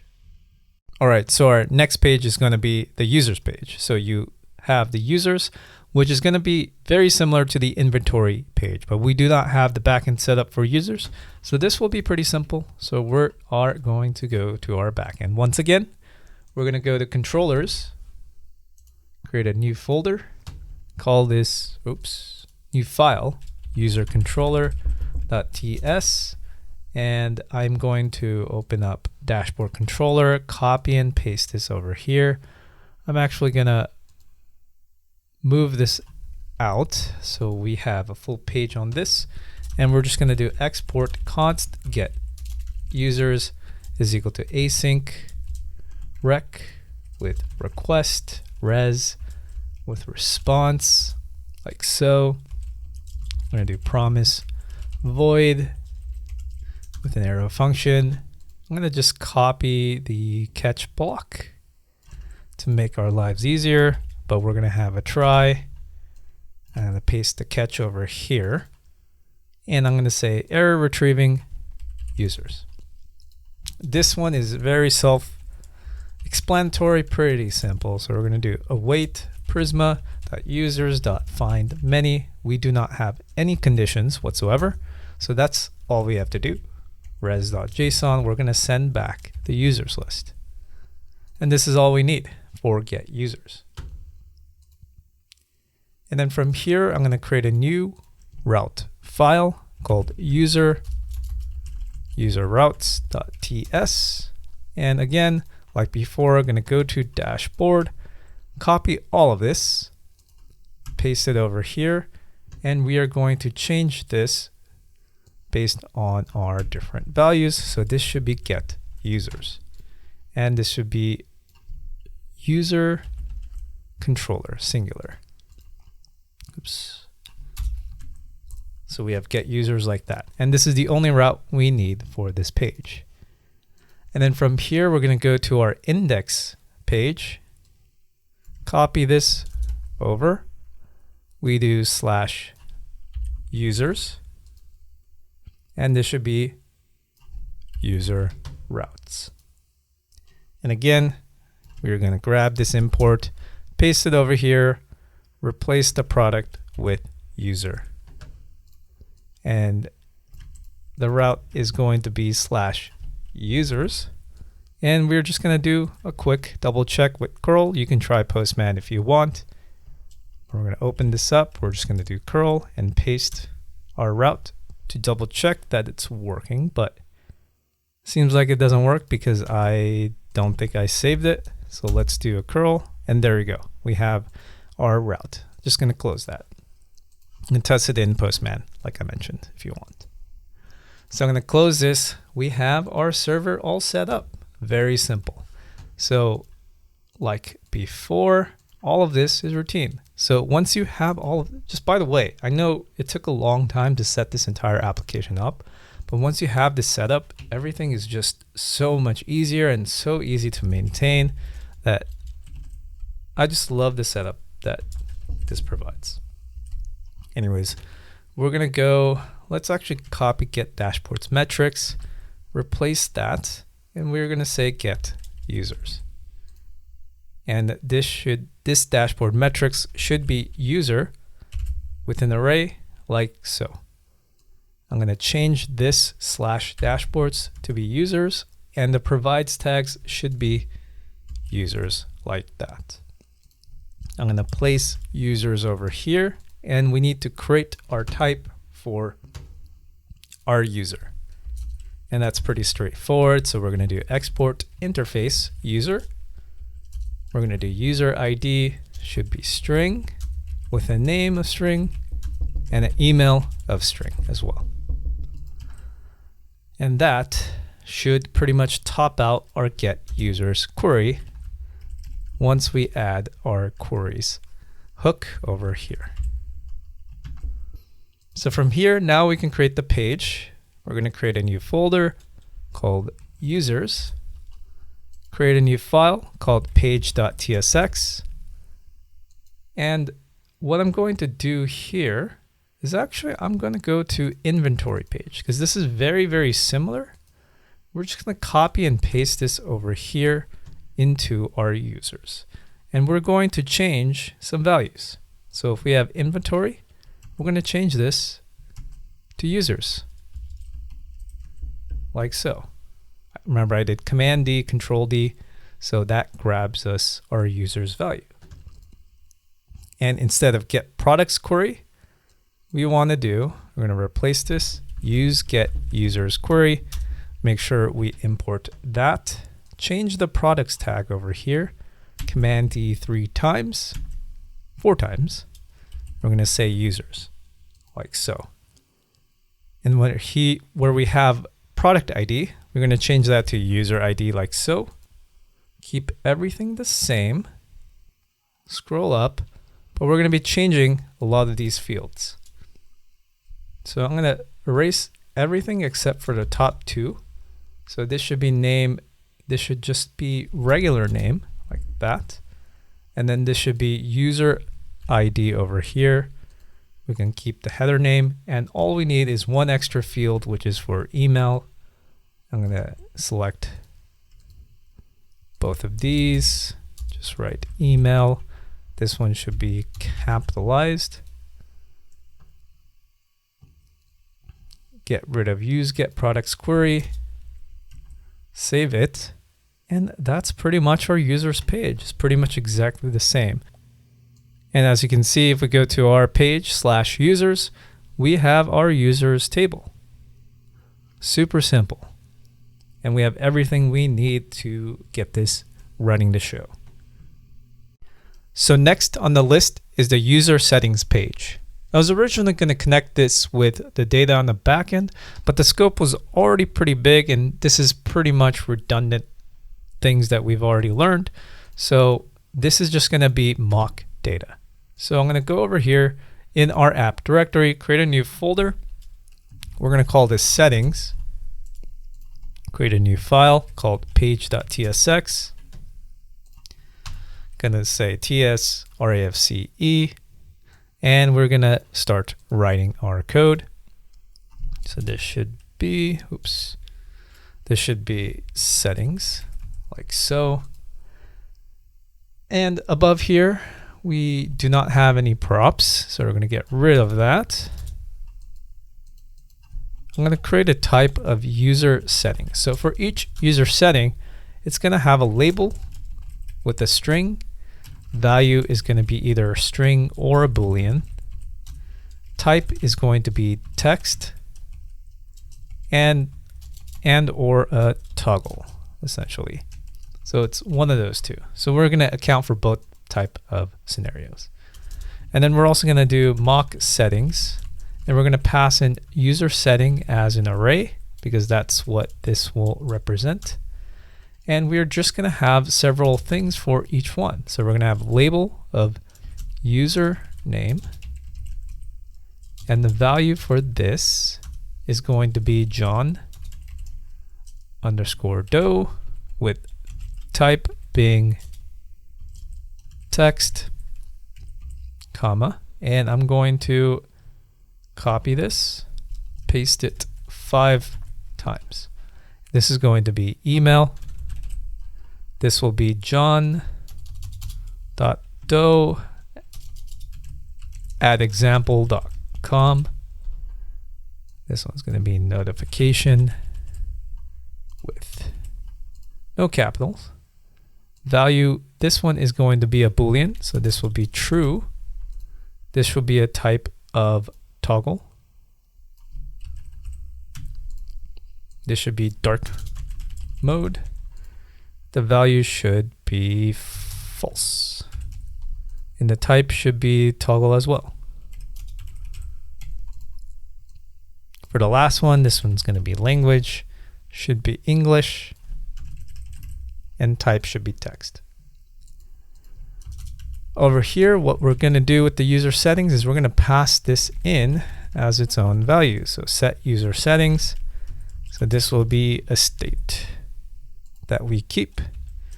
And the value is going to be the user setting type that we created, and it's going to be an array. And we pass that in of the mock settings that we have. And before we create everything else, we are just going to create the handle toggle change. So this will determine or adjust our values when it gets changed. So anytime any of the settings gets changed, we're going to copy the entire user settings in an array, like so. By using the spread operator, we're going to do settings, copy, grab the index, grab the relevant value. We're going to do settings copy index dot value as Boolean, and we are going to set user settings and do settings copy.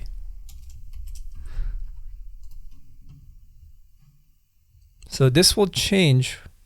So this will change anytime we are handling any of the toggle changes. So not the inputs, but the toggle changes for this one.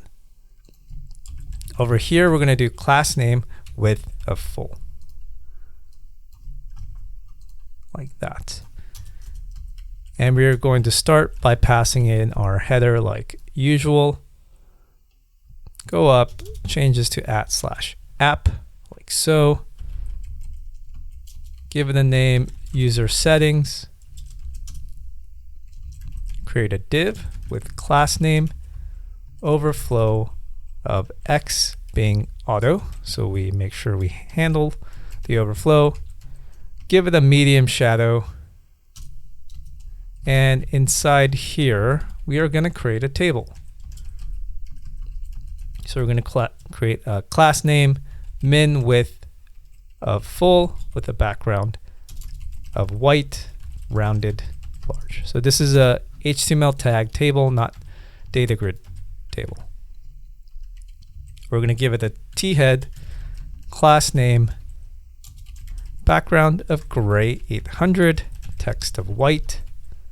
Close that, pass in a table row, table head, class name, text of left, padding y of 3, px of 4. We're going to make it uppercase, font semi-bold, text of small. Close that, and we get setting. And below this, we're going to do the exact same thing, but pass value over here. And below the table head, we're going to do t-body. And this is where we pass in our user settings. So we're going to do user settings.map. Let's actually save this and see what we have so far. And again, we need to use client to make sure we see it. And there you go. We have our setting and the value that we have over there. So in our t-body, we're going to pass in user settings dot map, pass in setting index like so. Actually, this should be normal parens, not curly braces. With the table row, class name of hover, with a background of blue of 50, with a key of setting.label. Seems like I did mess this up. That's why my linter is going a little crazy. Keeps changing that. So we close that. We have table data cell class name. It's going to be py2 px4. Close that. That should be setting.label. So as you can see, we have our setting values or the labels. And then we have table data class name, same thing, py2 px4. Close that. We're going to do setting.type. We're going to set that equal to toggle. Create a parens. We're going to do label class name with inline flex relative items center cursor dash pointer. Close the label up and add an input with type is equal to checkbox class name of sr dash only peer. We're going to give it a checked of setting.value as Boolean and an on change of handle toggle change, pass in an index. Oh, and then we need to close this And right now we can't see it because of the ternary operator. We didn't finish that. But there's some other things to attend to. So we're going to create some div. All right. And then this part is going to be quite long. There's going to be a lot of classes for this. So bear with me. I am actually just going to copy and paste this because this is quite long. Now, typically, you do not want this to happen, but sometimes you're going to need a lot of classes like that, like so. I'm just going to go over here and show you if I can put this all on one line. Actually, not one line, but so it's all visible on your screen. So you can take a look at that and copy and paste, or not copy and paste and type this, or if you can go to the repo, you can copy and paste this page right here. All right, from there, I'm going to go inside or after this colon and put an input tag. So I'm going to do input, type is equal to text, give it a class name. Let's actually put this on a separate line. px of 4, py of 2, border, rounded, large, text of gray, 500, focus, outline of none, focus. This actually should be a colon over here for focus. Border, blue of 500. Value should be equal to setting.value as string, and then onChange should be a function like so, and we're going to do const settings copy is equal to ... user settings. So we're just copying the value, similar to do what we did before for the toggle, except this is for inputs. We're going to do value is equal to e.target.value. We're going to set user settings, should be settings, copy in parens, and this should be plural. Oh, we need to close up our input. And there you go. We have our user settings. So as you can see right here, the reason why this is so long is because we're creating the switches and we have focus and outlines and everything just for this switch. This is one of those situations where, having a component library is very helpful for something like this. Otherwise, it is such a pain to style this on your own. And that pretty much is our settings page. So we are at the final stretch of building our application. So we have just the expenses page just left.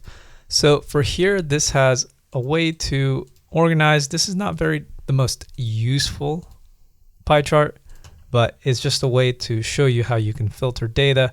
We have 3 different sections and we can filter by the date as well. And that shows you what dates are allowed. So if I were to choose, let's say way back then, January, something like that, then we can see the start and end date. Not the most elegant pie chart I've created, but this is useful for understanding how we deal with data. So as usual, we're going to start with the backend. So let's go back to our app, go over here, close our client, open up our controllers, create a new file. We're going to call this expense controller once again, .ts. We're going to go to dashboard controller, go up here, copy all of this, and let's actually copy everything above here. Make it a little bit easier than before. And I also want to copy over this catch block so that once we have a try, we can do a catch block like that as well. I'm going to close this up so we have more space. So get dashboard metrics, we're going to do get expenses by category like this.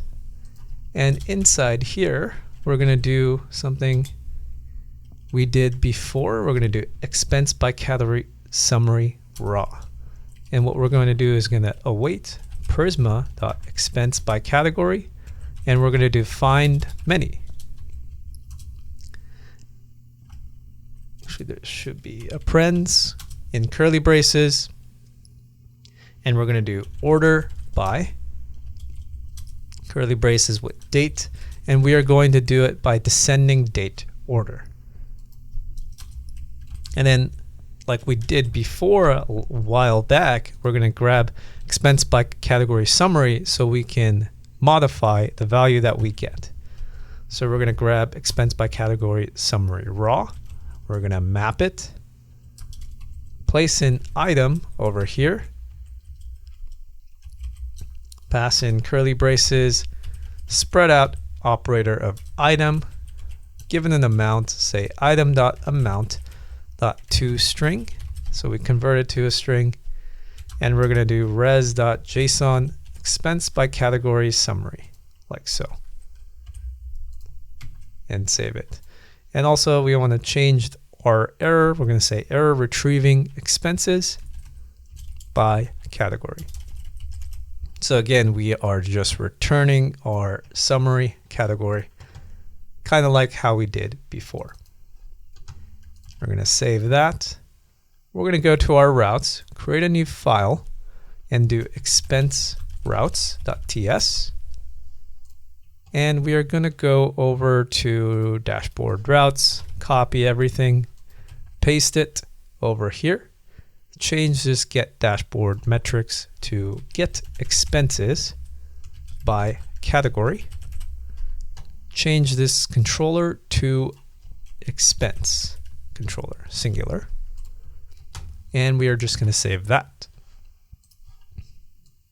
And then from here, we can now go to our index page, do the same thing we did before with users app.use. We're going to change user to expense, like so. This should be expenses as well. Over here in the route imports, change that to expense routes. Make sure you get the singular versus plural ones correct. The routes are plural over here, except the definitions are singular. So I'm going to open this up, do a little check, go over here. We're going to do curl with localhost, and here we go. We have all our data unformatted, but it is working. Close this up. We have our backend now fully functional. So now we're going to go to our front end, go to state, and we're going to go to the API page. Inside our API page, we're going to copy get users over here because it's another query request. We're going to do get expenses by category. This is going to be build.query, and what we're going to pass in is expense by category summary.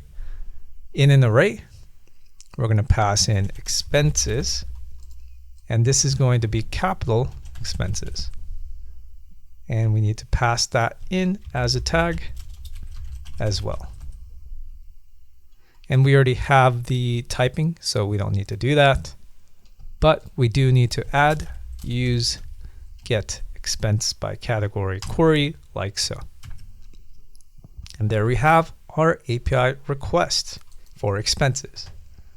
Pretty simple. And over here, I'm going to create a new folder. We're going to call this expenses. I'm going to create a new page, tsx, and do tsrafce, like so. And I'm going to call this expenses. I'm going to open up our app, go to our expenses page over here, and while that is loading, we can go eliminate these props over here, close this out. We can see that we have the expenses. And again, this is going to be requiring us interactivity because of all the filter functionality, and you click on things. So we need use client. And just FYI, for this application, Next.js, you still get some decent benefits when you use Next.js, even if you're using use client all the time. Next.js provides HTML, even though it is a use client type component. So just note that there is still benefits even if you're using client components on everything. And maybe in another video, I'll explain how that actually works. But for now, just understand that it has benefits over just using standard React. All right, so starting with this, we're going to create our state first. So we're going to have an active index and set active index. I'll explain what this does shortly, but we are just going to create the state first and give it a value of 0. And then we're also going to do selected category. So that is the category we are selecting in our filters. So set selected category, and we are going to use state again. And we're going to default it with all. We're also going to have a start date with set start date with use state like so, and then const end date with set end date with the same old initial empty string. And I'm just going to go over to our users page, grab this set of is loading and is error right here. And we haven't defined that just yet. So I am going to set up our data query, and we're going to call this expenses data is loading and is error like so. And you use get expenses by category query, and we are just going to grab those values and save it. And instead of users, this should be expenses data. Failed to fetch expenses over here like that. And in this case, I was testing this out. This one required us to use memo because of some weird issues that I could not explain, but we need to grab our expenses data. We're going to use a double question mark operator. Forgot the name, but that is exactly what we need to do to make sure this works. I wish I could tell you why this one was happening. I'm not sure exactly. I know that we want to repeat and reset our expenses based on expenses data whenever that changes, but for some reason, some TypeScript issues was going haywire with my pie charts. So if you actually know what's happening, please let me know. All right, so we're going to go and start writing our JSX. So we're going to create a div, class name with margin bot of 5. We're going to create a header. We're going to grab it from .components, give it a name of expenses like so. I'm going to scroll up, change this to @/app like we normally do. And we're going to give it a subheader with a paragraph tag, class name of text small, text of gray 500, close that up, and it's going to say a visual representation of expenses over time. And this should be like that. Save that. And we have our mini header. And let's label this header just so we can see what's happening. And then from here, we're going to create our filters. So we're going to create a div with class name flex column. And when it's bigger screens, we're going to do flex row. So it's going to align left to right on bigger screens, column when it's smaller screens. We're going to do justify between, give it a gap of 4. Inside this, we're going to give it another div with class name, width of full. On larger screens, we're going to do width of 1/3, background of white, shadow, rounded, large corners, padding of 6. And then from here, I'm going to give it a h3 tag with class name, text of large, font semi-bold, margin bottom of 4, close this, filter by category, and date. So that is going to be our header for our filters. And right below the h3 tag, we're going to have a div class name space of y of 4. Close this out. We're going to have a div, give it a label with HTML4 category, like so. And we are going to give it a class name. And we're going to actually set this class names variable like this. We haven't identified what class names really is, but because we'll be reusing that particular class names, we are going to set this up here. So we're going to say class names, because the class names can be quite long sometimes, and it is nice to have it repeated. So label should be block, text small, font medium, text of gray 700. So that will be our label styling right here. And below this, we're going to have a select dropdown, an ID of category, name of category. Go on the next line, give it a class name. And this one is again something we're going to be using multiple times. So this would be 4 select dropdowns, and it's going to be quite long. Default value is going to be all. OnChange is going to be a function that we will be creating, and we're just going to leave it as set selected category. Actually, we already created that, never mind. Target dot value. Close that out. We have option all, and I'm just going to copy this so we don't have to retype option multiple times. We're going to have office, professional, and salaries. We're going to save that. This doesn't exist, so it is not styled. So we're going to go back up over here.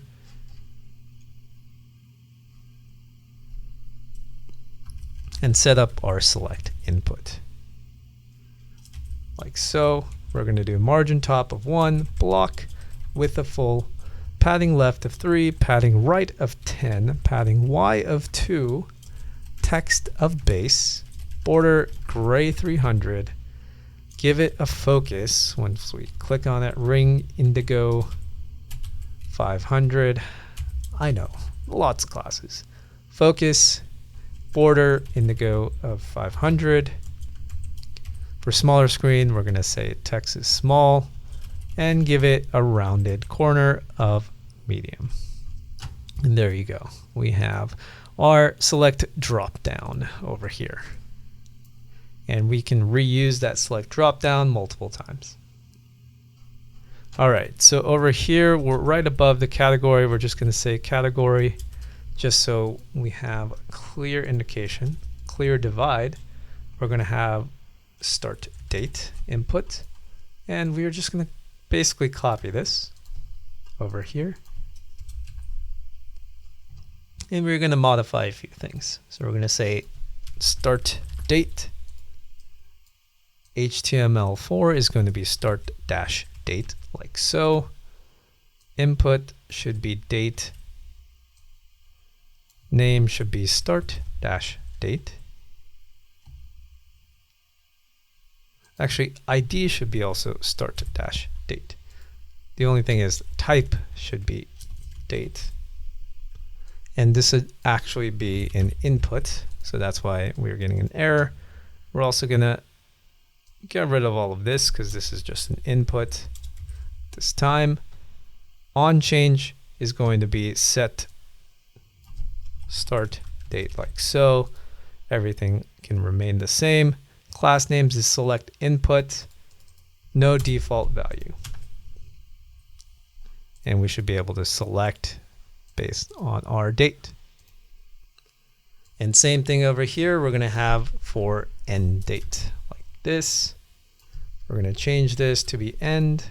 So anytime we have start, I'm going to click this, just FYI, you can click the capital matching. So if I do Command D, Control D, it's going to skip when it doesn't match the capital case. So it's sometimes very useful to select the proper one.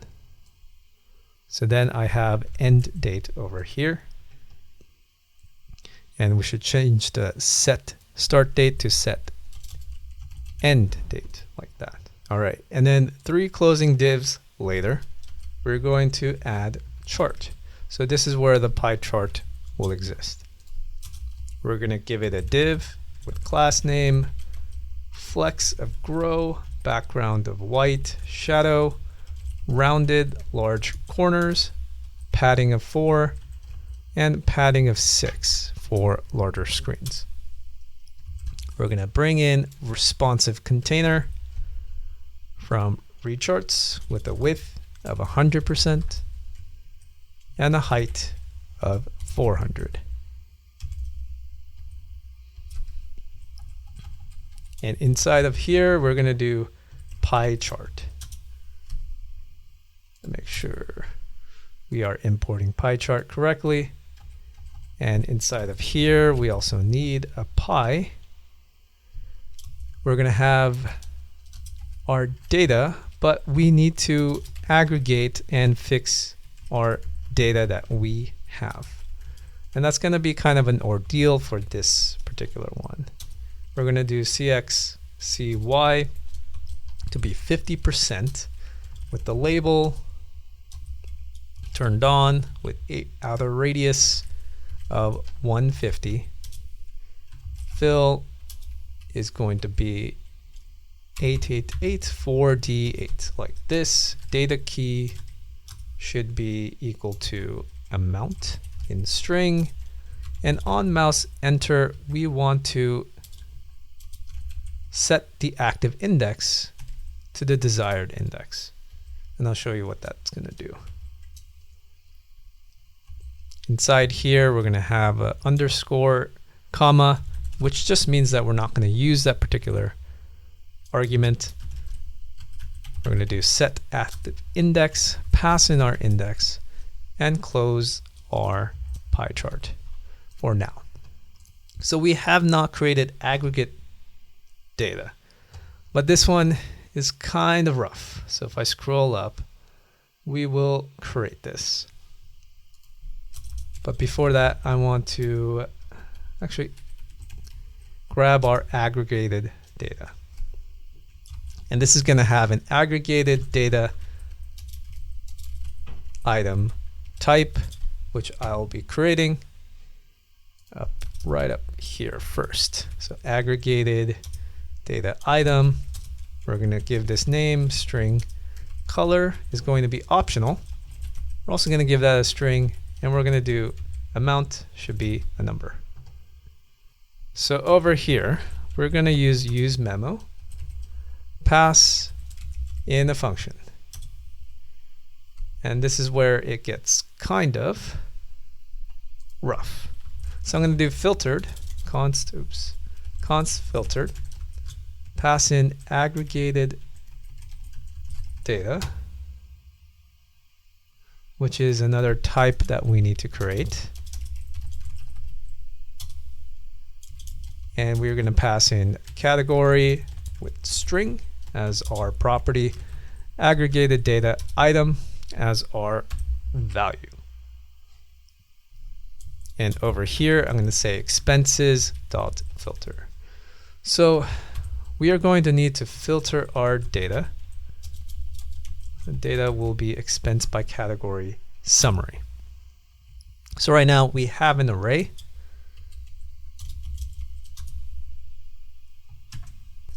And we first want to check and match the category based on the state that we have. So based on the selected category, we want to make sure it is either selected category, if it's equal to all of them, or data.category is equal to selected category. So we're making sure it's confirmed. Otherwise, we have a data.date. We're going to parse our date, which is a function that we are going to create. So parse date. This will just parse our date string that we get from the backend to the proper format. Because date usually requires a lot of formatting because they are not in the correct format. So we want to make sure we put that into a date string or data object.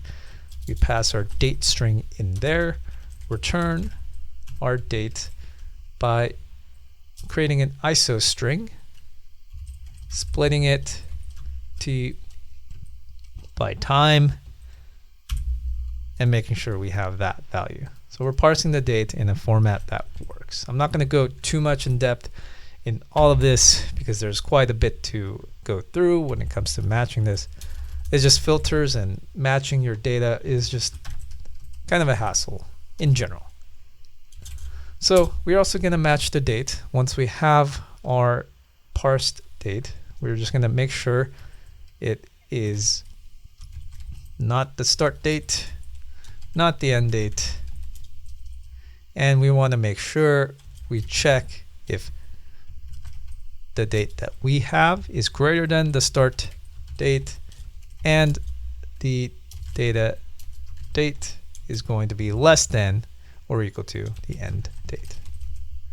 So we're basically going through all of these categories, matching it to see if the data that we have are in the bounds of our filters. Matches category and matches date. So we have our filtered. And then from here, we have expenses.filter, but we're going to string it to a reduce because we really want to aggregate all our data together. So I'm going to pass in aggregated data for our accumulation and data for each individual value. I'm going to pass that in over here. Give us an amount with parse int. So we're going to pass the amount that we have, and we're going to make sure if the data.category does not exist, we are going to create that value like so, pass in name for data.category, make sure the amount is 0 if it doesn't exist, and then we are going to pass in the color. So data.category .color, and all we're going to do is we're going to give it a random color because you can set it to specific colors, but we're just going to keep it simple here. Give it a random math.floor, math.random. Basically, don't worry about what's happening, but basically it's just giving us a random value so that we can get a random color. So anytime you go to this page, we're just going to get a random color. Typically, you want to set it to specific colors, but we're just going to keep it random. And finally, we grab the category, grab the amount, and add the amount to the accumulation. Return accumulation, and we're going to pass in an empty object. And finally, with all of this, so this is the filtered object with all the values of the color, the amount, it gets all passed in, and it gets filtered over here. Then we have our entire object, and the only thing we need to really pass in is the values that we created. And there we go. We have this object, but we do also need to pass an array for our use memo. We're going to pass in expenses. So anytime expenses gets updated, all of this gets updated. Select the category, start date, and end date. Any of those changes will make a change to this particular page. So we have basically our pie chart. The filters should technically work. Not very useful to filter by categories because it just gives you the amount. But we still haven't finished. So we need to add the colors and the aggregate data inside over here so we can get different colors. So we're going to do aggregated data. We're going to map it, pass in an entry, which is just the, let's actually put it parens, entry aggregated data item, index of number with an arrow function, and we are going to grab the cell from recharts. Make sure you import that. We're going to give it its own key with cell dash index like so, and give it a fill, which is actually what's going to give us the color. So we're going to say index is equal to active index. Then we set it to RGB 2978216. So basically a color that is preset. Otherwise, we are going to use the color that we set earlier. And we need to make sure we close this. And that should give us our pie with different colors. So it's random. We have different colors over here. And we also want tooltip. You can pass that in from recharts. We don't need any settings in there. And we also want a legend from recharts. Since we've already killed everything, we're not going to go too much further with some of this because the scope is already big. And what we did here was a little intense. But we basically have our expenses page with responsiveness and everything set up. And there you go. That's pretty much our entire application. We have 6 different pages with different settings. We have backend, front end. We have all of this all completely set up. We have dark mode, light mode. We have everything we need for our application, but this is all offline. So the next step is going to be taking this entire application and putting it on AWS.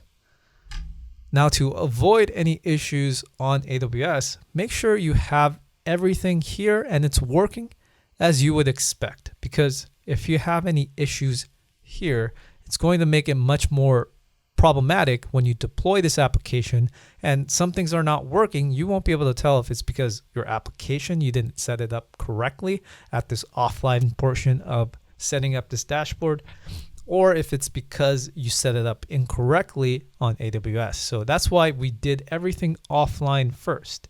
So once we deploy everything, then we can tell that our problems that we might get when we set up our cloud and deployments, that it's all coming from AWS, because it does get a little bit complicated, but I'll walk you through every single step.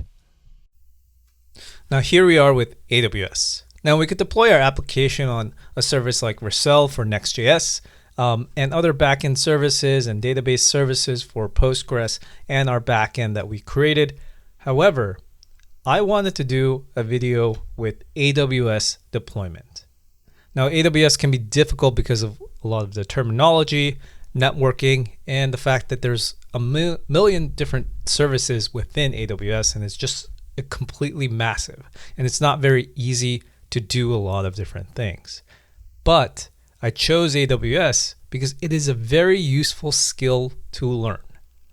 If you go on those applications or hosting websites where you just click and deploy, well, it might be great for showing and sharing your application, but it is not very useful. If it's as easy as clicking and deploying, then it's not very useful to show.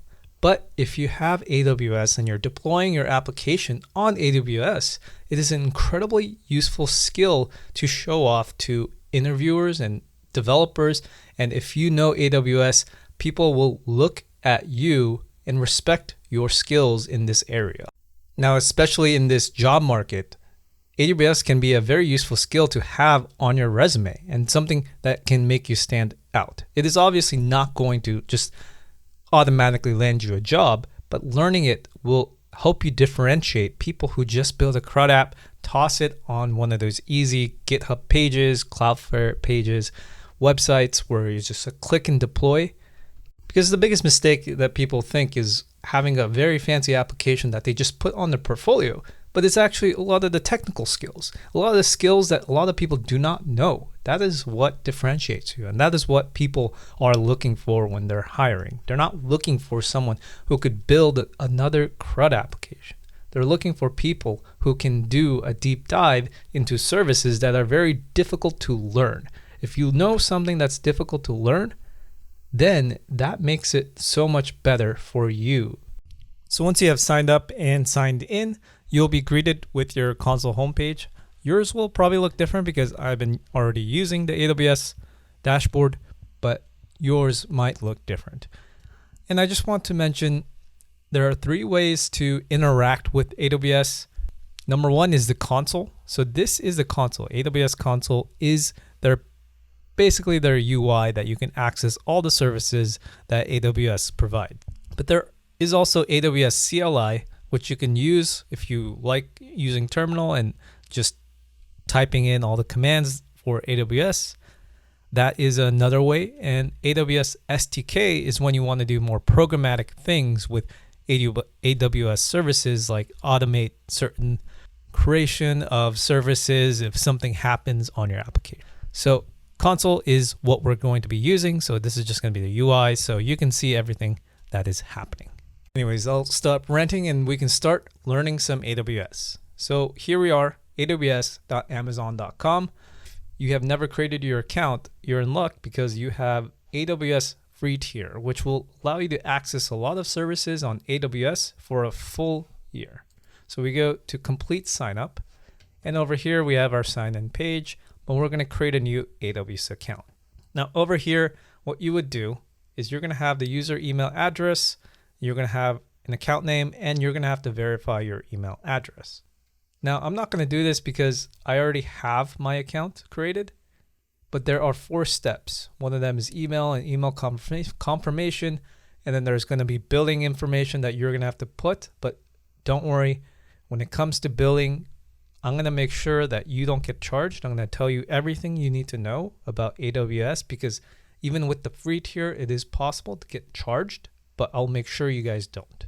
And then after that, you would choose whether it's like a free tier account or a different type of account, etc., etc. Pretty self-explanatory. So just do that and we'll get back to it. So the first thing I want to talk about with AWS is going to be cost and billing. And the reason why I want to talk about this first is so you don't get charged. So while you're building your application, you don't want any surprise bills, because you can still get charged while you're using free tier. Some things can go overboard, or you might use a service that is not free. So I just want to clarify a few things. So AWS has free tier, but there's several different options that they have. So they have free trials like you normally would use in like a SaaS product. There is 12 months free. So this is what usually people refer to when they're talking about free tier. So some things like RDS has a free tier. So after 12 months of usage, it'll go directly into pay standard or software as a service products, or pay as you go basically. And then other ones are always free. And that includes something like DynamoDB is pretty free, AWS Lambda, and so on and so forth. But there's always limitations for each of them. So you have to be very careful on how much you actually use it. Most of the time, you're probably not going to exceed the 12 months free options as well as the always free options. You probably won't go, but you do want to track just in case that you might configure something incorrectly. You don't want a surprise bill. And just FYI, if you're following this tutorial and we're going to be deploying our application, you will not exceed the billing and free tier limits. So let's go back to our console. And so I want to talk about the billing and cost management dashboard over here, just so you can understand it. I have a feeling that they made this the most complicated page, but I mean, I'm just making a very theoretical assumption that making the cost page the most complicated, convoluted part of the entire application to make people confused and pay more than they should. That is just a conspiracy theory that I have.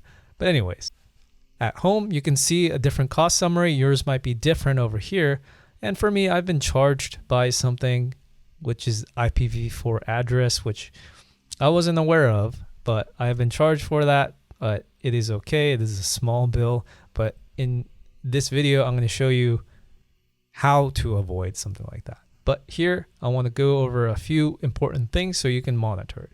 The most important thing is going to be this homepage, and bills is where you can basically check how much you're getting paid that particular month, and it shows you the breakdown of where you're getting paid. So you really want to pay attention where you're getting charged over here. So you have USD 156. So I'm getting charged for basically an in-use IPv4 address. So that's basically not EC2 free tier. So basically I'm using an IPv4 address that is not part of the EC2 free tier that they provide, which I'll cover later. So a lot of this shows you that I'm using these services, but I am part of the free. That's where you get. Another page you can probably look at is Cost Explorer, but this is generally if you have a lot of different costs, you can filter and see the usage graphs. But I haven't found much use of it. I find bills to be the most useful page. And then pricing calculator is another way to just calculate. If you want to calculate AWS, you can create an estimate, but most of the time you won't need it unless you're a big company and you're assigned a DevOps role. And over here, the last thing you want to see is the free tier. And that free tier shows you how much you're using it. And then the forecasted usage represents like what they predict will be the end of how much you're using it by the end of the date. So over here, it shows you different outlines. Most of the time, forecasted can be pretty inaccurate, but the actual usage is what you want to look at. So this is a good way to see everything. And the last thing is the free tier page, just so you can get an outline of what is available for free. You can choose all the filters and look at what you're planning to use. Most of the time, we're just going to be using EC2, S3, RDS, or DynamoDB, or Lambda. Those are the main things that most people will probably use when they're using the free tier or AWS in general, pretty much. And one last thing is that you can have a cost monitor. I have the free tier budget and it's over budget. The way you can add these notifications just in case, you can go to budgets and you can create a budget. So basically over here, you can set your budgets to be a specific amount if it goes, and make sure we have something like this. You can do 0 spend budget. Create a budget that notifies you once your spending exceeds 1 cent. So I highly recommend you do that. Put in an email like so. You create the budget, and it's going to let you know when you exceed that value. And I don't know why it switched to $1. Let's actually change that. So we can go and click on it. We can hit edit. And what we want to do is set up our budget. Go over here. Recurring budget is monthly. We want to just change this to 0.01 like so. We do next and next, and then save. So now it's set to 1 cent. Everything is the same. You'll see that it's exactly the same as my free tier budget name over here, but that's how you get the same exact thing. So I'm just going to delete that one. But basically what this will do is it'll email you when your budget gets exceeded beyond the limit. And that was billing. I really wanted to go deep dive into it just to make sure you know exactly what's happening with the AWS bill. All right, so let's close this billing out. And what I want to show you is this entire diagram. So this diagram pretty much represents everything that will be in our own application when we deploy this. Now there is a lot of things going on of what's happening in our application, but I'll walk you through every single step and I'll guide you on what we're creating and why we are creating that and what it's for.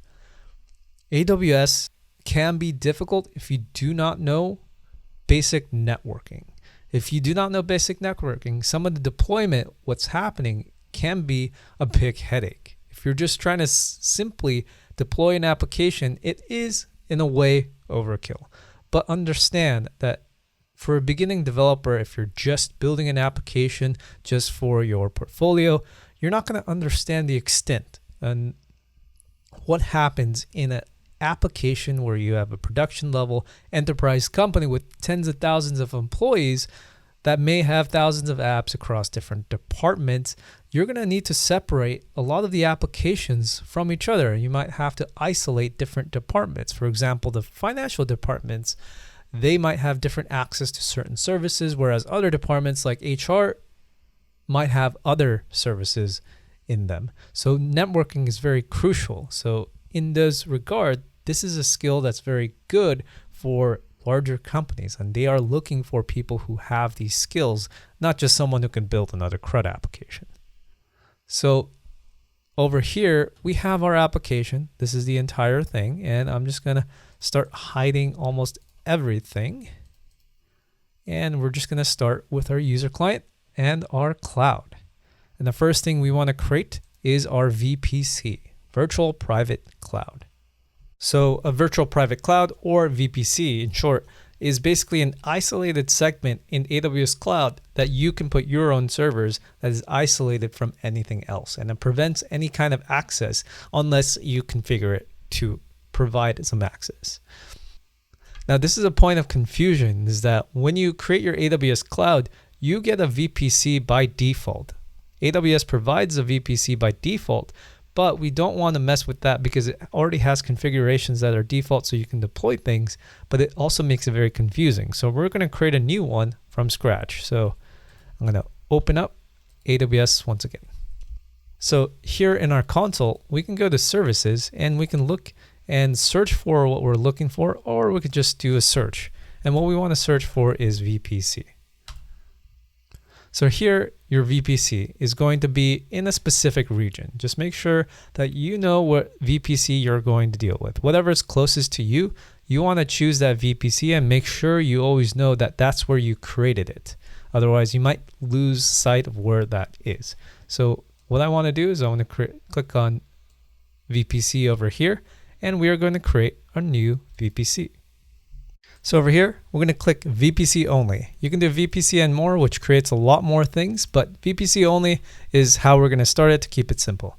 Over here, we're going to keep IPv4 CIDR manual input. These CIDR blocks are a little confusing, but the main thing we just want to do is 10.10.0/16.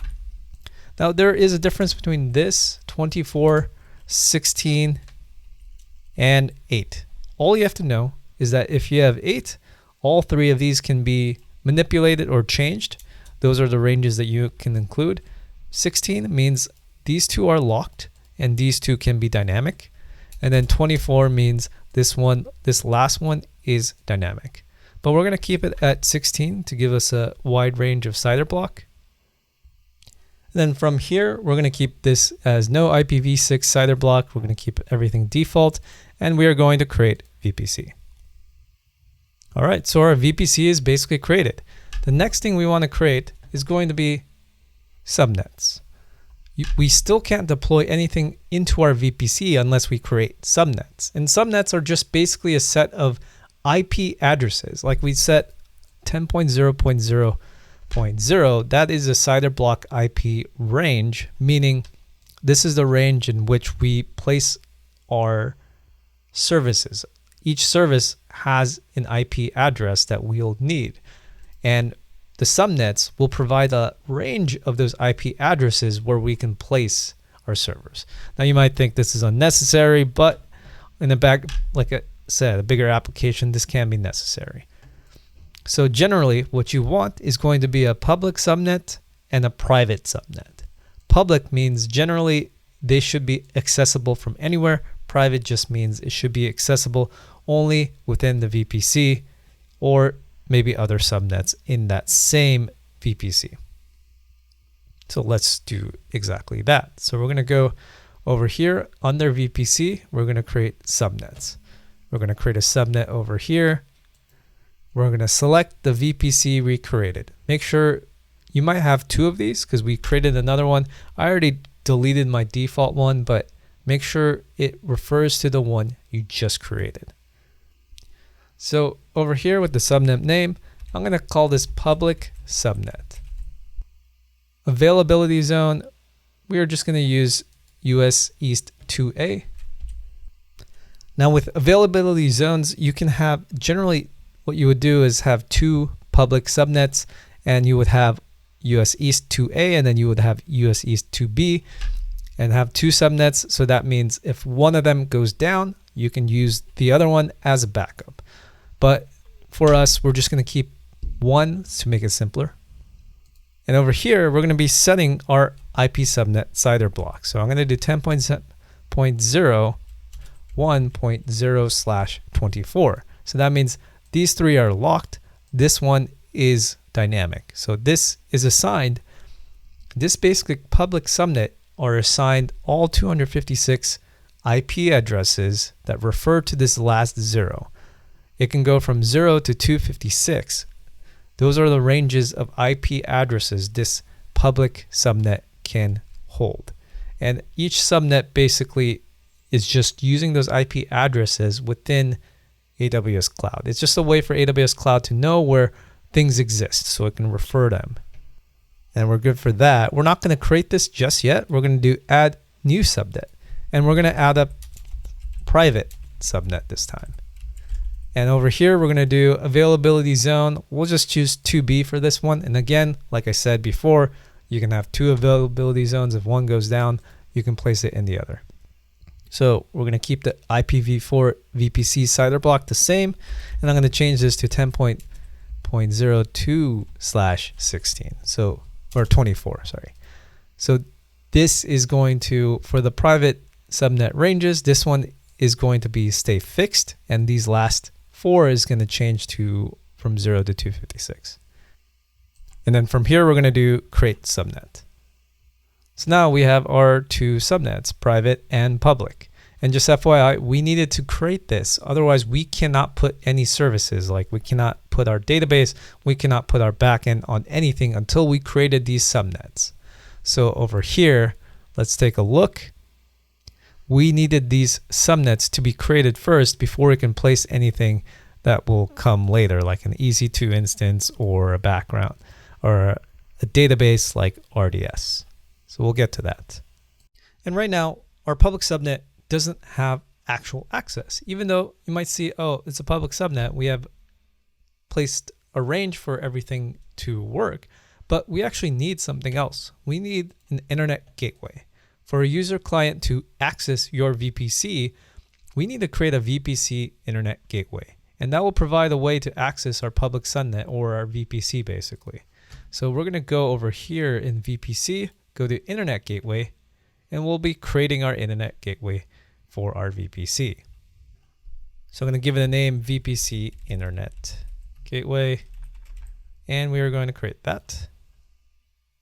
And we have our internet gateway. So we have this gateway, but it's not attached to our VPC just yet. So we're just going to hit actions, attach to VPC. We're going to select the VPC we created, and we are just going to attach internet gateway. And there you go. Now our VPC is now connected basically to the internet. That's what this is allowing us to do. Now you might be thinking we should be set up by now, but there's actually one more thing that we need to do for VPC. So if you go back to our diagram, we're going to click route tables. So this route tables is going to be something we need to attach to each public subnet and private subnet. These route tables provide what access is provided. Public route table is going to require us to have access to the VPC internet gateway, and the private route table should have access to public route tables so the different subnets can communicate with each other. So basically, route tables provide a way to determine what routes can connect to which routes in the VPC. So we're going to do just that. So to do that, we're going to go to route tables over here. And by default, VPCs have a route table attached to them. So if I go over here, VPC basically has a main route table that allows local access. So anything in the VPC can talk to anything else inside the VPC. However, we're not going to use that route table. We want to leave that be, and we want to create a separate route table for each subnet so that each one has their own private access. So I'm going to do create route table. I'm going to call this public route table, and we are going to select the VPC that we created. We're going to create that route table. We have that created. We're going to go back to our route table page. We're going to do another one. We're going to call this private route table. Select the VPC again and create that route table as well. And we're going to go back to our route tables page, and we can see this is going to be our main one. This one is not the main ones. These are just separate route tables. Now these route tables are connected to our VPC, but they're not connected to subnets. So from here, we're going to go to subnet associations, and we're going to hit edit subnet associations. Note that I clicked public route table over here. I'm going to hit edit, and I'm going to select the public subnet, and I'm going to save associations. So now this public route table is connected with the public subnet. And I'm going to do the same thing for private route table. Go over here, go to subnet associations, edit subnet associations, click private, and I'm going to save that associations. So now the public route table is associated with the public subnet, private is associated with the private subnet. And so right now we have them associated, but the public route table has only local access.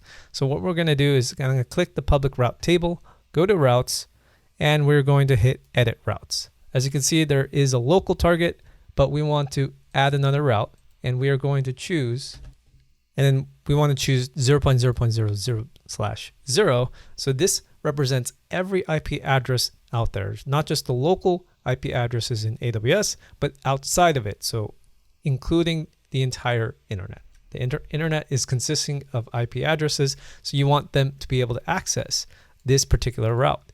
And then from here, we want to choose internet gateway. So we want to associate with the VPC internet gateway we created. So that is that basic link over here with the public route table. So we're going to edit that route, and we're going to hit save changes. And with that, we have access to the wider internet, our internet gateway, and our local access. That's great. Now, if we go to private route tables, you can see that the routes only has local, and that's exactly what we want. We do not want internet gateway access to the private route table, but these two can talk to each other basically, and anything in the VPC can talk to any of the other route tables as needed. But for our case, we're only going to have two subnets, so this is the only concern. Now, one last thing I just want to mention, we're not going to do this in this video, but there are something called network access control lists that are associated with each subnet. There are default configurations, and we're going to leave that be, but I just want to make sure you're aware that these network access control lists are basically like firewalls for each subnet. Basically, you can use these as well to control what comes in. Just like private route tables can control what comes in, these can do so, but these are more like firewalls. So if you can think maybe a very simplified way, probably not completely accurate, but you can use these to like blacklist certain IP addresses to prevent things from coming in, while these ones provide what can access what in terms of inside your VPC. So just wanted to make sure you are aware that these can play a role as well if you ever encounter an issue with firewalls. And then next, we're going to create our EC2. So finally, we can, after all of that, I know there was a lot, but this is a basic networking setup. If you understand this, you're pretty well off in terms of learning and understanding AWS. This is a lot of the networking that you might deal with. Everything is much more complicated in terms of like if you're dealing with a big application, you might have a lot more things going on, a lot more firewalls, VPC links, and VPCs talking to other VPCs, things of that nature. But this is the bread and butter of AWS. And then finally, we can add our EC2 instance. And this is where we're going to host our backend. EC2 is basically like a server that we can just host anything that you want. So in our case, we just want to host our backend. Our Next.js will be hosted somewhere else, but our backend will be hosted here in our public subnet. So let's do exactly that. So to create our EC2 instance, I'm going to go over here in our search. I'm going to write EC2 over here, and we should be met with this basic page. And I'm going to click on instances. We have no instances in this region. We're going to hit launch instances. Over here, I'm going to call this EC2 inventory management backend. I like being very descriptive so we can find it easily in the future. I'm going to keep this the basic with Amazon Linux and Amazon Linux AMI. Keep the instance type to T2 micro. As you can see, it's free tier eligible. And over here with the key pair login, you should create a new key pair if you haven't. So I'm going to hit standard key. So this is my already created key pair. So you want to make sure you create your own if you don't have them. Now over here with our network settings, I'm going to click allow SSH traffic from anywhere. And we have create security group over here. I just want to cover what security groups is really quickly. So if I go back to our diagram, we can see we have security groups that are attached to different services like EC2 and RDS. RDS will have its own security group, meaning these security groups are like individual firewalls attached to specific services. So if you remember, we have NACLs, Network Access Control List. These are firewalls, but they're on the subnet level. But these security groups are on the individual instance level. So they're just a way to block access if you need to. But it's very important to understand security groups specifically, because it's by default not going to give you access to anything like HTTP or HTTPS requests, so we can't expose it to the wider internet unless we directly set it to do so. And that's exactly why we would click allow HTTPS traffic from the internet as well as HTTP traffic from the internet. We need to make sure these are clicked so that we can get access. And over here, we don't have our subnets to be correctly attached to the right one. This is set to the private subnet. So I'm going to hit edit. Make sure you have these three clicked before you click edit. So over here, we have our VPC. This is the correct VPC. Make sure you're in the right one.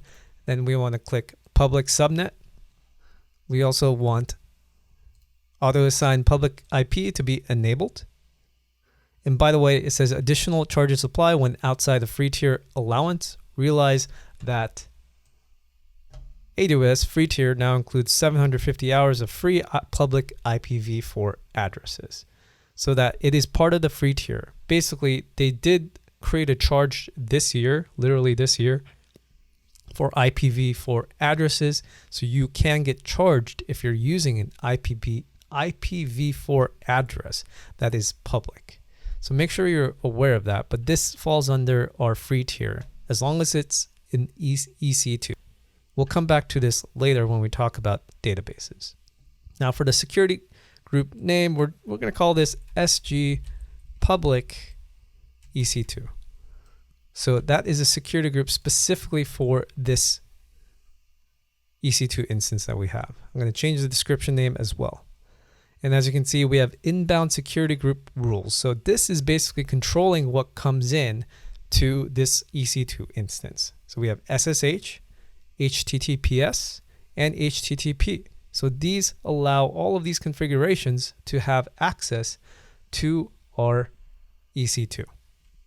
So these are very important, otherwise you'll get blocked. And by the way, the reason why I'm stressing this so much is because this is where the major point of confusion when people try to deploy something on AWS, this is the first hurdle that people have, because by default, you don't have access through HTTP or HTTPS. So you can't use this as a API endpoint until you set these manually.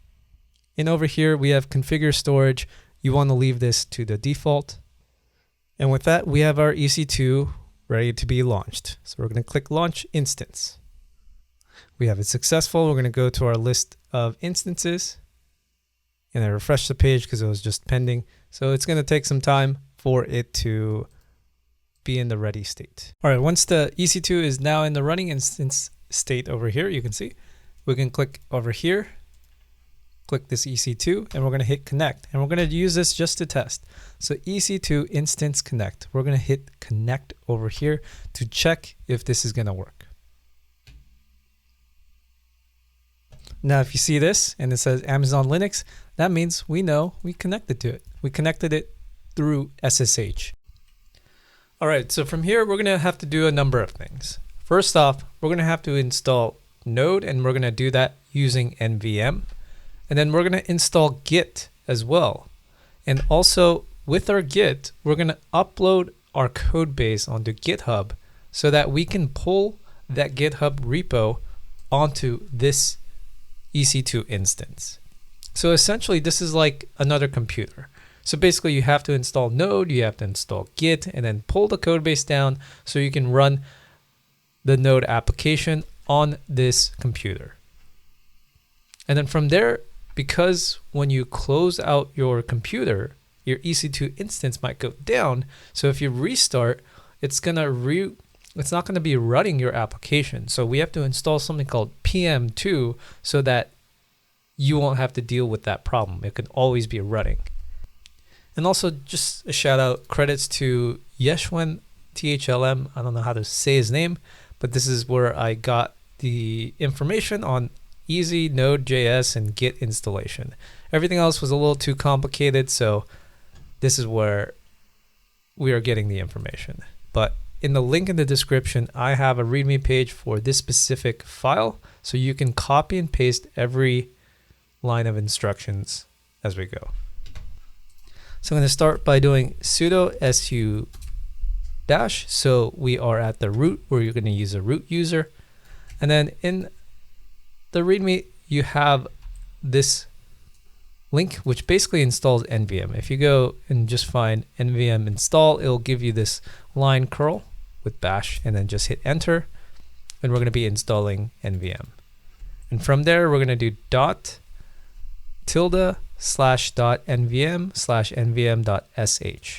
And then from here, we're going to run nvm install node. Once that's installed, we're going to check if everything works. So we're going to do node-v, which is existent, and then npm-v, which is also existing.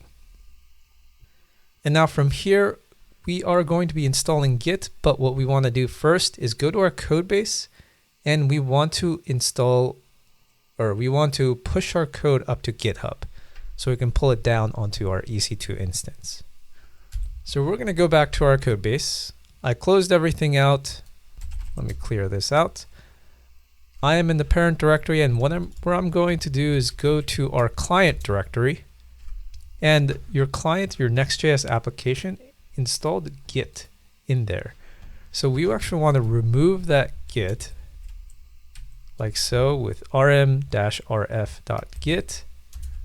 If you're on Windows, it's going to be rd/s/q.git, I believe. So if you do that, that will remove the Git directory. What we want to do is go to our parent directory that includes both client and server, and I'm going to run git init over here because we want the Git to be encompassing the entire application, not inside client and server.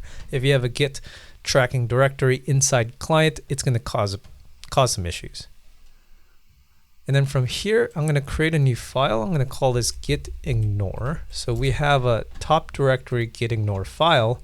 And what I'm going to do is just add client node underscore modules slash like this server slash node modules client slash dist server slash dist client dot env slash server slash dot env slash client slash dot next and we'll have our git ignore set up.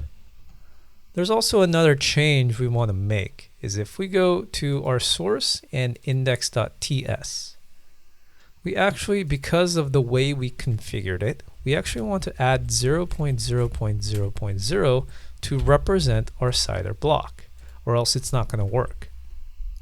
So in this index.ts, we're making sure we have this 0.0.0, and then once you add that, this is going to scream at you, and it's going to, because it's a TypeScript, I'm not exactly sure why it triggers now, but we're just going to put a number around this. When we are on the EC2 instance, the .env is not going to get pushed up because it's sensitive. We're going to be creating that env file on our server on our EC2 instance once we're on there. But either way, we're going to save this. And this is going to be for the PM2 module. We need a configuration file for this particular one. So this is for later, and I'll explain what this will be doing, but we're going to create a file called ecosystem.config.js. Inside here, I'm just going to write module.exports is equal to curly braces, apps, and in parens, I'm going to have name, inventory management, so that's the name of our application. We're going to run script npm, and our arguments are run dev. So basically this will set the configuration of what to run when we're using PM. So the PM will run our application for us. So inside our env file, we're just going to have node env. It's going to be development like so, and env var 1.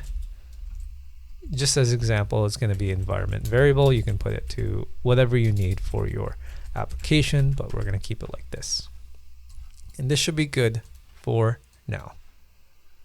And then now we just got to push this up. So in our run directory, our parent directory of our client and server, I'm going to do git add all, git commit -m initial commit like so.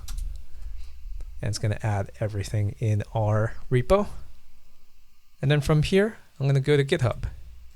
So I'm going to go to my own GitHub, create a new repository, add myself, add inventory management, keep it public, and I'm going to create a repository.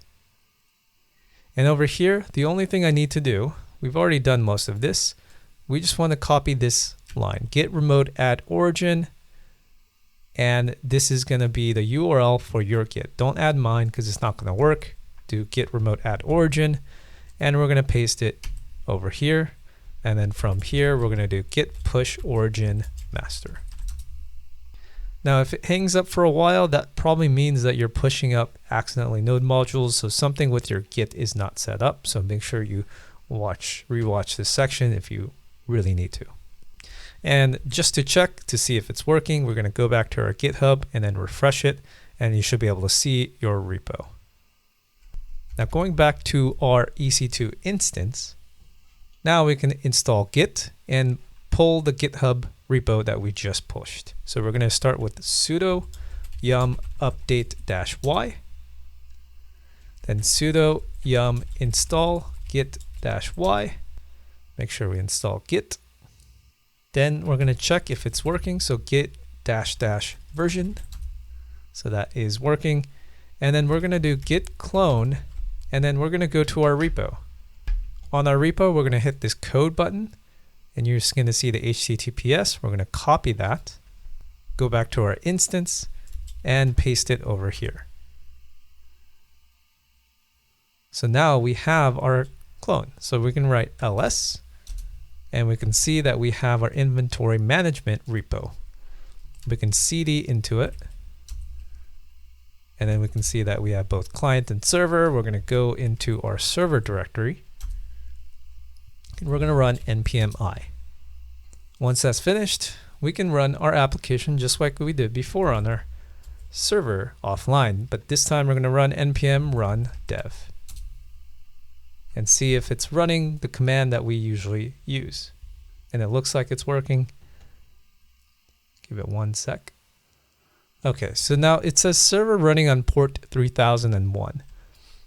If you remember correctly, if we go back to our EC2 instance, don't worry about this one. I messed up and I terminated it. Go to our security, and we are accepting port ranges 80, 443, or 22 for SSH. But we want port 80 instead. So then we're going to go back to our EC2 instance, and what I'm going to write is echo port equals 80 greater than equal sign to .env. So this will create a .env file, and it's going to create a port of 80. I'm going to hit enter, and I'm going to run npm run dev. And when it's running, you should see server running on port 80. So now we can go back to our instances. And what you want to do is go over here in your instance, copy this, open it up, and paste it. And what you see, even though it says cannot get /, that is expected. If you get a hangup where it's not running, then that means there's some kind of configuration that's incorrect. And it could be a lot of different things. It could mean that you have an incorrect port, or your security groups are not set up correctly. So make sure you have followed everything to the T from what I mentioned. And also double check that this is HTTP, not HTTPS. Otherwise, it's not going to work.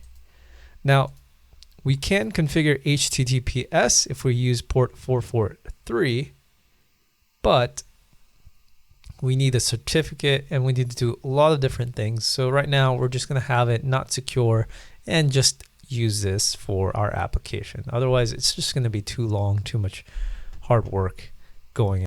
So this is our endpoint. Right now we can't call any routes because we do not have our database set up. But before we do that, there's one thing to note. Going back to here, if the EC2 instance gets terminated or something happens to this EC2 instance, this is going to turn off. But you don't want your website to be able to turn off when it just fails. So we need to install something called PM, which lets you run Node as a server process in production. And it basically has a restart strategy. So it has a lot of nice monitoring processes as well. You can run clusters, but most importantly, it's mostly for restart. So over here, I'm going to have npm I pm2-g. So from here, I'm going to have another command that you can see on the README. This will be to basically set the command for PM2 to restart whenever it needs to. When it's rebooted, we want to make sure PM2 is running when it's rebooted. So we're going to do sudo env, make sure everything is running. And what we can do from here is we can write PM2 start ecosystem.config.js. And we'll see that it's running inventory management, and we can do PM2 status. And over here, we can see that when we ran PM2 start ecosystem.config.js, we get this over here. So PM2 status can bring this up, but if you want to monitor what's happening with your endpoint, you can do PM2 manit, and it'll bring all of this up. And it'll show you what's happening over here. But we can double check. If we go back to our basically instance page, we can go back and it's running like we did before. So if I do, for example, PM2 delete all, we're going to see that there's nothing here. So no running action. So then if I refresh this page, you'll see, even though this text is still there because it's cached, there is a refreshing thing going on over here. There's nothing, it keeps going in circles, meaning it doesn't exist. So if I do, again, go back to PM2 start ecosystem.config, it's going to start running this.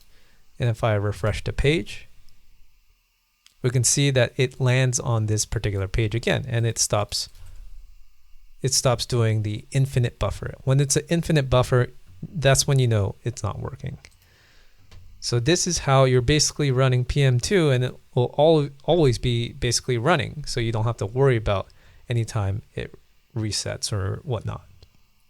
the command that we wrote earlier, going back up with sudo env path which startup system-d, all of this will configure your PMD to basically run at any kind of reboot.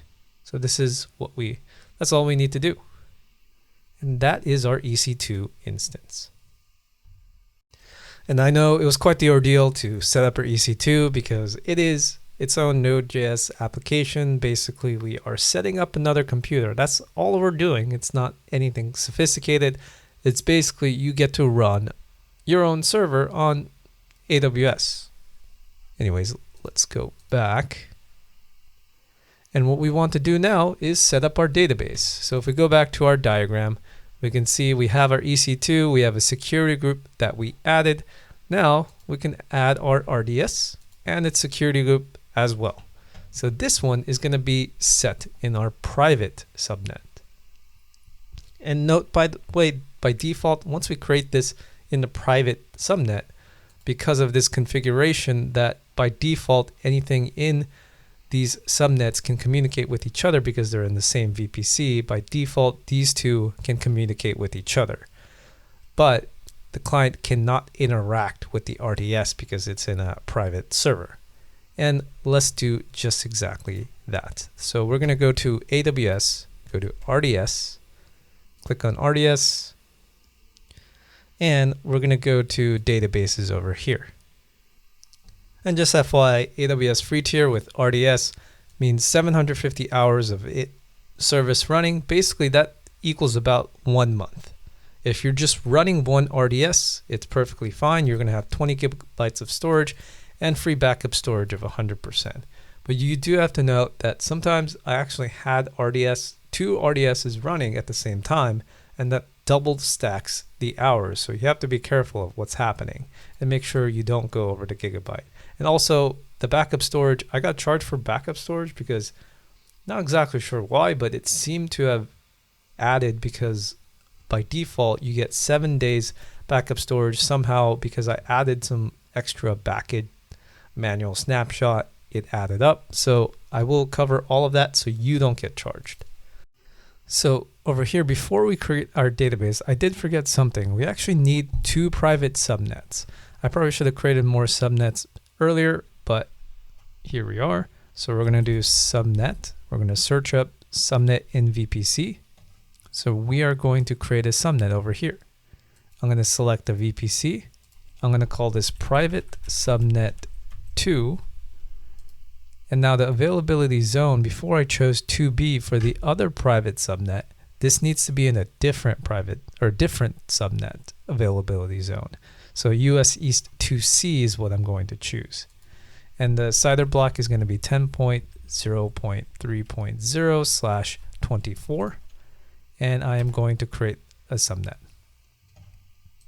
So now we have 2 private subnets. One last thing is I'm going to go over here with the private subnet like we did before. Go to route table, edit route table association, and choose private route table, and we are going to hit save. So now that private subnet is associated with that route table. So to do that, and the reason why we're doing it is we need to go back to RDS, and we can now go to subnet groups, create DB subnet group. I'm going to call this RDS subnet group. Copy the name to the description. Make sure we're on the right VPC. Choose availability zones 2B and 2C. That's where both our private subnets are. And we can do create. So this is the subnet group that we'll need to use for RDS. We needed 2 private subnets, and I didn't catch that earlier, so we needed to add this and associate with this when we create our database. So let's just do exactly that.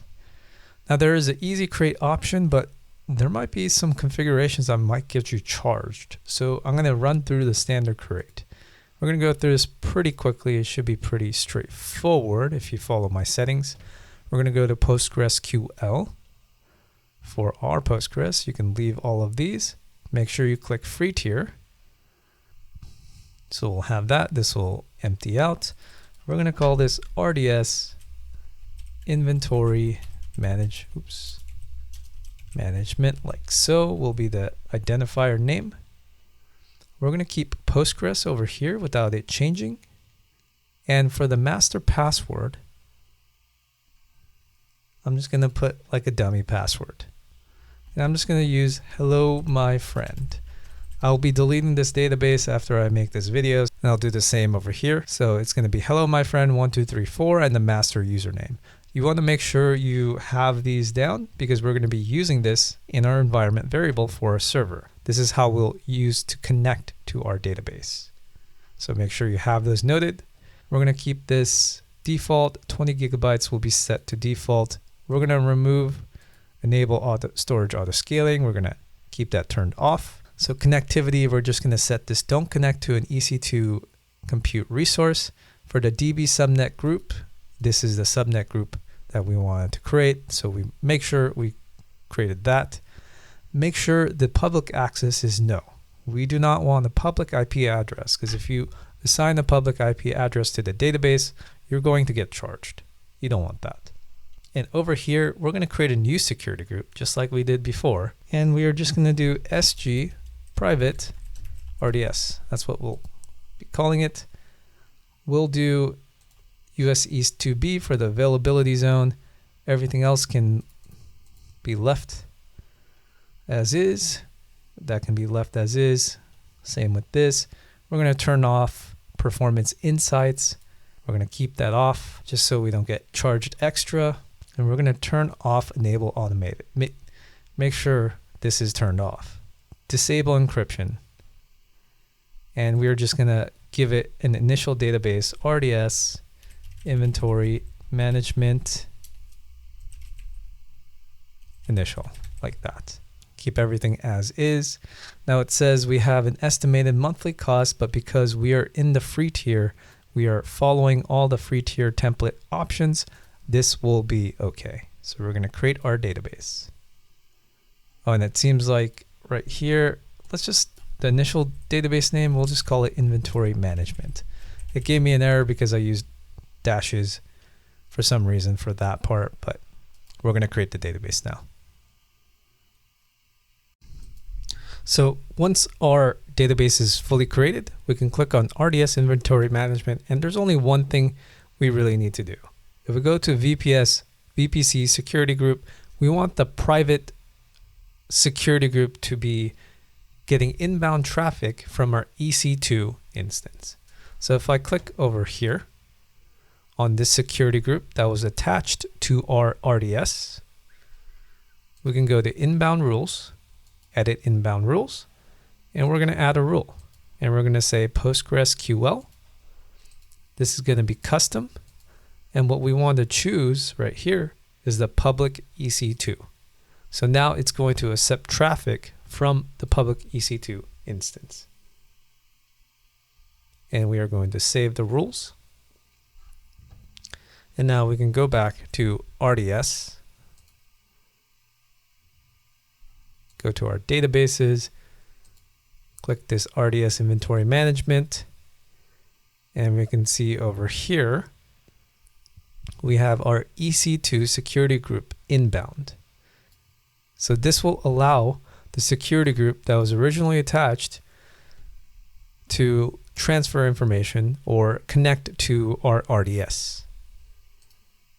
All right, so we took care of the hardest part, the EC2, the security groups, the subnets, VPCs, and the RDS. This is all the hard parts. Most of it is going to be what we basically know for the most part. Okay, but let's do the last bits. So over here, we have our endpoint RDS. We want to copy this. We're going to use this to connect to our database from our EC2 instance. And over here, we want to look at configuration, and the database name is inventory management. That is exactly what we want to focus on. So keep those in mind and remember your username and password for the RDS. So to do this, we're going to go to our EC2 instance and we are going to connect.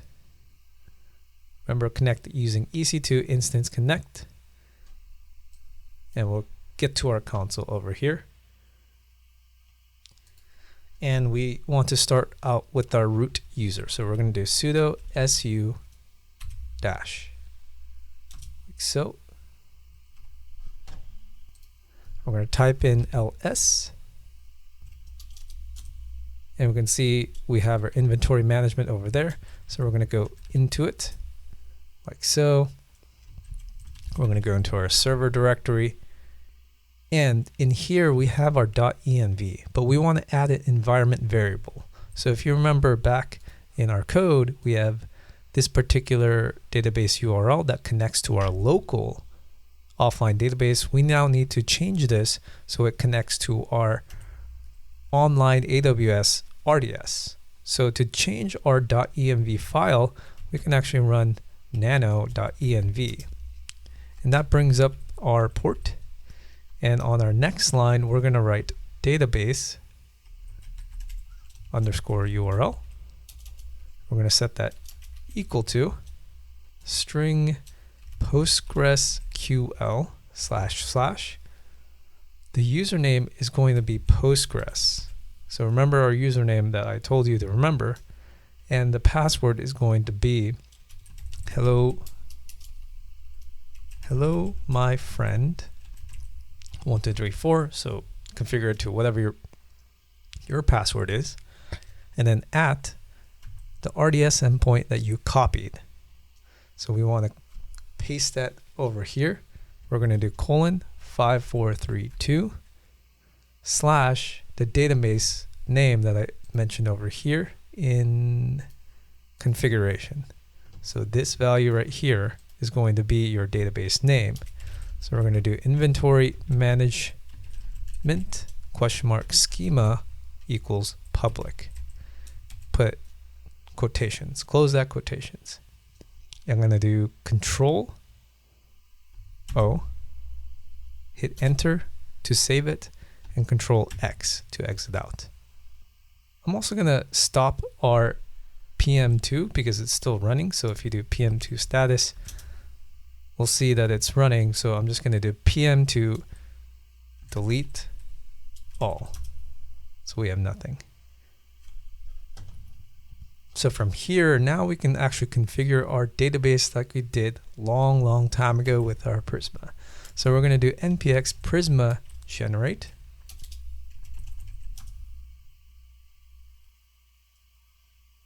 Now I'm going to do npx Prisma migrate dev -- name init. And it seems like I got the URL wrong. So I'm going to do nano.env. And I did forget PostgresQL. There should be a colon over here. So remember nano.env. Make sure there is that colon, which I did mess up. So I'm going to do Control O, hit enter, Control X to get out of it. And once again, I'm going to run the Prisma migrate dev -- name init. And then finally, I can do npm run seed. So we're seeding our database from our EC2 instance. And there you go. We could see the seeding happen. And last thing we need to do is run our PM2. So I'm going to do PM2 start ecosystem.config.js. So it's running. I'm going to do PM2 monit to monitor. And let's wait for this to start up again. And once it's started, I can go to our instances. I can copy this public IPv4 address to we can just paste it over here. Make sure we get that. But now if we go to dashboard, we should see I have a pretty print extension. I can see that we are getting our database. Whew, that was a big ordeal. And so now we are getting everything we need through EC2. I know it looks crazy, but if you got this far, you would feel a great satisfaction because this is very, very challenging work. But once you understand this, you understand a lot about AWS. Now we can close this out. PM2 will still be running, and we can just close this, and we can just close this as well. And that's pretty much it for our RDS database. We have EC2 with our RDS database all connected. EC2 is the only one that can connect to our RDS. And we have our entire configuration for network support for our backend. All right, so we're at the home stretch. So now we have our backend, we have our database. Now we need to upload our front end. Our front end is going to be Next.js. So we can upload Next.js onto something like Vercel, which will handle all the optimizations for us, and it'll be easy to use. But we're going to keep everything in AWS for this project. So we're going to be using Amplify. Now, Amplify doesn't give you as much customization, and it's probably not as optimized as Vercel is when it comes to Next.js. There is a way to handle Next.js in a more custom way that uses Next.js's optimizations, but it is quite complicated. So we're just going to stick to Amplify for this particular project, and it makes it quite easy to do. The way this works is Amplify will be the front end, the client will grab information from Amplify, and Amplify will call the VPC Internet Gateway just like you normally would do to make an API call to EC2. So this is kind of how it works. So let's get to that. All right, going back to our AWS console. Now we can search up Amplify up here. Amplify is similar to Cloudflare Pages, GitHub Pages, Vercel basically. It's a way to manage your application, and this is AWS's version of that. So we're going to hit create new app.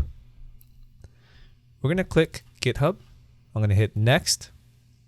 And what you'll see is that you'll probably see something a little bit different. I've already connected my GitHub to my AWS. So you should follow the instructions. It's pretty self-explanatory. You want to make sure your repo is selected and connected to AWS. So once you have that, you're going to see this page, and you're going to be able to see the repo that you have.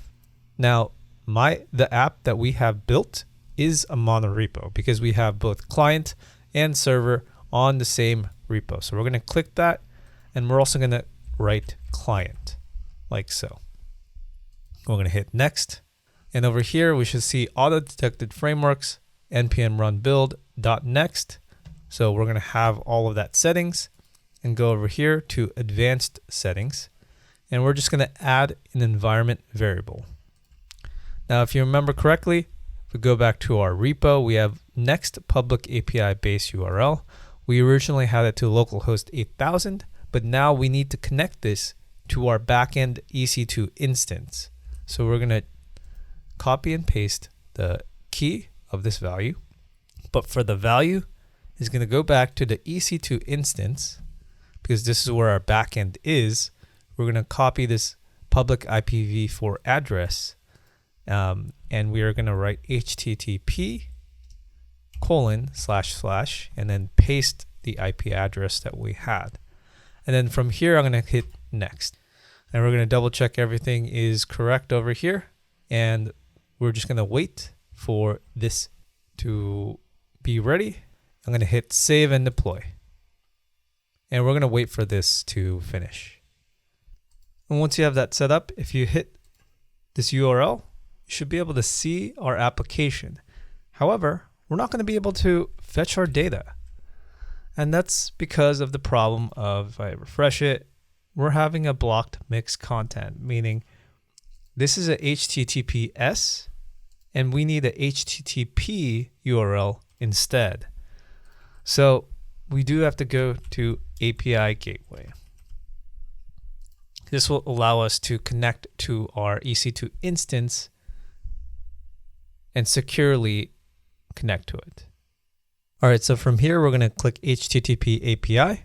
We're going to hit build, and we're going to add integration.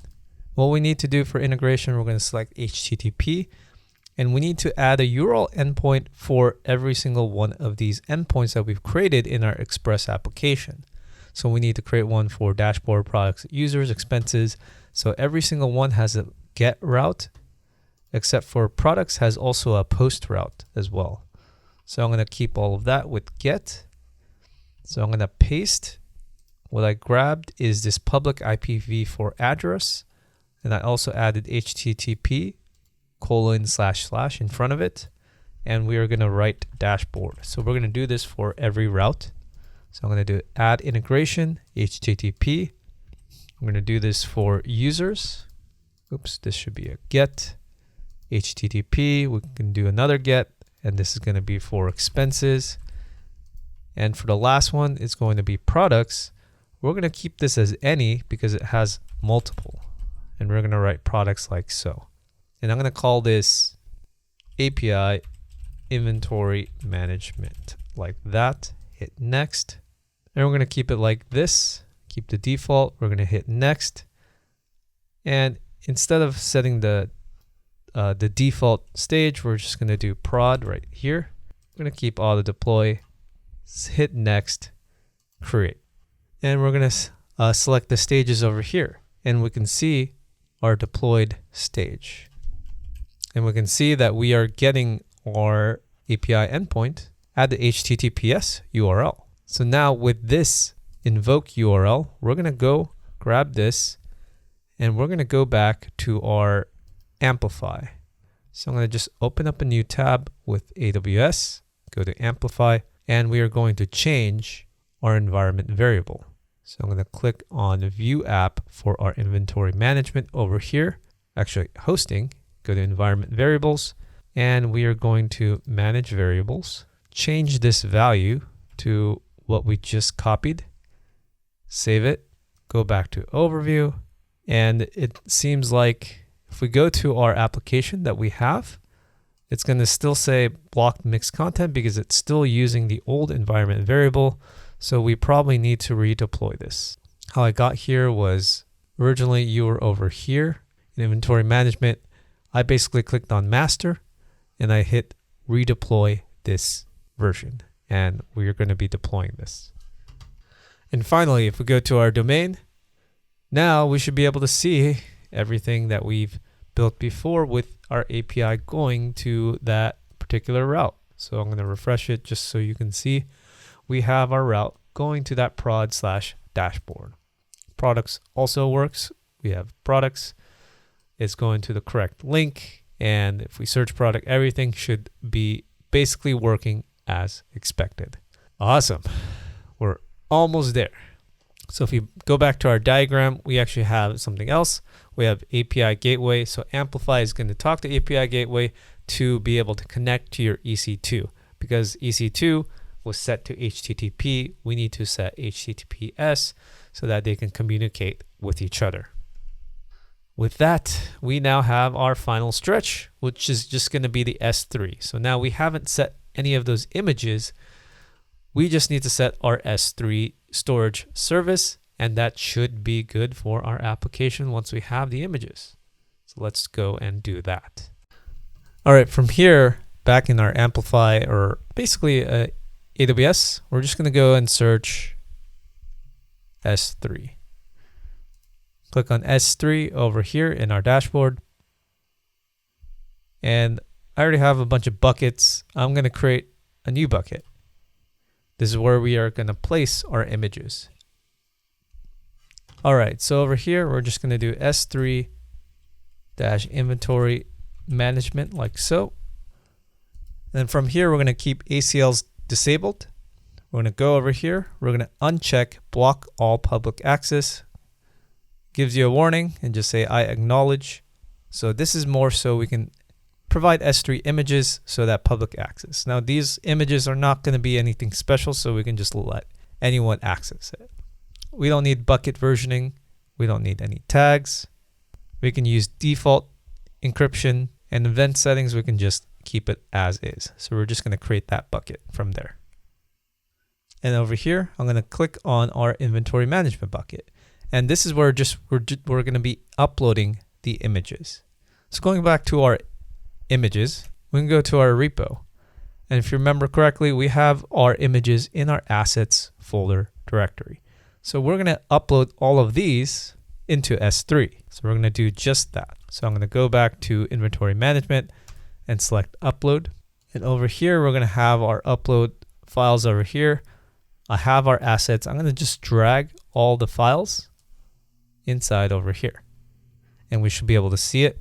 And we're just going to do, and we can see all our files, and we're just going to hit upload. Once that's uploaded, I'm going to hit close. As you can probably tell, we probably don't have access because remember, AWS by default, they want to give you the least amount of permissions possible as a starting point. So we're going to go to permissions in our bucket, and we need to add a bucket policy. And what we need to do is we're going to edit that bucket policy that we had. I'm going to put curly braces. I'm going to put version : 2012-10-17, comma, statement. By the way, this is all in the documentation. So all you have to do is set these settings. I'm going to put statement, curly braces. We're going to have sid : public read get object, effect, allow, so, principal, and that should be a star. Action should be S3 : get object, comma, and finally resource : ARN AWS. Oops, these should be ARN : AWS S3 : and then S3 - inventory management over here. So basically it's the same thing as bucket ARN. This is the resource. So this will allow us public access to get this object. So I'm going to save changes. Oh, I did forget a /* right here.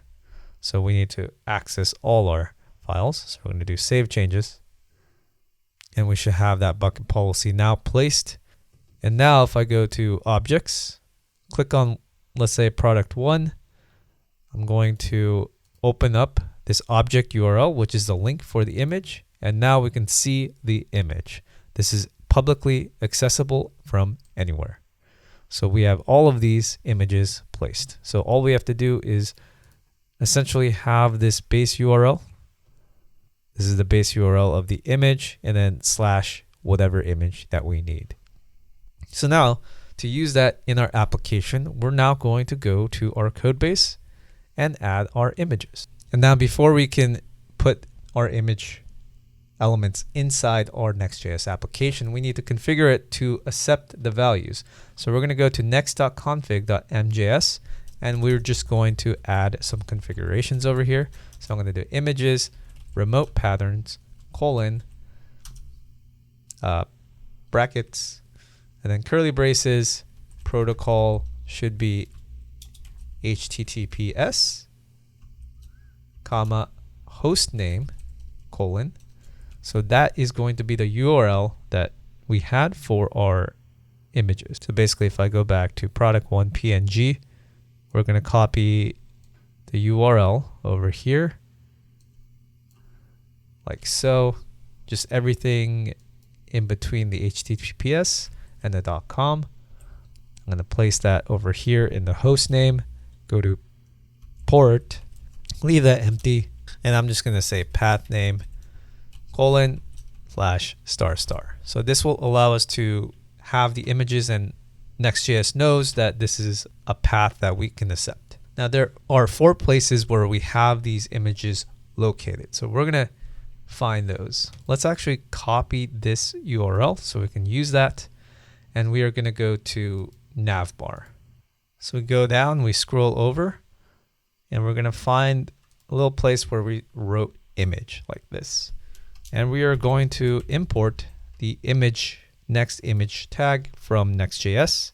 So I'm going to do source is equal to curly braces.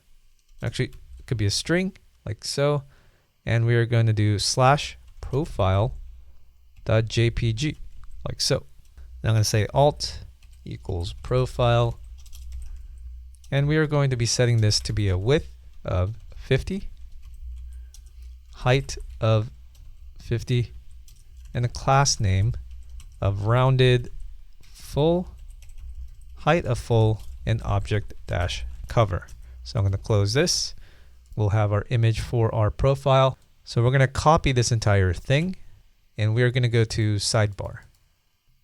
I'm going to scroll down and we are going to see this logo over here. And this is where we're going to put another image, but this time it'll be, we need to make sure we first import it. This will be logo PNG instead. We're going to say edstock dash logo. The width and the height should be 27. We're going to keep the rounded, but erase everything else and give it a width of 8. We're going to save that. Oh, I did forget https:// Make sure you have that link. So I'm going to copy that and make sure we go back to navbar, https:// Make sure you have that, otherwise it won't work. We're going to save both of those files. And then we have another image. It's going to be in dashboard card popular products. And right here, as you can see, there is an image tag. It's near the top under popular products. And I'm going to paste in our section. And what we have is products. Now for this, I was originally going to have this configured with S3 and be dynamic, but we're just going to make it random. So we're going to do math.floor, and this should be in curly braces like so. Close this out. I'm going to say map.floor, math.random times 3 plus 1, and close that out. So we have our image tag, and make sure we import image. And then we're going to do, you need .png as well. And over here in our alt, we're going to put this as product.name. Width and the height should be 48. Rounded should be large with a width of 14, height of 14. We're going to save that. So that should be included in our image. And then the final one is going to be in the products page over here. We can see that we have an image tag in this location, and we are going to copy and paste what we had in card popular products and paste it over here. So we're also going to keep it random again for our images, and the width and the height should be 150. The class name should be margin bottom of 3 rounded 2XL, width of 36 and a height of 36. So those are basically our images for now. So we're just going to close all of that. We have our images all set up.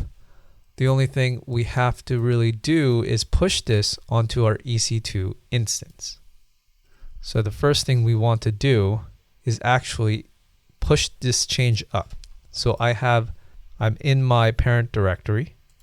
I'm going to write git add dot. So this is our local version. So we're going to do git commit -m added images. And I'm going to do git push origin master. So that means we have pushed our code to our repo, updating our Amplify, because we only changed the front end. So when you upload to your repo, Amplify is already going to pick up those changes and automatically redeploy your application. So if you go back to Amplify, you can see that the last commit, which is added images, has been updated. So it's been deployed. It automatically redeployed it. So I'm going to go hit our domain, and we can see that our images are now updated. So you see the profile picture. You can see the images over here and over here in the products as well. When you close it, when you have a mobile version, you should be able to see all of these images perfectly aligned. And there you go. That is our complete application.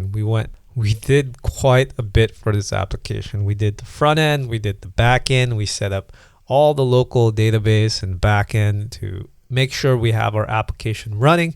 And then we moved and shifted everything onto AWS. AWS was quite challenging, but we got through it. Every single step you learn about AWS helps you in your career, because AWS is a very valuable skill to learn. And if you got through all the way here, congratulations for getting through. It is not easy to build something like this and to deploy this on AWS. You have a full, complete enterprise level application being fully built because you are using AWS. You are building a full front end, back end application and dealing with every nuance of the entire stack. Congratulations. Hope you enjoyed this video. Hope this was helpful. Comment, like, subscribe, and I'll see you next time.